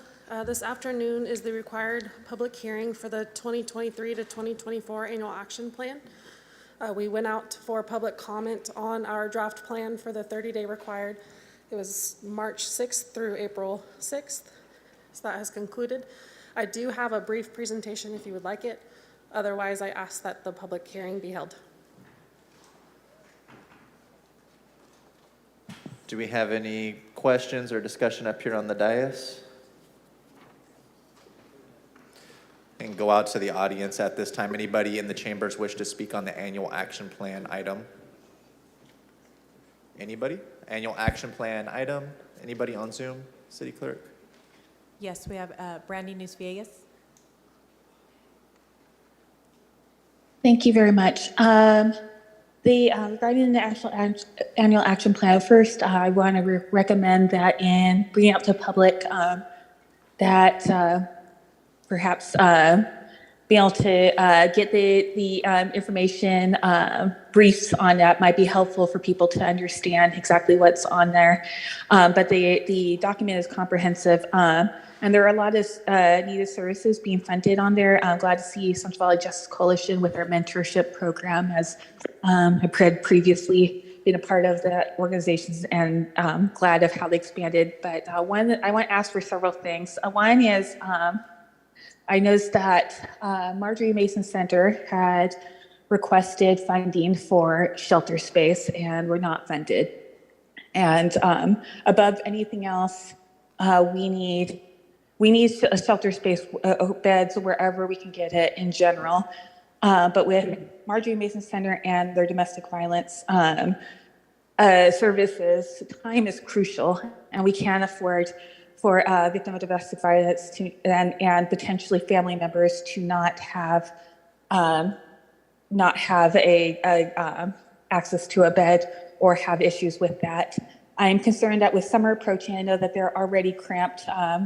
There is a documented rise in domestic violence increase, and the need would be greater. While giving out water in last summer, I've encountered and gave ride to several individuals to Marjorie Mason Center, and it's imperative that when someone arrives there, that they have the services they needed, including bed space. I know that while there's other needs, one cannot outreach without there being something available there, and that this needs to be a priority for here. And I ask that they would be funded, as again, we need to have this is absolutely crucial that we have expanded access for that shelter for people and their families. I also ask that regarding affordable housing, that there be a public process with theirs so that we can be able to have those who are knowledgeable about affordable housing and those who are living in the community to be able to have input in projects in there. And also a huge thing is for that we have oversight, that we have opportunities for those being served to be able to speak and weigh in on the services being offered, that we have audits, that we have a way to be able to ensure that everything being provided is being provided, as this is a huge investment and we want to ensure that we are getting what we are asking for. Thank you very much. Thank you. Next, we have Emily Brandt. Hi, Emily Brandt again. I am still very concerned about the pattern of annual action plans and the city in general, as we've heard from other people on other agenda items, that the city does not adequately inform residents of communities of meetings in a timely way. This is especially true in Southwest Fresno, where people do not often use social media or even have smartphones or internet access. Unless you mail home information, which you can get through bulk mailing rates, there will not be any knowledge of these meetings. The number of people who attend them is so small and so limited that it is not acceptable. And it doesn't really follow the guidelines acceptable to the federal government, as happened in 2008, 2015 housing element, which was out of compliance and honestly still is. So we need input from the community because, as I said earlier, 79% of the residents of 93706 are living twice below the federal poverty level, and yet no one is talking about that. No one seems concerned. Please do something constructive rather than talk constantly about low-income housing, which isn't good enough, affordable housing, which certainly isn't good enough. You raised your salaries recently. Nobody is raising the wages of hourly wage workers. They're the ones who are stuck paying these exorbitant prices. Right now, we've got the housing element going on forward in Southwest Fresno. Everything is buying houses. There is not enough of a public available who can qualify, even with down payment assistance and other things. This is not the route to go. You need to consider what's really there. Who lives there? How much do they have to spend on housing before you create programs asking for money from the federal government? There is such a serious mismatch that it just can't go on. And then people complain about homelessness. Well, what do you expect? That is going to be the result of a mismatch in funding and people who actually need it. So please, please go back to the drawing board. Start over. Talk about zoning that's meaningful, like inclusionary zoning. We have years of people waiting on Section 8 lists. This kind of funding for housing is not going to help the people who need it. Thank you. Thank you. That's all the public comment we have. Going to bring it back here to the dais, have Councilmember Arias punched up. Thank you, Council. I'd like to make a motion to approve with the following amendment, that we will move $796,711 in the CDBG funds from the Parks After School and Senior Programs to affordable housing development and land acquisition. Thank you. To be clear, we will still run those programs, but we're going to run those programs from the existing city funds and not CDBG. So the CDBG funds will now be focused on affordable housing and land acquisition for affordable housing. Thank you. I have a motion to approve by Councilmember Arias and a second from myself. Is there any other discussion up here on the dais? Any opposition? Seeing none, the item passes 7-0. Thank you. That brings us to our 10:20 a.m. hearing to designate a property to the local Register of Historic Resources, the Sequoia Hotel Fink and Scott building located at 925 to 933 Van Ness Avenue. Again, Planning and Development. Hello, Director Clark. Floor is yours. Good afternoon. I have a brief verbal presentation for you today. The action that you are being asked to review today is whether or not to designate a resource to the local register. The building located at 925 to 935 Van Ness was originally constructed in 1912 as the Sequoia Hotel. This four-story hotel was a staple of the early 1900s in downtown Fresno and had a distinctive exterior and interior character defining features similar to those you would see today on the Helm building. However, in the 1960s, the upper floors were demolished and the first floor and mezzanine level were redesigned for a home furnishing store and stock brokerage company. This new design removed the interior and exterior character-defining features of the 1912 Sequoia Hotel. The new design was distinctly mid-century modern, brick facade with a filigree detail on the far left and 3 large arches across a deep colonnade. Walton and Company, a full-service brokerage firm, and Fink and Scott Home Furnishings took over the building in 1962. Since that time, buildings on both sides of the structure have been removed. The parcel to the right is now a vacant lot, and the parcel to the left is a modern office building with parking in the front courtyard. Due to the abutting of the walls during construction, the left facade of the current building was refaced with stucco to support it. The right facade has been infilled with brick in original window openings.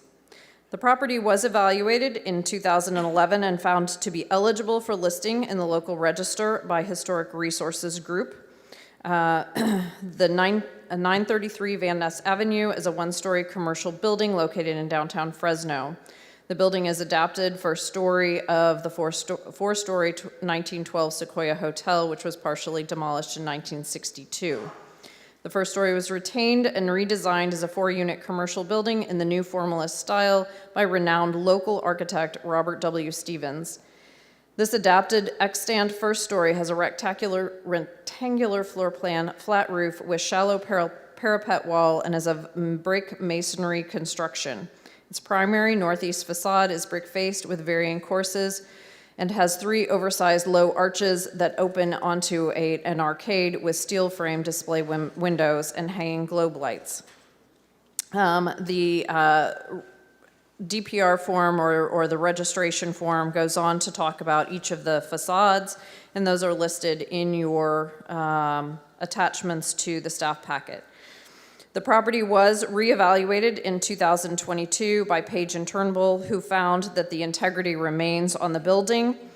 They did additionally state it is not currently listed in the National Register or the California Register. It does not appear to be eligible for either of those resource listings. There is no record of a previous survey evaluation on file that is affiliated with the State of California Office of Historic Preservation. The previous evaluation found at the time in 2011 that the building possessed a good level of integrity associated with its identified significance as a good example of new formalist commercial building in downtown Fresno and as a representative work of renowned local architect Robert W. Stevens. Historic Resources Group found that the building was continued to be eligible for listing as an individual resource on Fresno's local register of historic resources, and potentially on the California Register of Historic Resources. DPR update finds that the building integrity has been retained since no significant alterations had been made since the previous evaluation. So I just wanted to highlight a couple of the character-defining features and then discuss kind of next steps. Character-defining features of 933 Van Ness include rectangular plan with simple 1-story massing, brick masonry construction, brick-faced primary northeast facade with varying courses, 3 oversized low arch entrances on primary facade, decorative full-height vented brick screen on the southeast portion of the primary facade, arcade with steel frame display windows and hanging globe lights along primary facade. So what has happened to date? On October 24th, 2022, Historic Preservation Commission heard the potential listing of the property as a result of a demolition permit that had been submitted.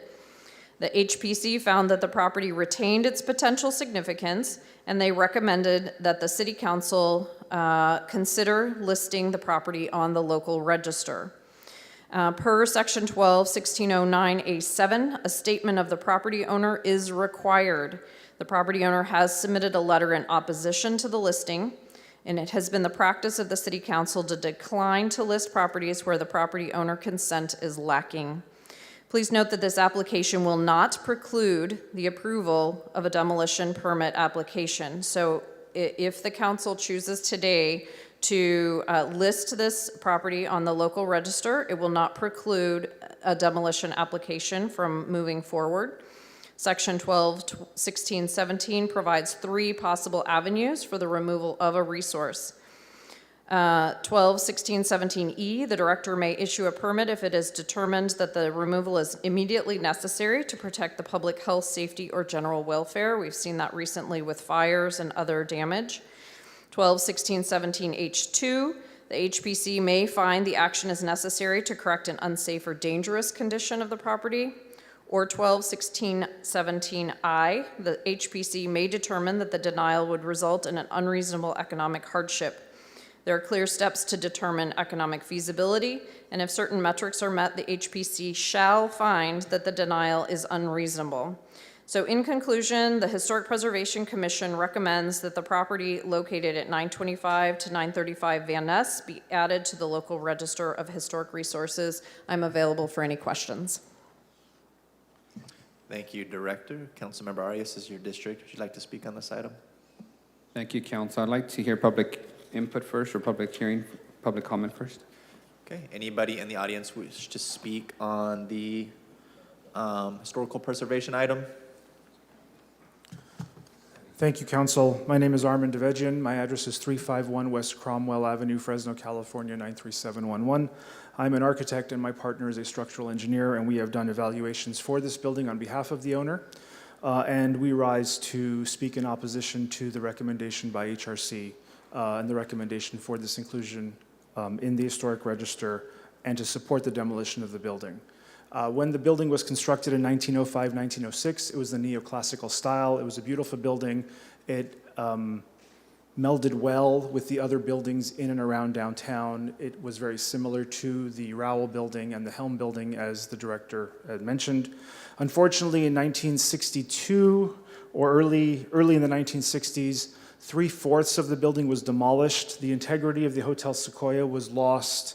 The neoclassical appearance was lost as a part of the demolition. All that was left was a one-story building with the footprint of the original Hotel Sequoia.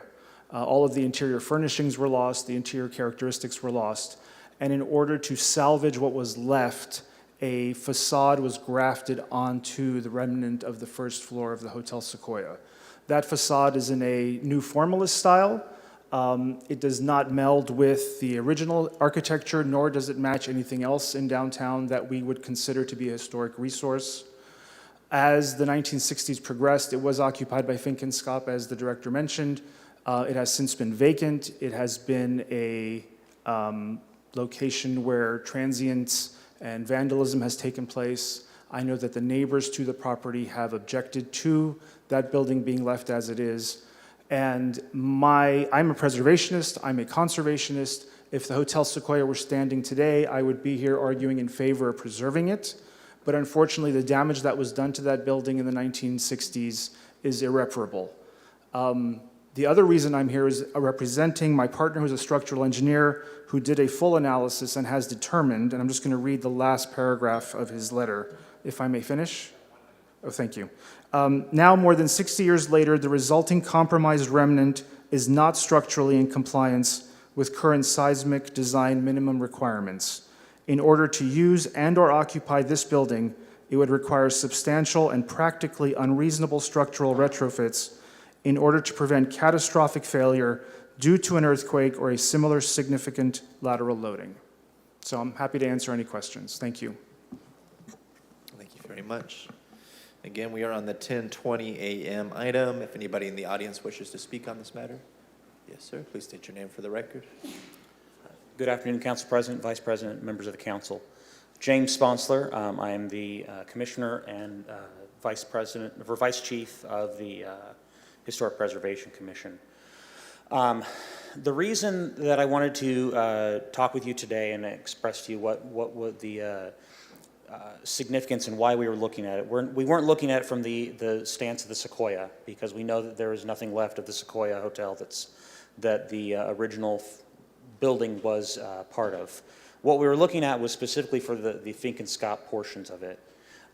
There are actually several other Robert Stevens, actually along Van Ness Avenue there. 2 more of them are actually further down the street.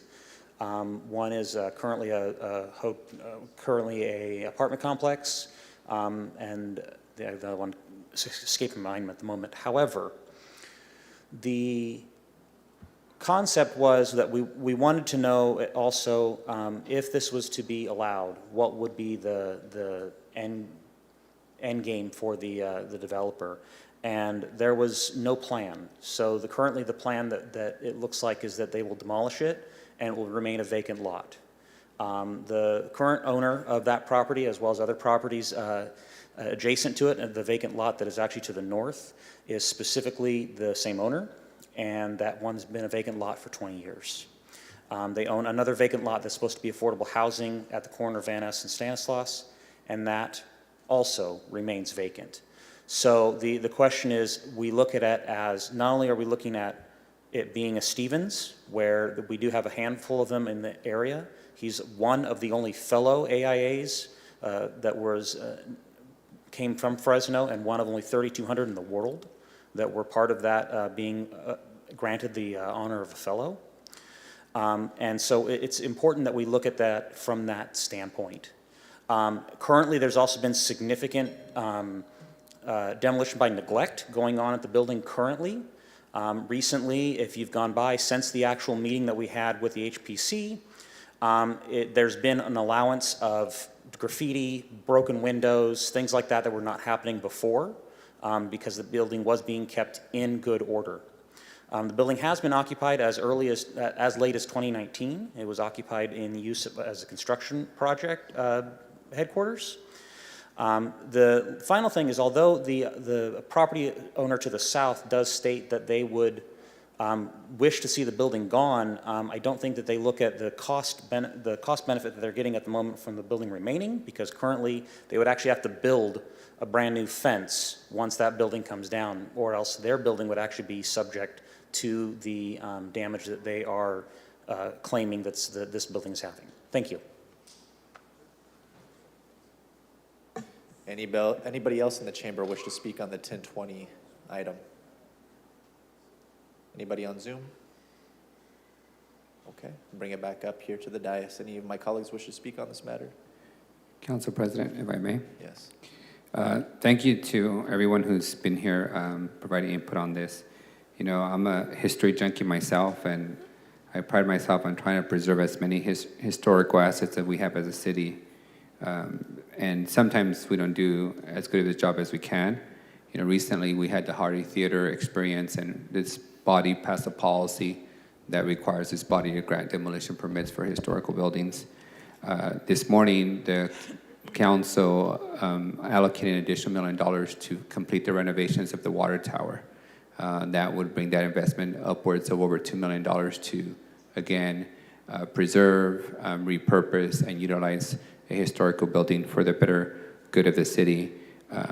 And with that, I tend to study these things very closely and read thoroughly what is the standard, because I'm not a historian. As much as I like old buildings and like fixing old houses, I'm not a historian by trade. So I looked at the city's historic preservation ordinance, which utilizes the standards of the National Register of Historic Places for determining the historic significance of a building, a resource, or a property. And the standards set forth are very explicit. They include that any building must meet the following criteria. It has been in existence for more than 50 years, and it possesses the aspects of integrity to convey its significance based upon location, design, setting, materials, workmanship, feeling, or association. It must be associated with events that have been made a significant contribution to the broad patterns of our history. It is associated with the lives of persons significant in our past. It embodies the distinctive characteristics of a type, period, or method of construction, or represents the work of a master, or possesses high artistic value. It has yielded, or may likely yield, information important to the prehistory or history. Those 4 specific areas. In this case, it is clear that the assessment demonstrates that Section 1, 2, or 4 are not applicable to this building in its current state. The only remaining alternative to consider is Section 3, which is subjective in nature and only possesses a remnant of the structure that, in my view, does not satisfy the requirement. And that's primarily because the original Sequoia Hotel, built in 1905 and '06, would have been eligible for inclusion had it not been demolished in 1962. That original building really is gone. The only thing that's left is the first floor that has had a hodgepodge of, facade put in on it. Because the current structure, in my view, is a corruption of the original form, resulting in a hodgepodge of design and execution. It cannot and does not, again, according to the National Register guidelines, possess or retain the physical features that characterize time, period, or method of construction. In my view, denying this request to designate this building allows for the path to be clear for a new building to go up in its place. In my view, and in my personal preference, a building that actually matches the era of the surrounding buildings, the Rao building across the street, the neighboring buildings. I wish we had a slide of what the original hotel would look like. It's a beautiful hotel, and what the building looks like today. You couldn't even assess that it had any relation to the same building. It's unfortunate that in 1962, the top floors were removed, really eliminating so much of the historical value. But a single-story building in the middle of a downtown that is authorized for 15 stories with amazing historical assets all around it does a disservice to the history of Fresno and to the future of Fresno, where we celebrate our historical assets. So with that, council, I'm going to make a motion to deny the historic designation in the local registry of this building and allow for it to proceed with the next step, and which I hope is a future building that matches and does justice to the architectural historical nature of our city.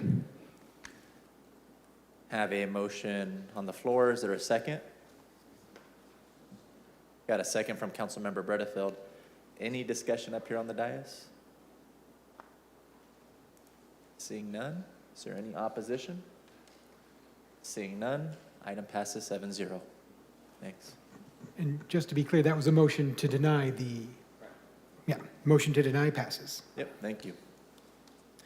That will bring us to the contested consent portion of today's agenda. We'll take it in numerical order, starting with item 1B as in boy, actions related to bid file, soliciting proposals to manage and operate food and beverage concessions, and news and convenience concessions at Fresno Yosemite International Airport. This was pulled by Councilmember Arias.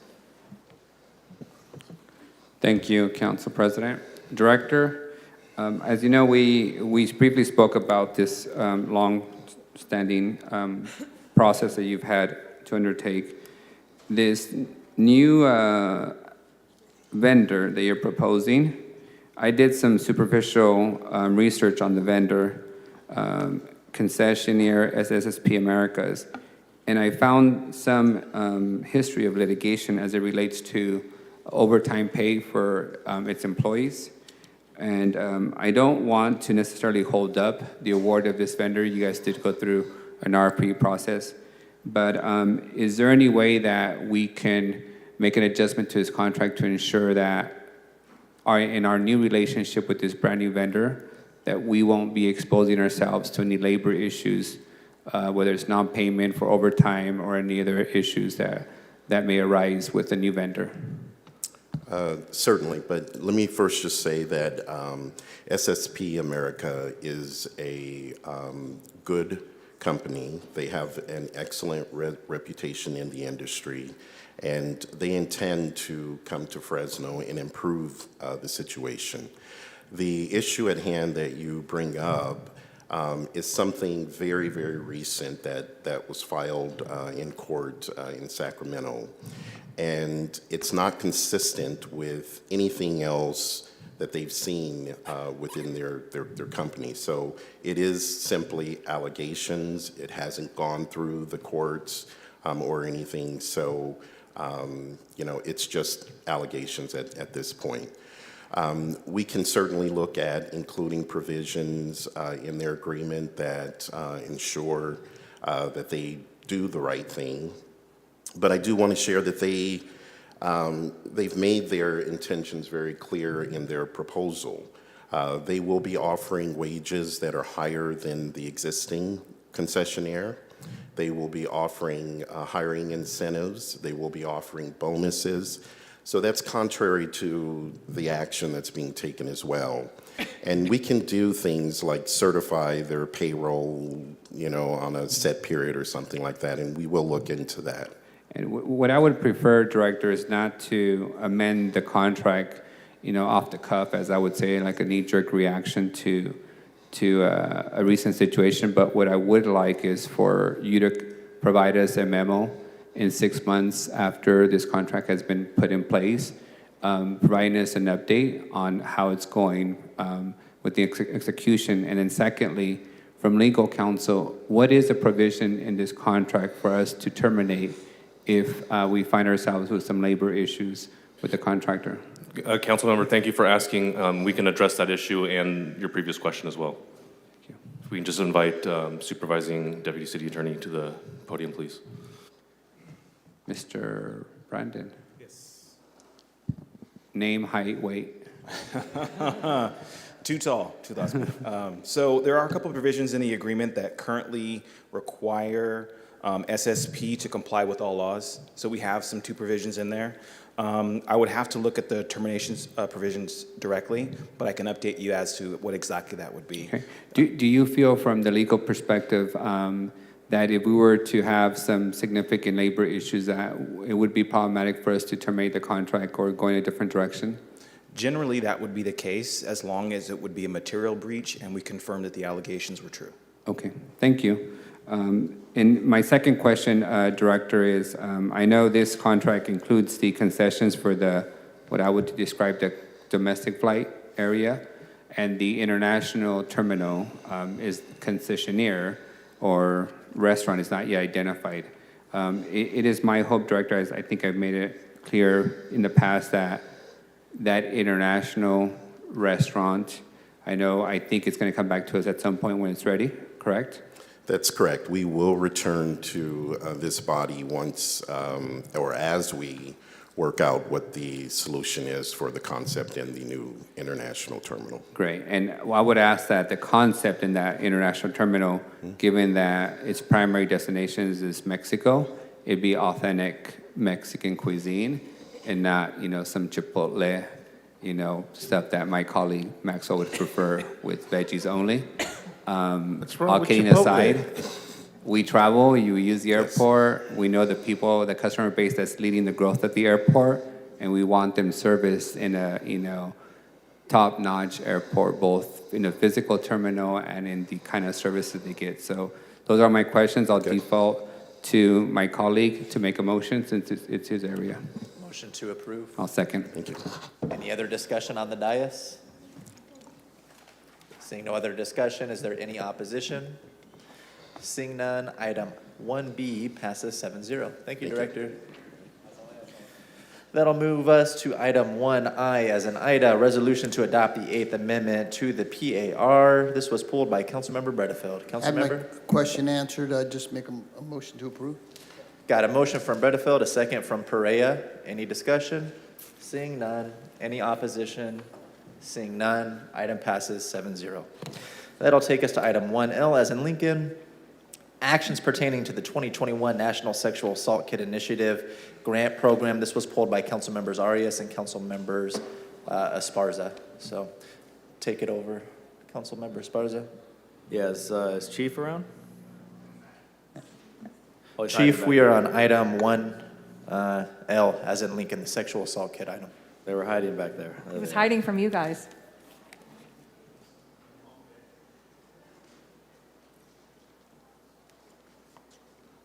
Good afternoon. Good afternoon, Chief. A couple of questions. So looking at the item, it's for the most part a no-brainer. I believe we voted on this in the past and accepted this grant in the past. It's a lot of money. Most of it looks like it's coming to our agency. My question was around the portion of the dollars that are going to be allocated over to the district attorney's office, 51,000 and change.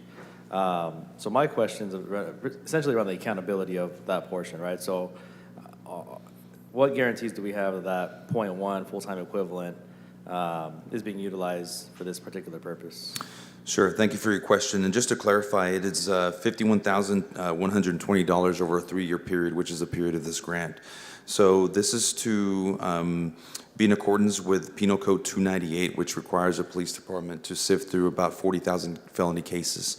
And right now, the state mandates that we retrieve lawfully owed DNA from certain crimes, those crimes being serious felony crimes, such as homicide, rape, sexual assaults, but also arsons. In 2 years, the law will require for us to get lawfully owed DNA from all felony crimes. So it's going to be a pretty big burden on our police department. We certainly want to get ahead of it by applying for these grants. So what this pays for is it basically gives the district attorney's office $17,040 per year. So it breaks it up into 3 years, and that guarantees that a deputy district attorney will be assigned a portion of their time, about 1/10 of their time, to assist our police department in giving us a legal ruling on when we have to obtain this DNA. So as I said before, we have to look through 40,000 cases to make sure that we stay ahead of it. They're the ones that give us the legal authorization by giving us a legal review. So basically this money guarantees that, number one, we're following all the legal protocols, but also makes the SAKI grant more effective for our police department and to serve our community. This is not, we're not taking .1 FTE over there at their office for prosecutorial purposes. We're taking that point. They're pushing paper essentially. They're right. They're reviewing our cases to make sure that we are on good legal standing to obtain that lawfully owed DNA. And this is something that we've done in the past. In 2019, we actually gave them about $183,000 for a total of $551,000 for a full-time DA. We've basically taken a lot of the brunt of the work ourselves, but we still need that legal standing from the district attorney's office. Okay, all right. That satisfies my question in terms of understanding what exactly they're doing, and just .1 of an FTE. It's easy for that to get lost, and I was wondering about the accountability and if we're receiving the service and if it's actually going to this purpose of combating sexual assault. Councilmember Arias, you also pulled this item for discussion. My questions were addressed. Okay, I'll entertain a motion at this time. Still moved. You want to do it now? Got a motion from Carbasi, second from Chavez. Any other discussion? Any opposition? Seeing none, item passes 7-0. Thanks. Chief, we'll keep you up here for that next item, which is going to be 1M as in Mary, actions pertaining to the FY22 COPS hiring program grant, herein referred to as COPS Metro Bike Unit. This was pulled by myself and Council Member Esparza. I got a few questions, Chief, but why don't you just tell us a little bit more about this item first? Absolutely. This is something that we discussed almost a year ago when we were trying to expand the police officer bike program in various neighborhoods. And a long-term goal was to make sure that we had designated bike officers in every district and not just Tower or not just downtown.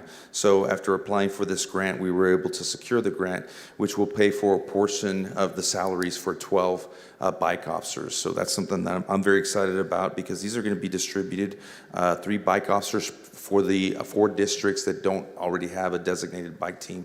We know that the Southwest District, because it has Chinatown and downtown and part of the Tower District, they already have a pretty robust Metro bike team, but this is to add designated bike officers to those areas. Now, the reason I'm asking to accept this grant right now is that we've been using other resources. We've been pulling officers from our district safety teams to have bike officers in various areas like the Tower District. I would rather have designated bike officers who are transferred there, who know the area, who know how to do police community relations, who are going to get to know the members of that community, not just business owners, but people who live there. You can have that positive relationship with them. That'll be a much better model than the one that we're using now, which is basically, putting people on special assignment to meet that need.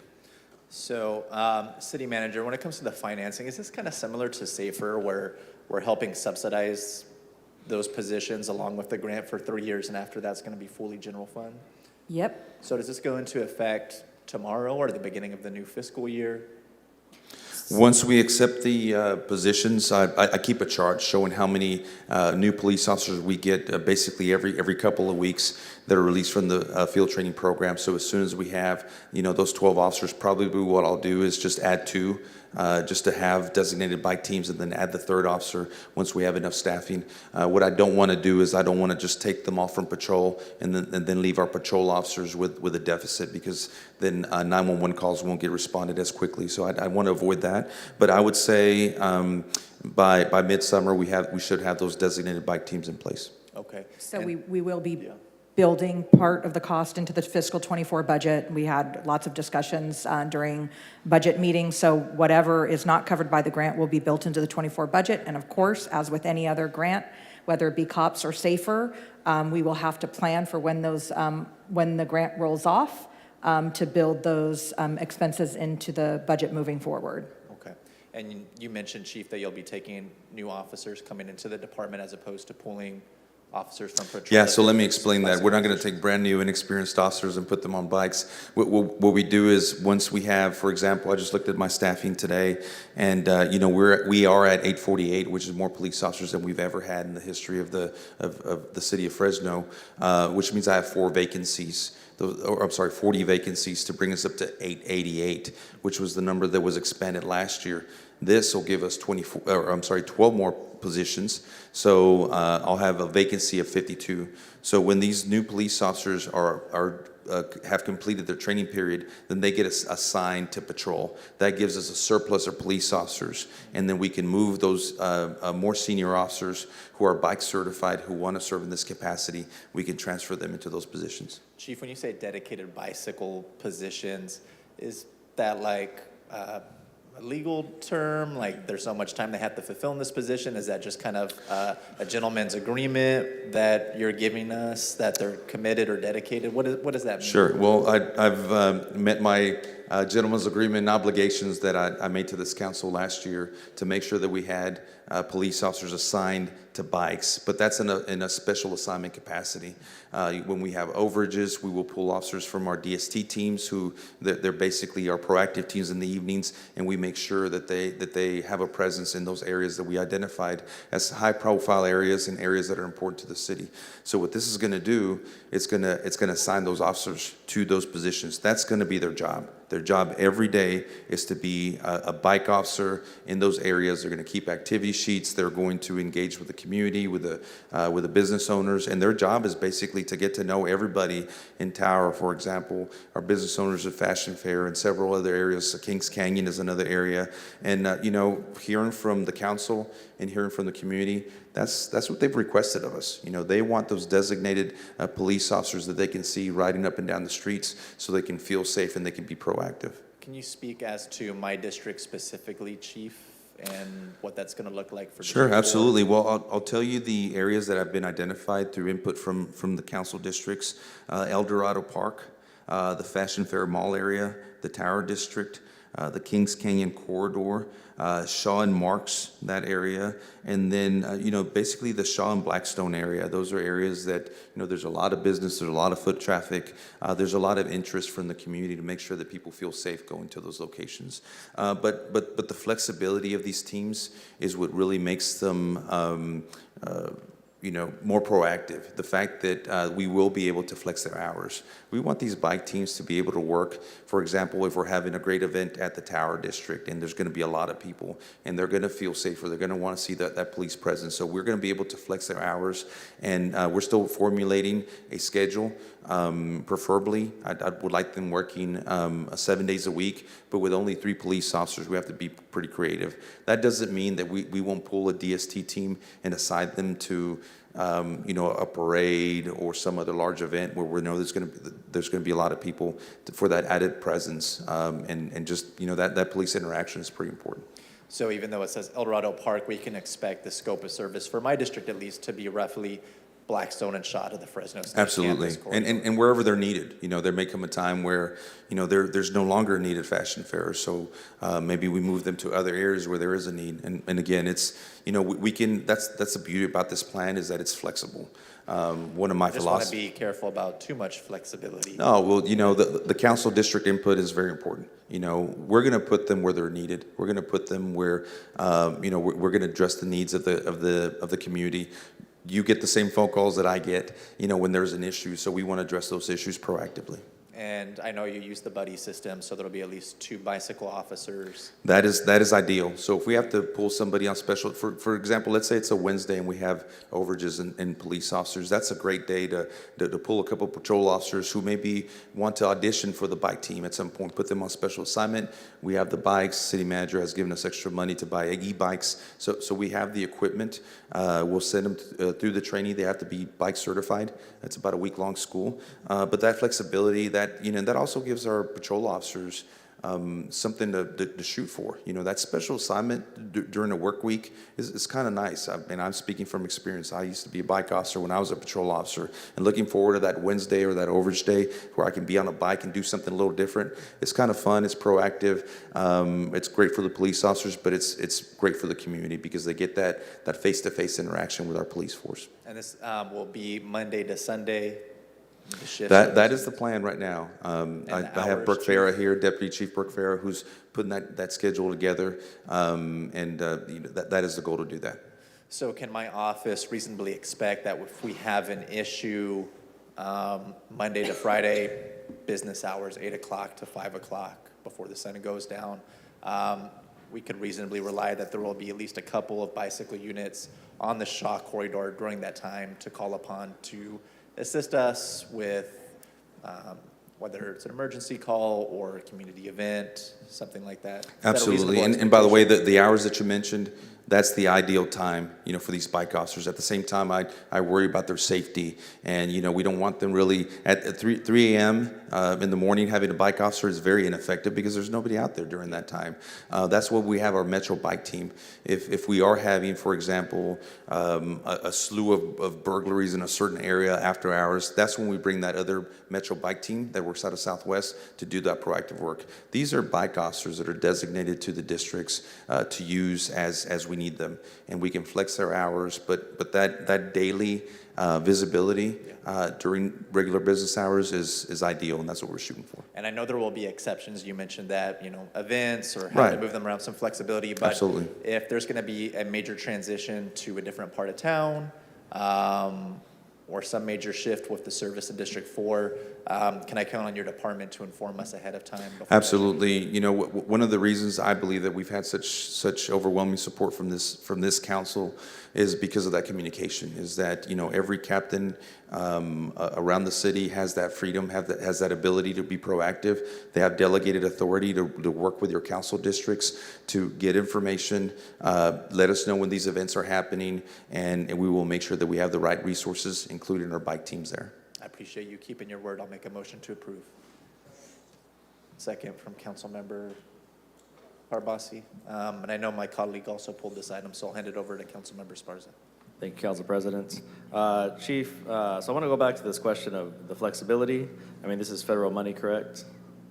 It is, and that's why I had to receive the grant first, is because I couldn't create these positions and staff them and then apply for the grant later, because that would be supplanted. We wouldn't have the availability of this money.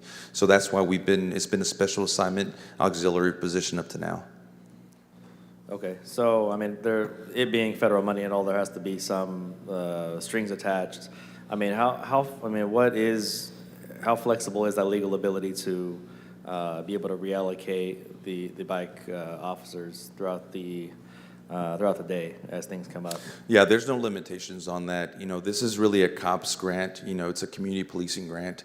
The mission of these bike officers is to increase that police-community relations, and they're doing that by being assigned in the areas that I mentioned before. So we have reviewed the grant. We've received these grants in the past. I personally managed this particular grant in my previous agency. So we are well within the scope of the parameters of this grant.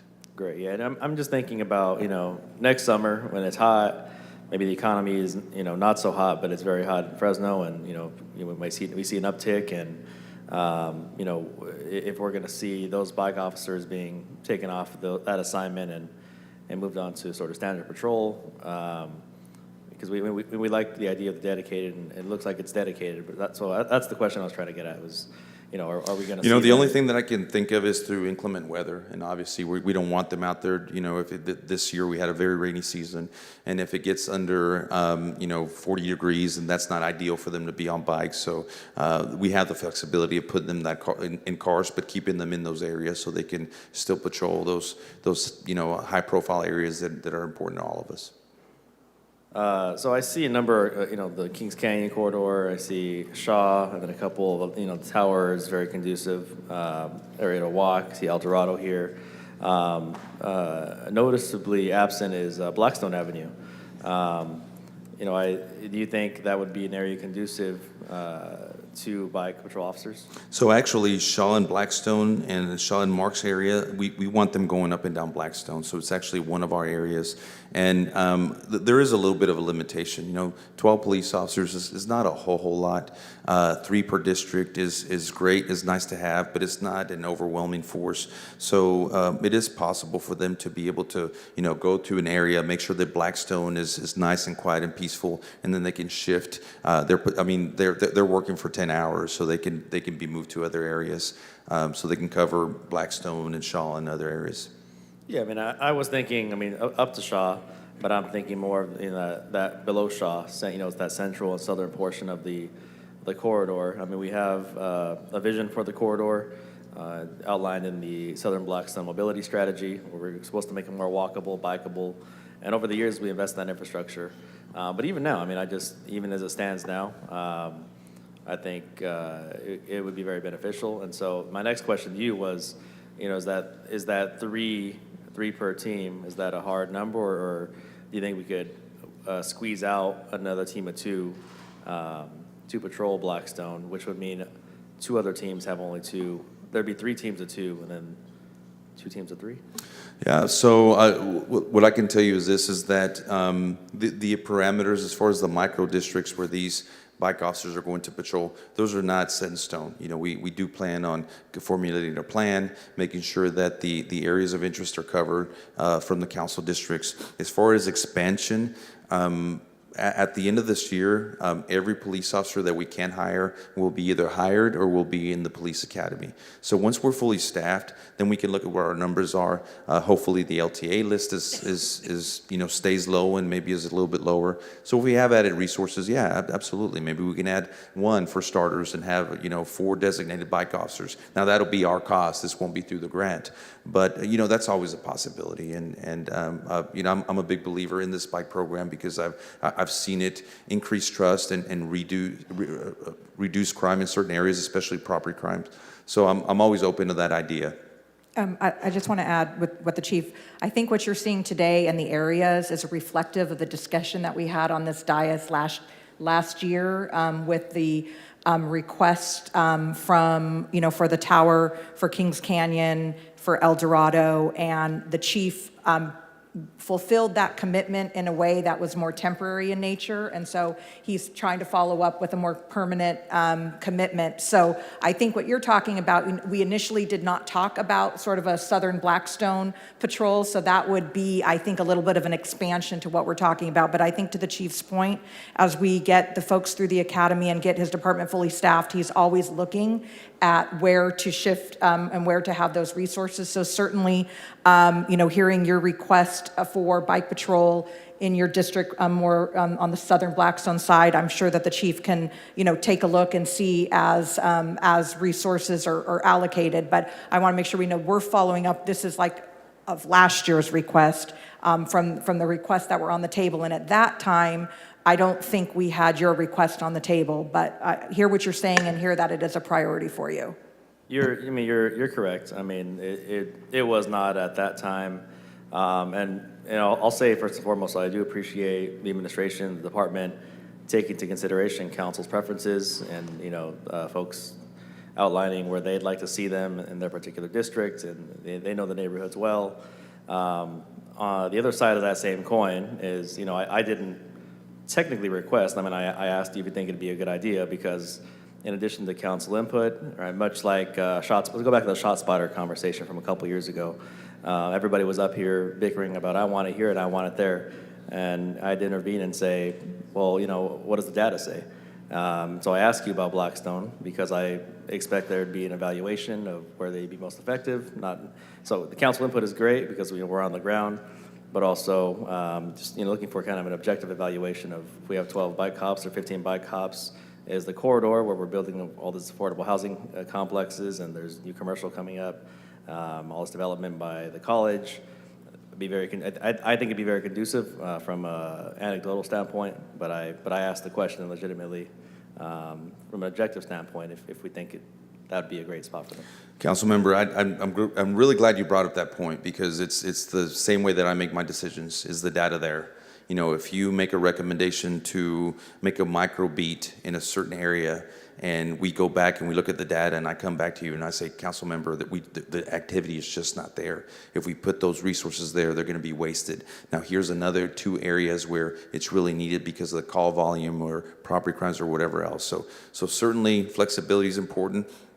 But making these decisions based off of data and what's going on in our community, and things change. We may have an part of town that maybe has a lot of call volume, and we focus on it, and we reduce that drastically. Well, then at that point, we have to shift gears and maybe allocate those resources to another part in your district that is suffering or experiencing high number of calls. All right, thanks, Chief. Yeah, the rest of my questions were financial in nature. So what year are we? What fiscal year will we be paying the full cost of these dozen officers? Fiscal year 27. I believe fiscal 27. 27. And then what's the split between now and then? Is it 50-50 or is it some other split? No, it's not. It actually pays for 25%. So we will be paying it basically pays for $41,000 per year per police officer that we're adding. We have to make up the difference. And City Manager, you're fiscally comfortable with this decision? Yes, when we present the budget, you'll see it is a little tight this year, but we were trying to, take into account the priorities and wishes of the council, and so this was the best way to get us there. At least we're not 100% paying for them if we can get the grant program to offset some of the costs. So yes, we are comfortable. It's a subsidized way of increasing our number of officers. It is, and this will get us up to 900. Mayor, is your budget going to reflect any additional officers beyond this?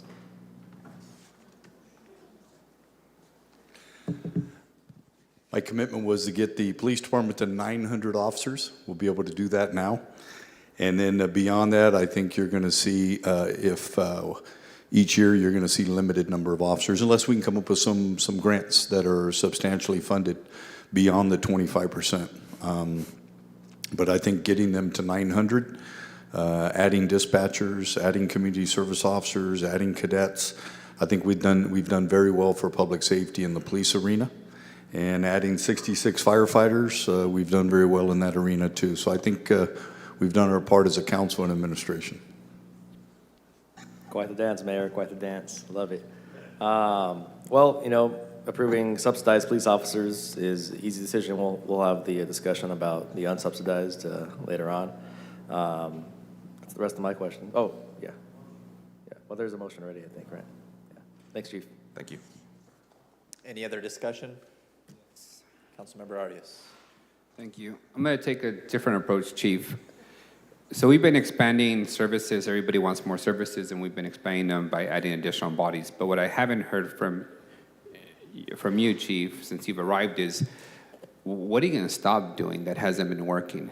You have a lot of special units, and I have not seen any data that demonstrate all those special units are effective. They're a good return on investment.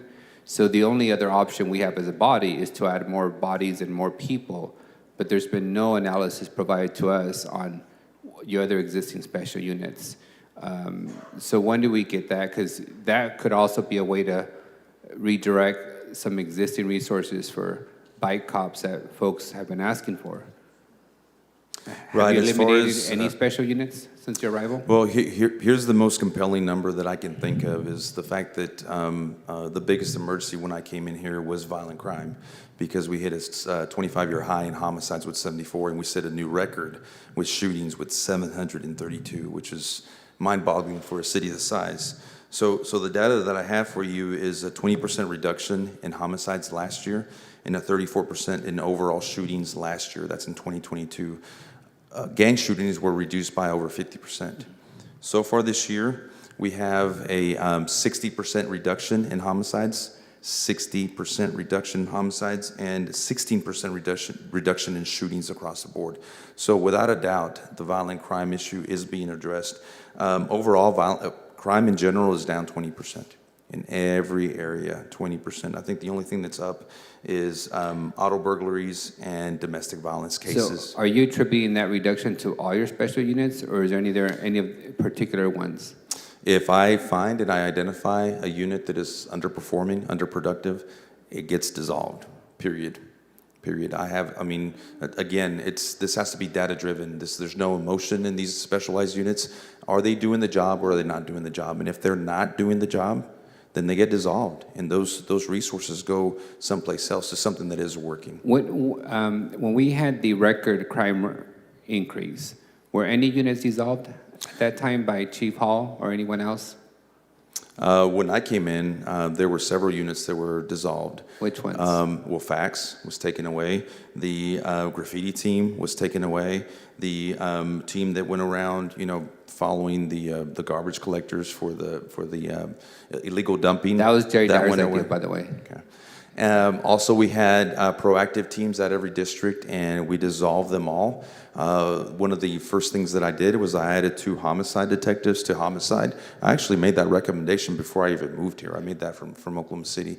And then we doubled the magic team. I found out that we had an estimated 25,000 gang members in the city of Fresno, and our gang task force was not working 7 days a week. What is going on with that? So that team was doubled. So every single night we have a magic proactive TAC team out there working. What we've done is we filled every vacancies in those critical areas. I know Deputy Chief Mark Salazar was here earlier. He's over investigations and he's over the more proactive units. So the way we fill our vacancies is critical needs. I can't have a vacancy in homicide. I can't have a vacancy in child abuse and sex crimes because the stakes are too high. So that's how we allocate our resources. And I do get a full report from that division as far as the number of warrants, I don't have them memorized. We could provide that to you. No, it's no need. I just wanted to understand and have validation that you are also making adjustments with ineffective units. When you arrived, you also established a unit to investigate long-term absences of officers who had not been in their job for several years.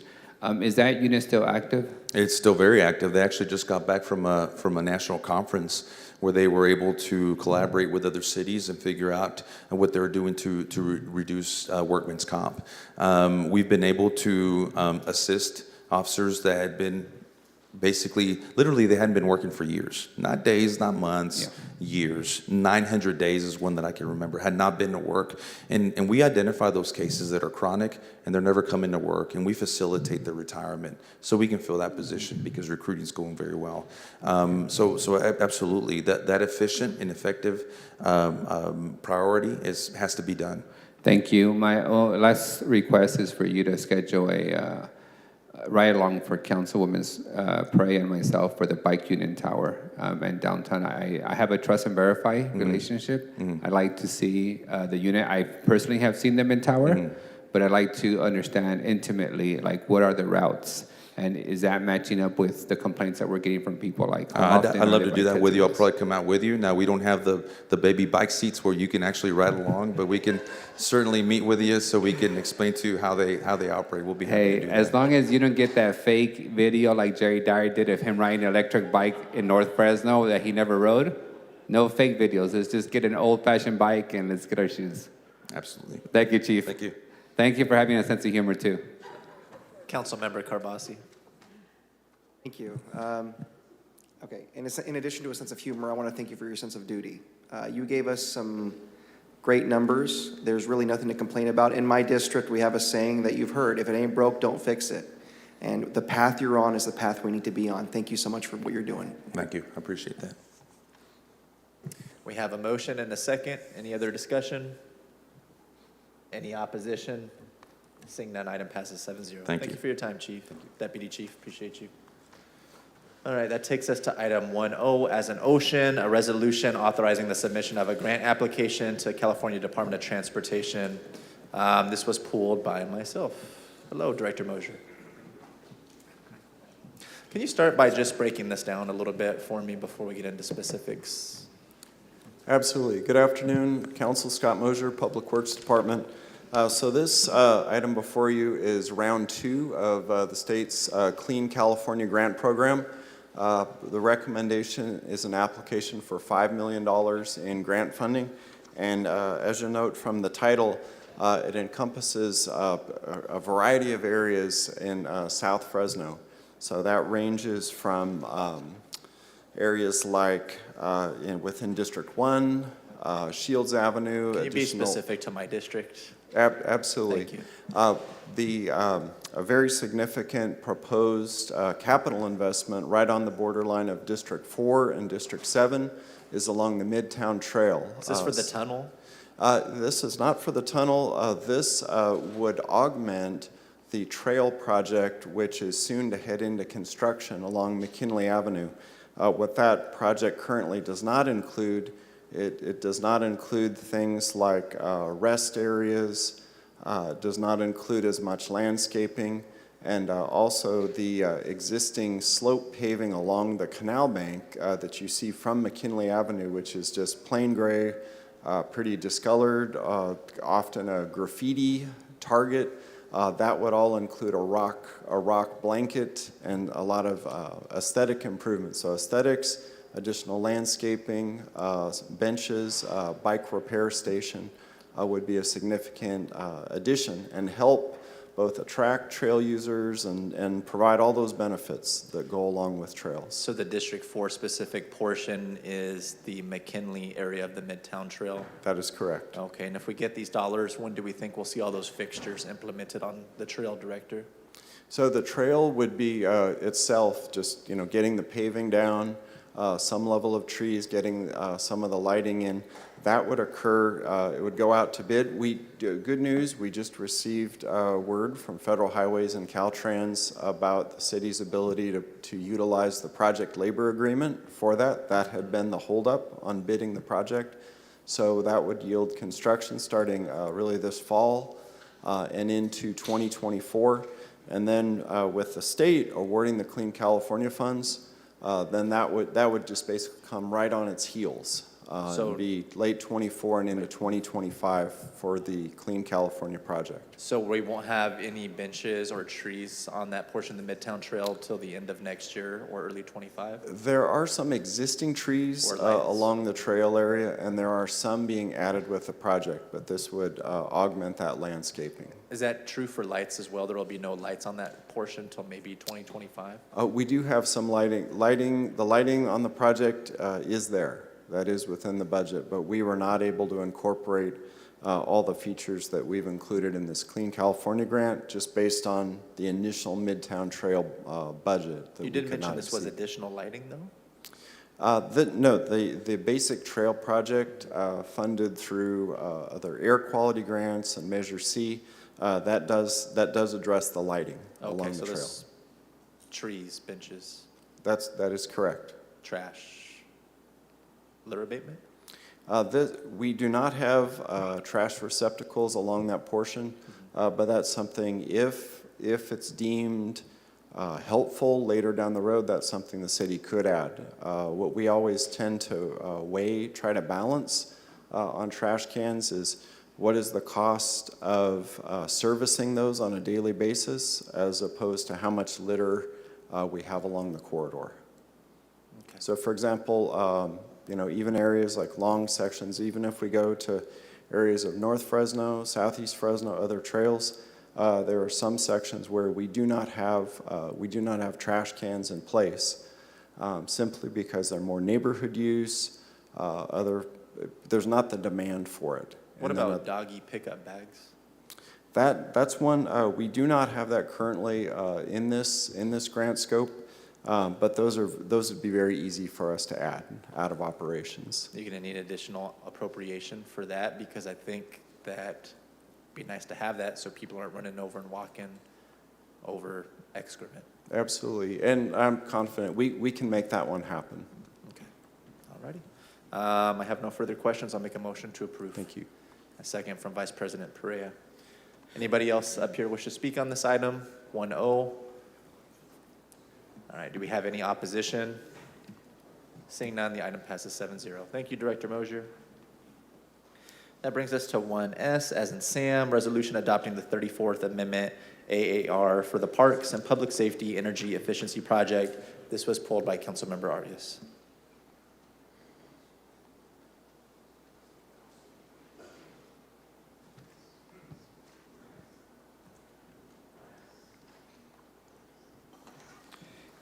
I was trying to identify, can you for the record tell us what list of projects are still pending?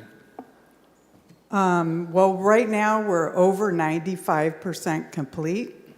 So there's some HVAC work that is being completed over probably, I'd say, the next 30 to 60 days. So What projects are those? I don't have them memorized, but I can get back to you. Okay. The police annex has a project that's probably 90% complete right now, and then there's a couple of community centers. But great. all the lighting is completely done, and so it's just some of the HVAC and controls work, and they probably will finish up in the next 30 to 60 days. You can just get us an email update, that would be sufficient. Sure. Thank you, I'll make a motion to approve. Motion to approve from Councilmember Arias, second from Councilmember Carbasi. Any other conversation? Any opposition? Seeing none, item passes 7-0. Our last contested consent item is 1X, as an X-ray, actions pertaining to the disposal of vacated roadway property associated with the State Route 99 realignment project. This was pulled by Councilmember Arias. Council President, I'd like to make a motion to approve with the following amendment, that the item, we eliminate section B in the exhibit, which is a North Parkway Drive property from this item. Is there a second? Maybe somebody whose district abuts the 99? I have a motion to approve as amended by Councilmember Arias, a second from Councilmember Carbasi. Any other discussion? Any opposition? Item passes 6-0. Thank you, staff. All right, that concludes contested consent. We will take the 3B as in boy workshop, NLC service line warranty program by HomeServe. And I hope 15 minutes will be sufficient for your presentation today, sir? Yes. Okay. If you please introduce yourself. Good afternoon. Hi, my name is Larry Byrne. I'm with the National League of Cities Service Line Warranty Program. That's always a mouthful, powered by HomeServe. I think 15 minutes is fine. What I thought I would do was, because I think I over-prepared for this. I mean, a 40-page deck is a little much for this. And I think you all probably have a general sense of what we do, but I thought I would go through the first few pages, just kind of give you the 30,000-foot view of who we are, what we do, and what we are proposing for the city, if you'd like. And then, take questions and answers. If you have the decks in front of you, you'll see that the first couple pages are kind of devoted to, who we are. Do you have a slideshow by chance, or no? Just wanted to confirm. All right, we'll follow along on the physical copy. I just wanted to see for the folks at home if there's something to follow along with. Yeah, I mean, there was a PDF attached, I think, to the agenda, but Okay, let's go ahead and give the city clerk a moment to pull that up, Okay, just so great. people watching virtually can follow along.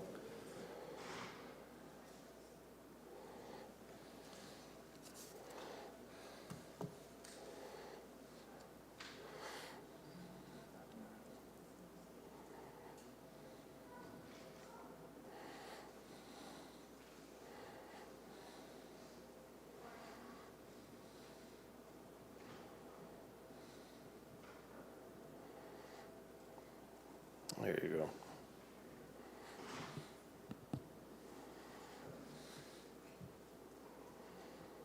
Perfect. sorry, what? Okay, great. Yeah, we'll go right to the first slide. After that page would be a good start. And then one more. Perfect. So what we do, what this National League of Cities Service Line Warranty Program is about is that we provide really a solution for homeowners in collaboration with municipalities and municipal utility districts and in 35 or 40 utilities across the country. And this solution, what it is it's for people that are really faced with in some cases, a catastrophic expense when they're going through a water line break or a sewer line collapse or an interior plumbing issue.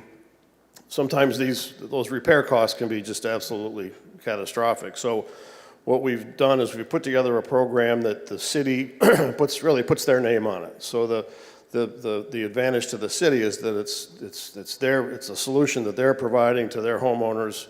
And typically these are folks that are, they're on a fixed income, they're in at-risk communities, they're low income. These programs really kind of resonate with folks that can least afford some type of, home-related emergency. So through our relationship with the National League of Cities, we've partnered with roughly 1,100 cities across the country in the past 5 or 6 years. We're working with an additional 200 or 300 municipal utility districts and about 45 utility companies such as SoCal Gas and CenterPoint and so forth. Interestingly enough, we currently have close to 5 million customers. They've purchased 8.5 million policies, and the statistic I always like to quote is that every 34 seconds somewhere we're dispatching a truck. We're dispatching a plumber, we're dispatching an electrician, because one of the questions we'll get in this part of this process is, do people really use these programs? And they do. If you go to the next slide, you'll see that in California alone, just in the time that we've really partnered with the NLC, we're up to now about 35 or 36 municipal partners, in addition to some water and sewer districts, like Cal Water and Golden State and so forth. But the interesting numbers, again, are the fact that we've got 460,000 customers in California signed up with about 2 policies per customer, and we've saved them $123 million in the past 7 years. Now, this is money that would ordinarily come out of their pocket if not for this program. So again, it's an affordable solution because the price of these policies is going to range between $6, $7 a month on the water line side to $10 or $11 on the sewer line side. So that will cover 98%, 99% of the claims that are filed. The average claim that we cover for water is going to be several $1,000s, and on sewer it can be many times more than that. But the coverage limits are such that the majority of those claims are covered. So what we try to do, I think, in our messaging though, is really align with what the needs of the cities are. You can go to that next page if you'd like.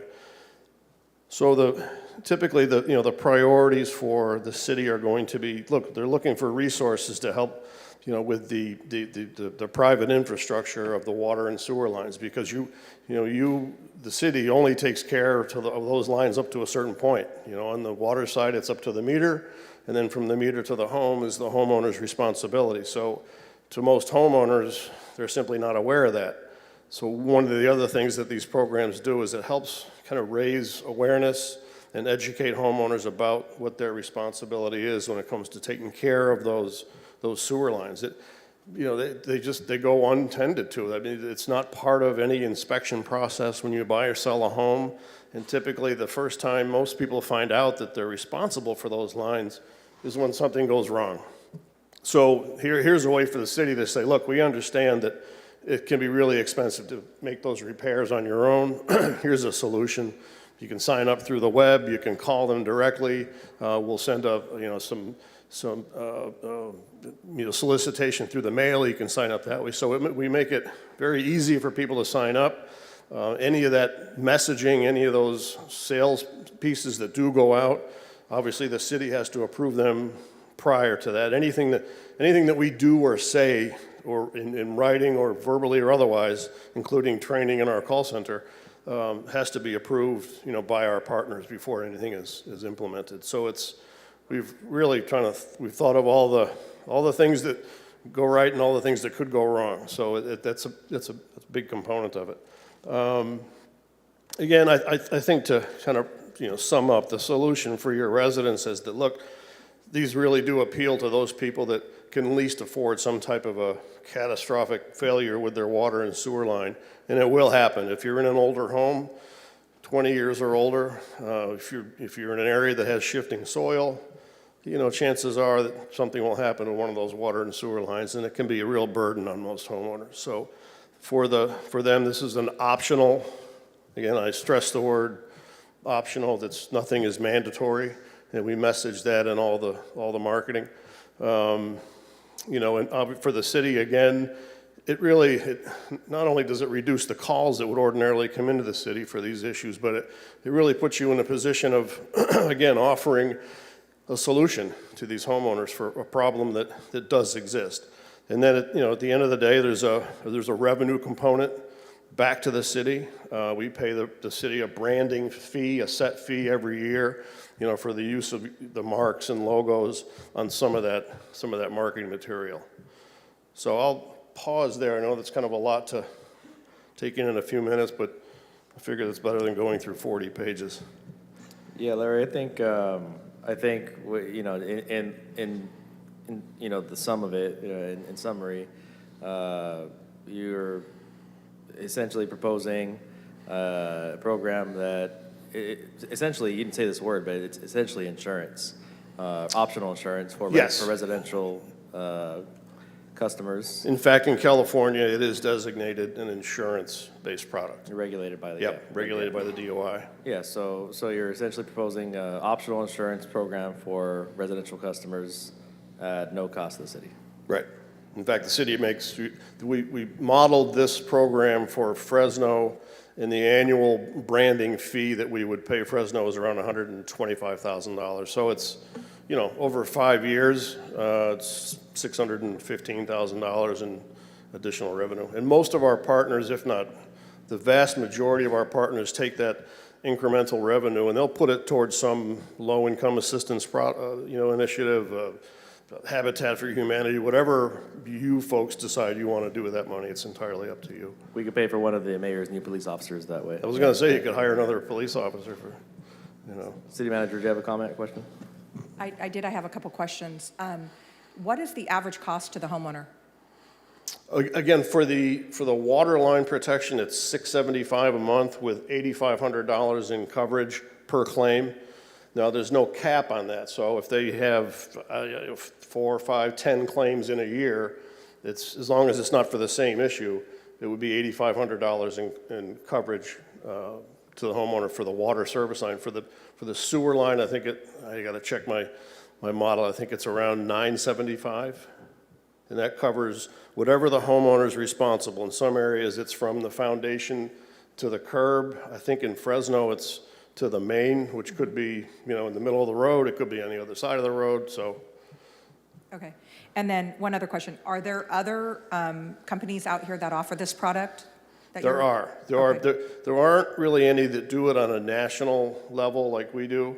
And that's really one of the reasons we partnered with, or we sought out the endorsement of the National League of Cities. They put us through a pretty thorough, vetting process, much like an RFP. So when we do go talk to a city, some are pretty, restrictive in what they can and can't do with respect to RFPs, but some will say, okay, well, look, if the NLC, if you're good enough for the NLC, you're good enough for us. Okay. Thank you. Yep. Any other comments or questions from the dais? Okay, I appreciate your time here today. You got it. Thank you. Thank you for coming Thank you, Larry. to us, sir. All right, thank you. Enjoy the rest of your afternoon. That'll conclude the open portion of today's agenda. We're going to go back and hear closed session. After closed session, we'll come back out and conclude unscheduled communication before adjourning the meeting. City Attorney, would you please announce what we'll be hearing in closed session and whether there'll be anything to announce out afterwards? Yes, Council President. Item B, conference with labor negotiators, all units. Item C, conference with legal counsel, anticipated litigation, initiation of litigation pursuant to paragraph 4 of subdivision D, section 54956.9, one potential case. D, public employee performance evaluation, city clerk. Item E, public employee performance evaluation, city attorney.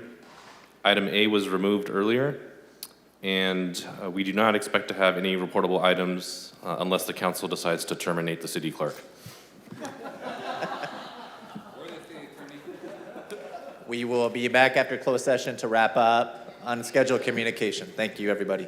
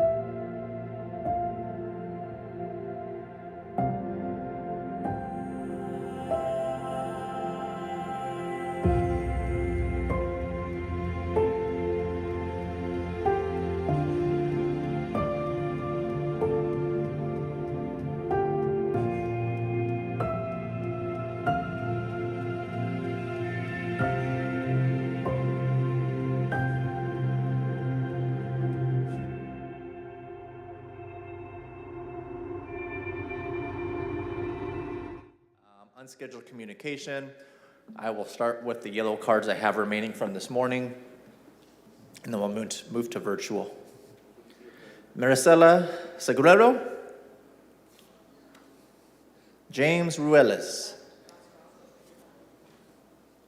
Natalie Delgado.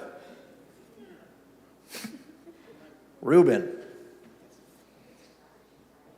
Sean Patrick. Dunn.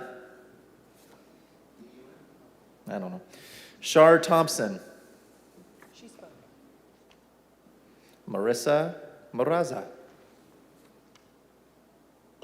Dakari Cleveland.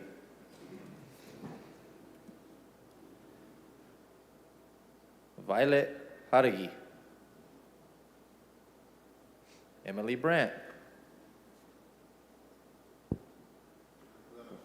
Wesley Parrish. Rain Chamberlain. Seeing nobody in the audience wishing to speak, we'll go ahead and go to Zoom at this time. Yes, we have Marissa M. Marissa, good afternoon. You have 3 minutes to address the council. Hi, good afternoon, council. Can you hear me okay?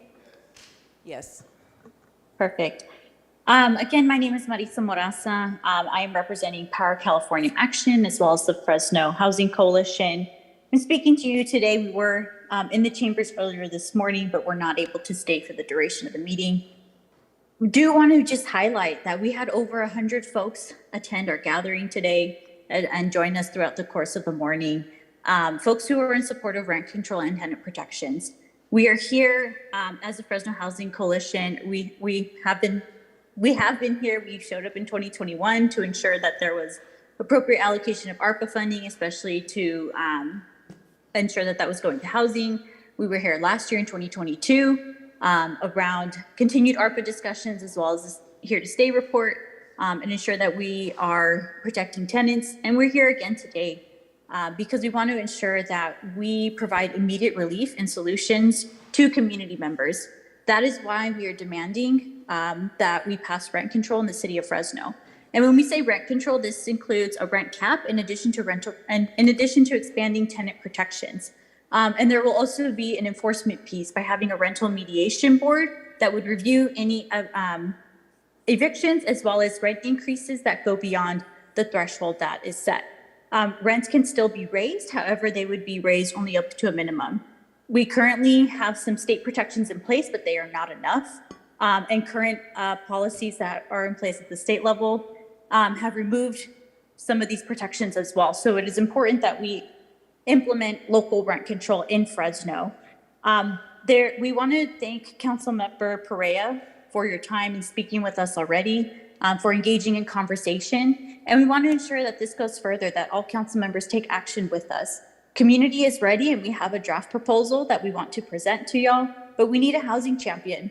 So we ask council members today to please take action, stand with community, and help us provide immediate relief to thousands, tens of thousands of renters and tenants in the city of Fresno. Thank you. Thank you, Marissa. Next, we have Brandy, News Vegas. Thank you. Well, first of all, regarding Breadfield, I also condemn the threats made to you and to your staff, as well as actions against Chavez, these are not acceptable. I am aware of people, many community members who have been targeted by this person, who are in a different opposite political spectrum as Breadfield, and in all these cases, this is not healthy and this is not okay for our community. Reading it, Tyler read a long list of names of people who took the time to speak up on this need and took time away from work, and it is not okay as well. I mean, it's that they got it was moved. The rest of the public comment was moved to the undetermined time rather than perhaps right after lunch, where people could be heard. And as you see, many of them could not be there. As Bob noted before, we had learned about the tragic death of two of our unhoused community members, both on Monday. that he addressed. And I agree with him that HART disrupts people, displaces them if you stay here, you will lose your belongings. And that sometimes means moving somewhere less safe than where people might otherwise go, but less prone to harassment. We need that addressed, and we need managed safe camps for people, so people have a place to go. But mainly I want to support the tenant protections. Our community is uplifting. As Miguel noted, one of the quickest rising demographics and those who are unhoused are elderly who can no longer afford their rent on fixed incomes, as well as those, I would add, those with disabilities on fixed incomes. One of the first people I worked with who were unhoused was befriended, was an elderly woman in Santa Monica who lost her housing for the same reason, and we don't want to be like that. And we're constantly asked for if there's affordable housing available by our unhoused. There are a lot of positive, more and more research is showing the effectiveness of this, not only for as far as rent control and anti-displacement, but also have a positive effect on housing as a whole, despite rhetoric to try to dissuade you from implementing rent control. And I can send those to you. But it also has many other positive impacts as far as promoting neighborhood stability and diversity. A study showed that it revealed that protected units turned out to have better conditions than market rates because tenants are more likely to seek out repairs than if they have those protections. There is also just effect on the community. Thank you, Brandy. Last, we have Lisa Flores. All right, Lisa, good afternoon. You have 3 minutes. First, President Tyler Maxwell, I am very disappointed in the lack of empathy and the lack of public participation by putting the public comments at the very end. That just shows the continuance of the city of Fresno not wanting to have positive communication with the public. Like speakers before me have said, people have taken a lot of time to go down, change their days, to go down to address their government. And to be put off at 4 o'clock, people have kids to pick up from school and feed and, things they have to do in their day that they cannot be waiting all around because they're not getting paid to listen to you, but you are getting paid to listen to them. Now, on about communications, the reason why I wanted to speak was we need a better form of communication in the city of Fresno between government and the citizenry, whether it's your planning processes, whether it's, my dog is even upset. She's upset because of the dog park. What has happened is the dog groups that go out to roading are typically on Wednesday and Saturdays. And we've both in this last week were met with the dog park is closed for maintenance. We're grateful for the maintenance, but there wasn't a lot of forewarning.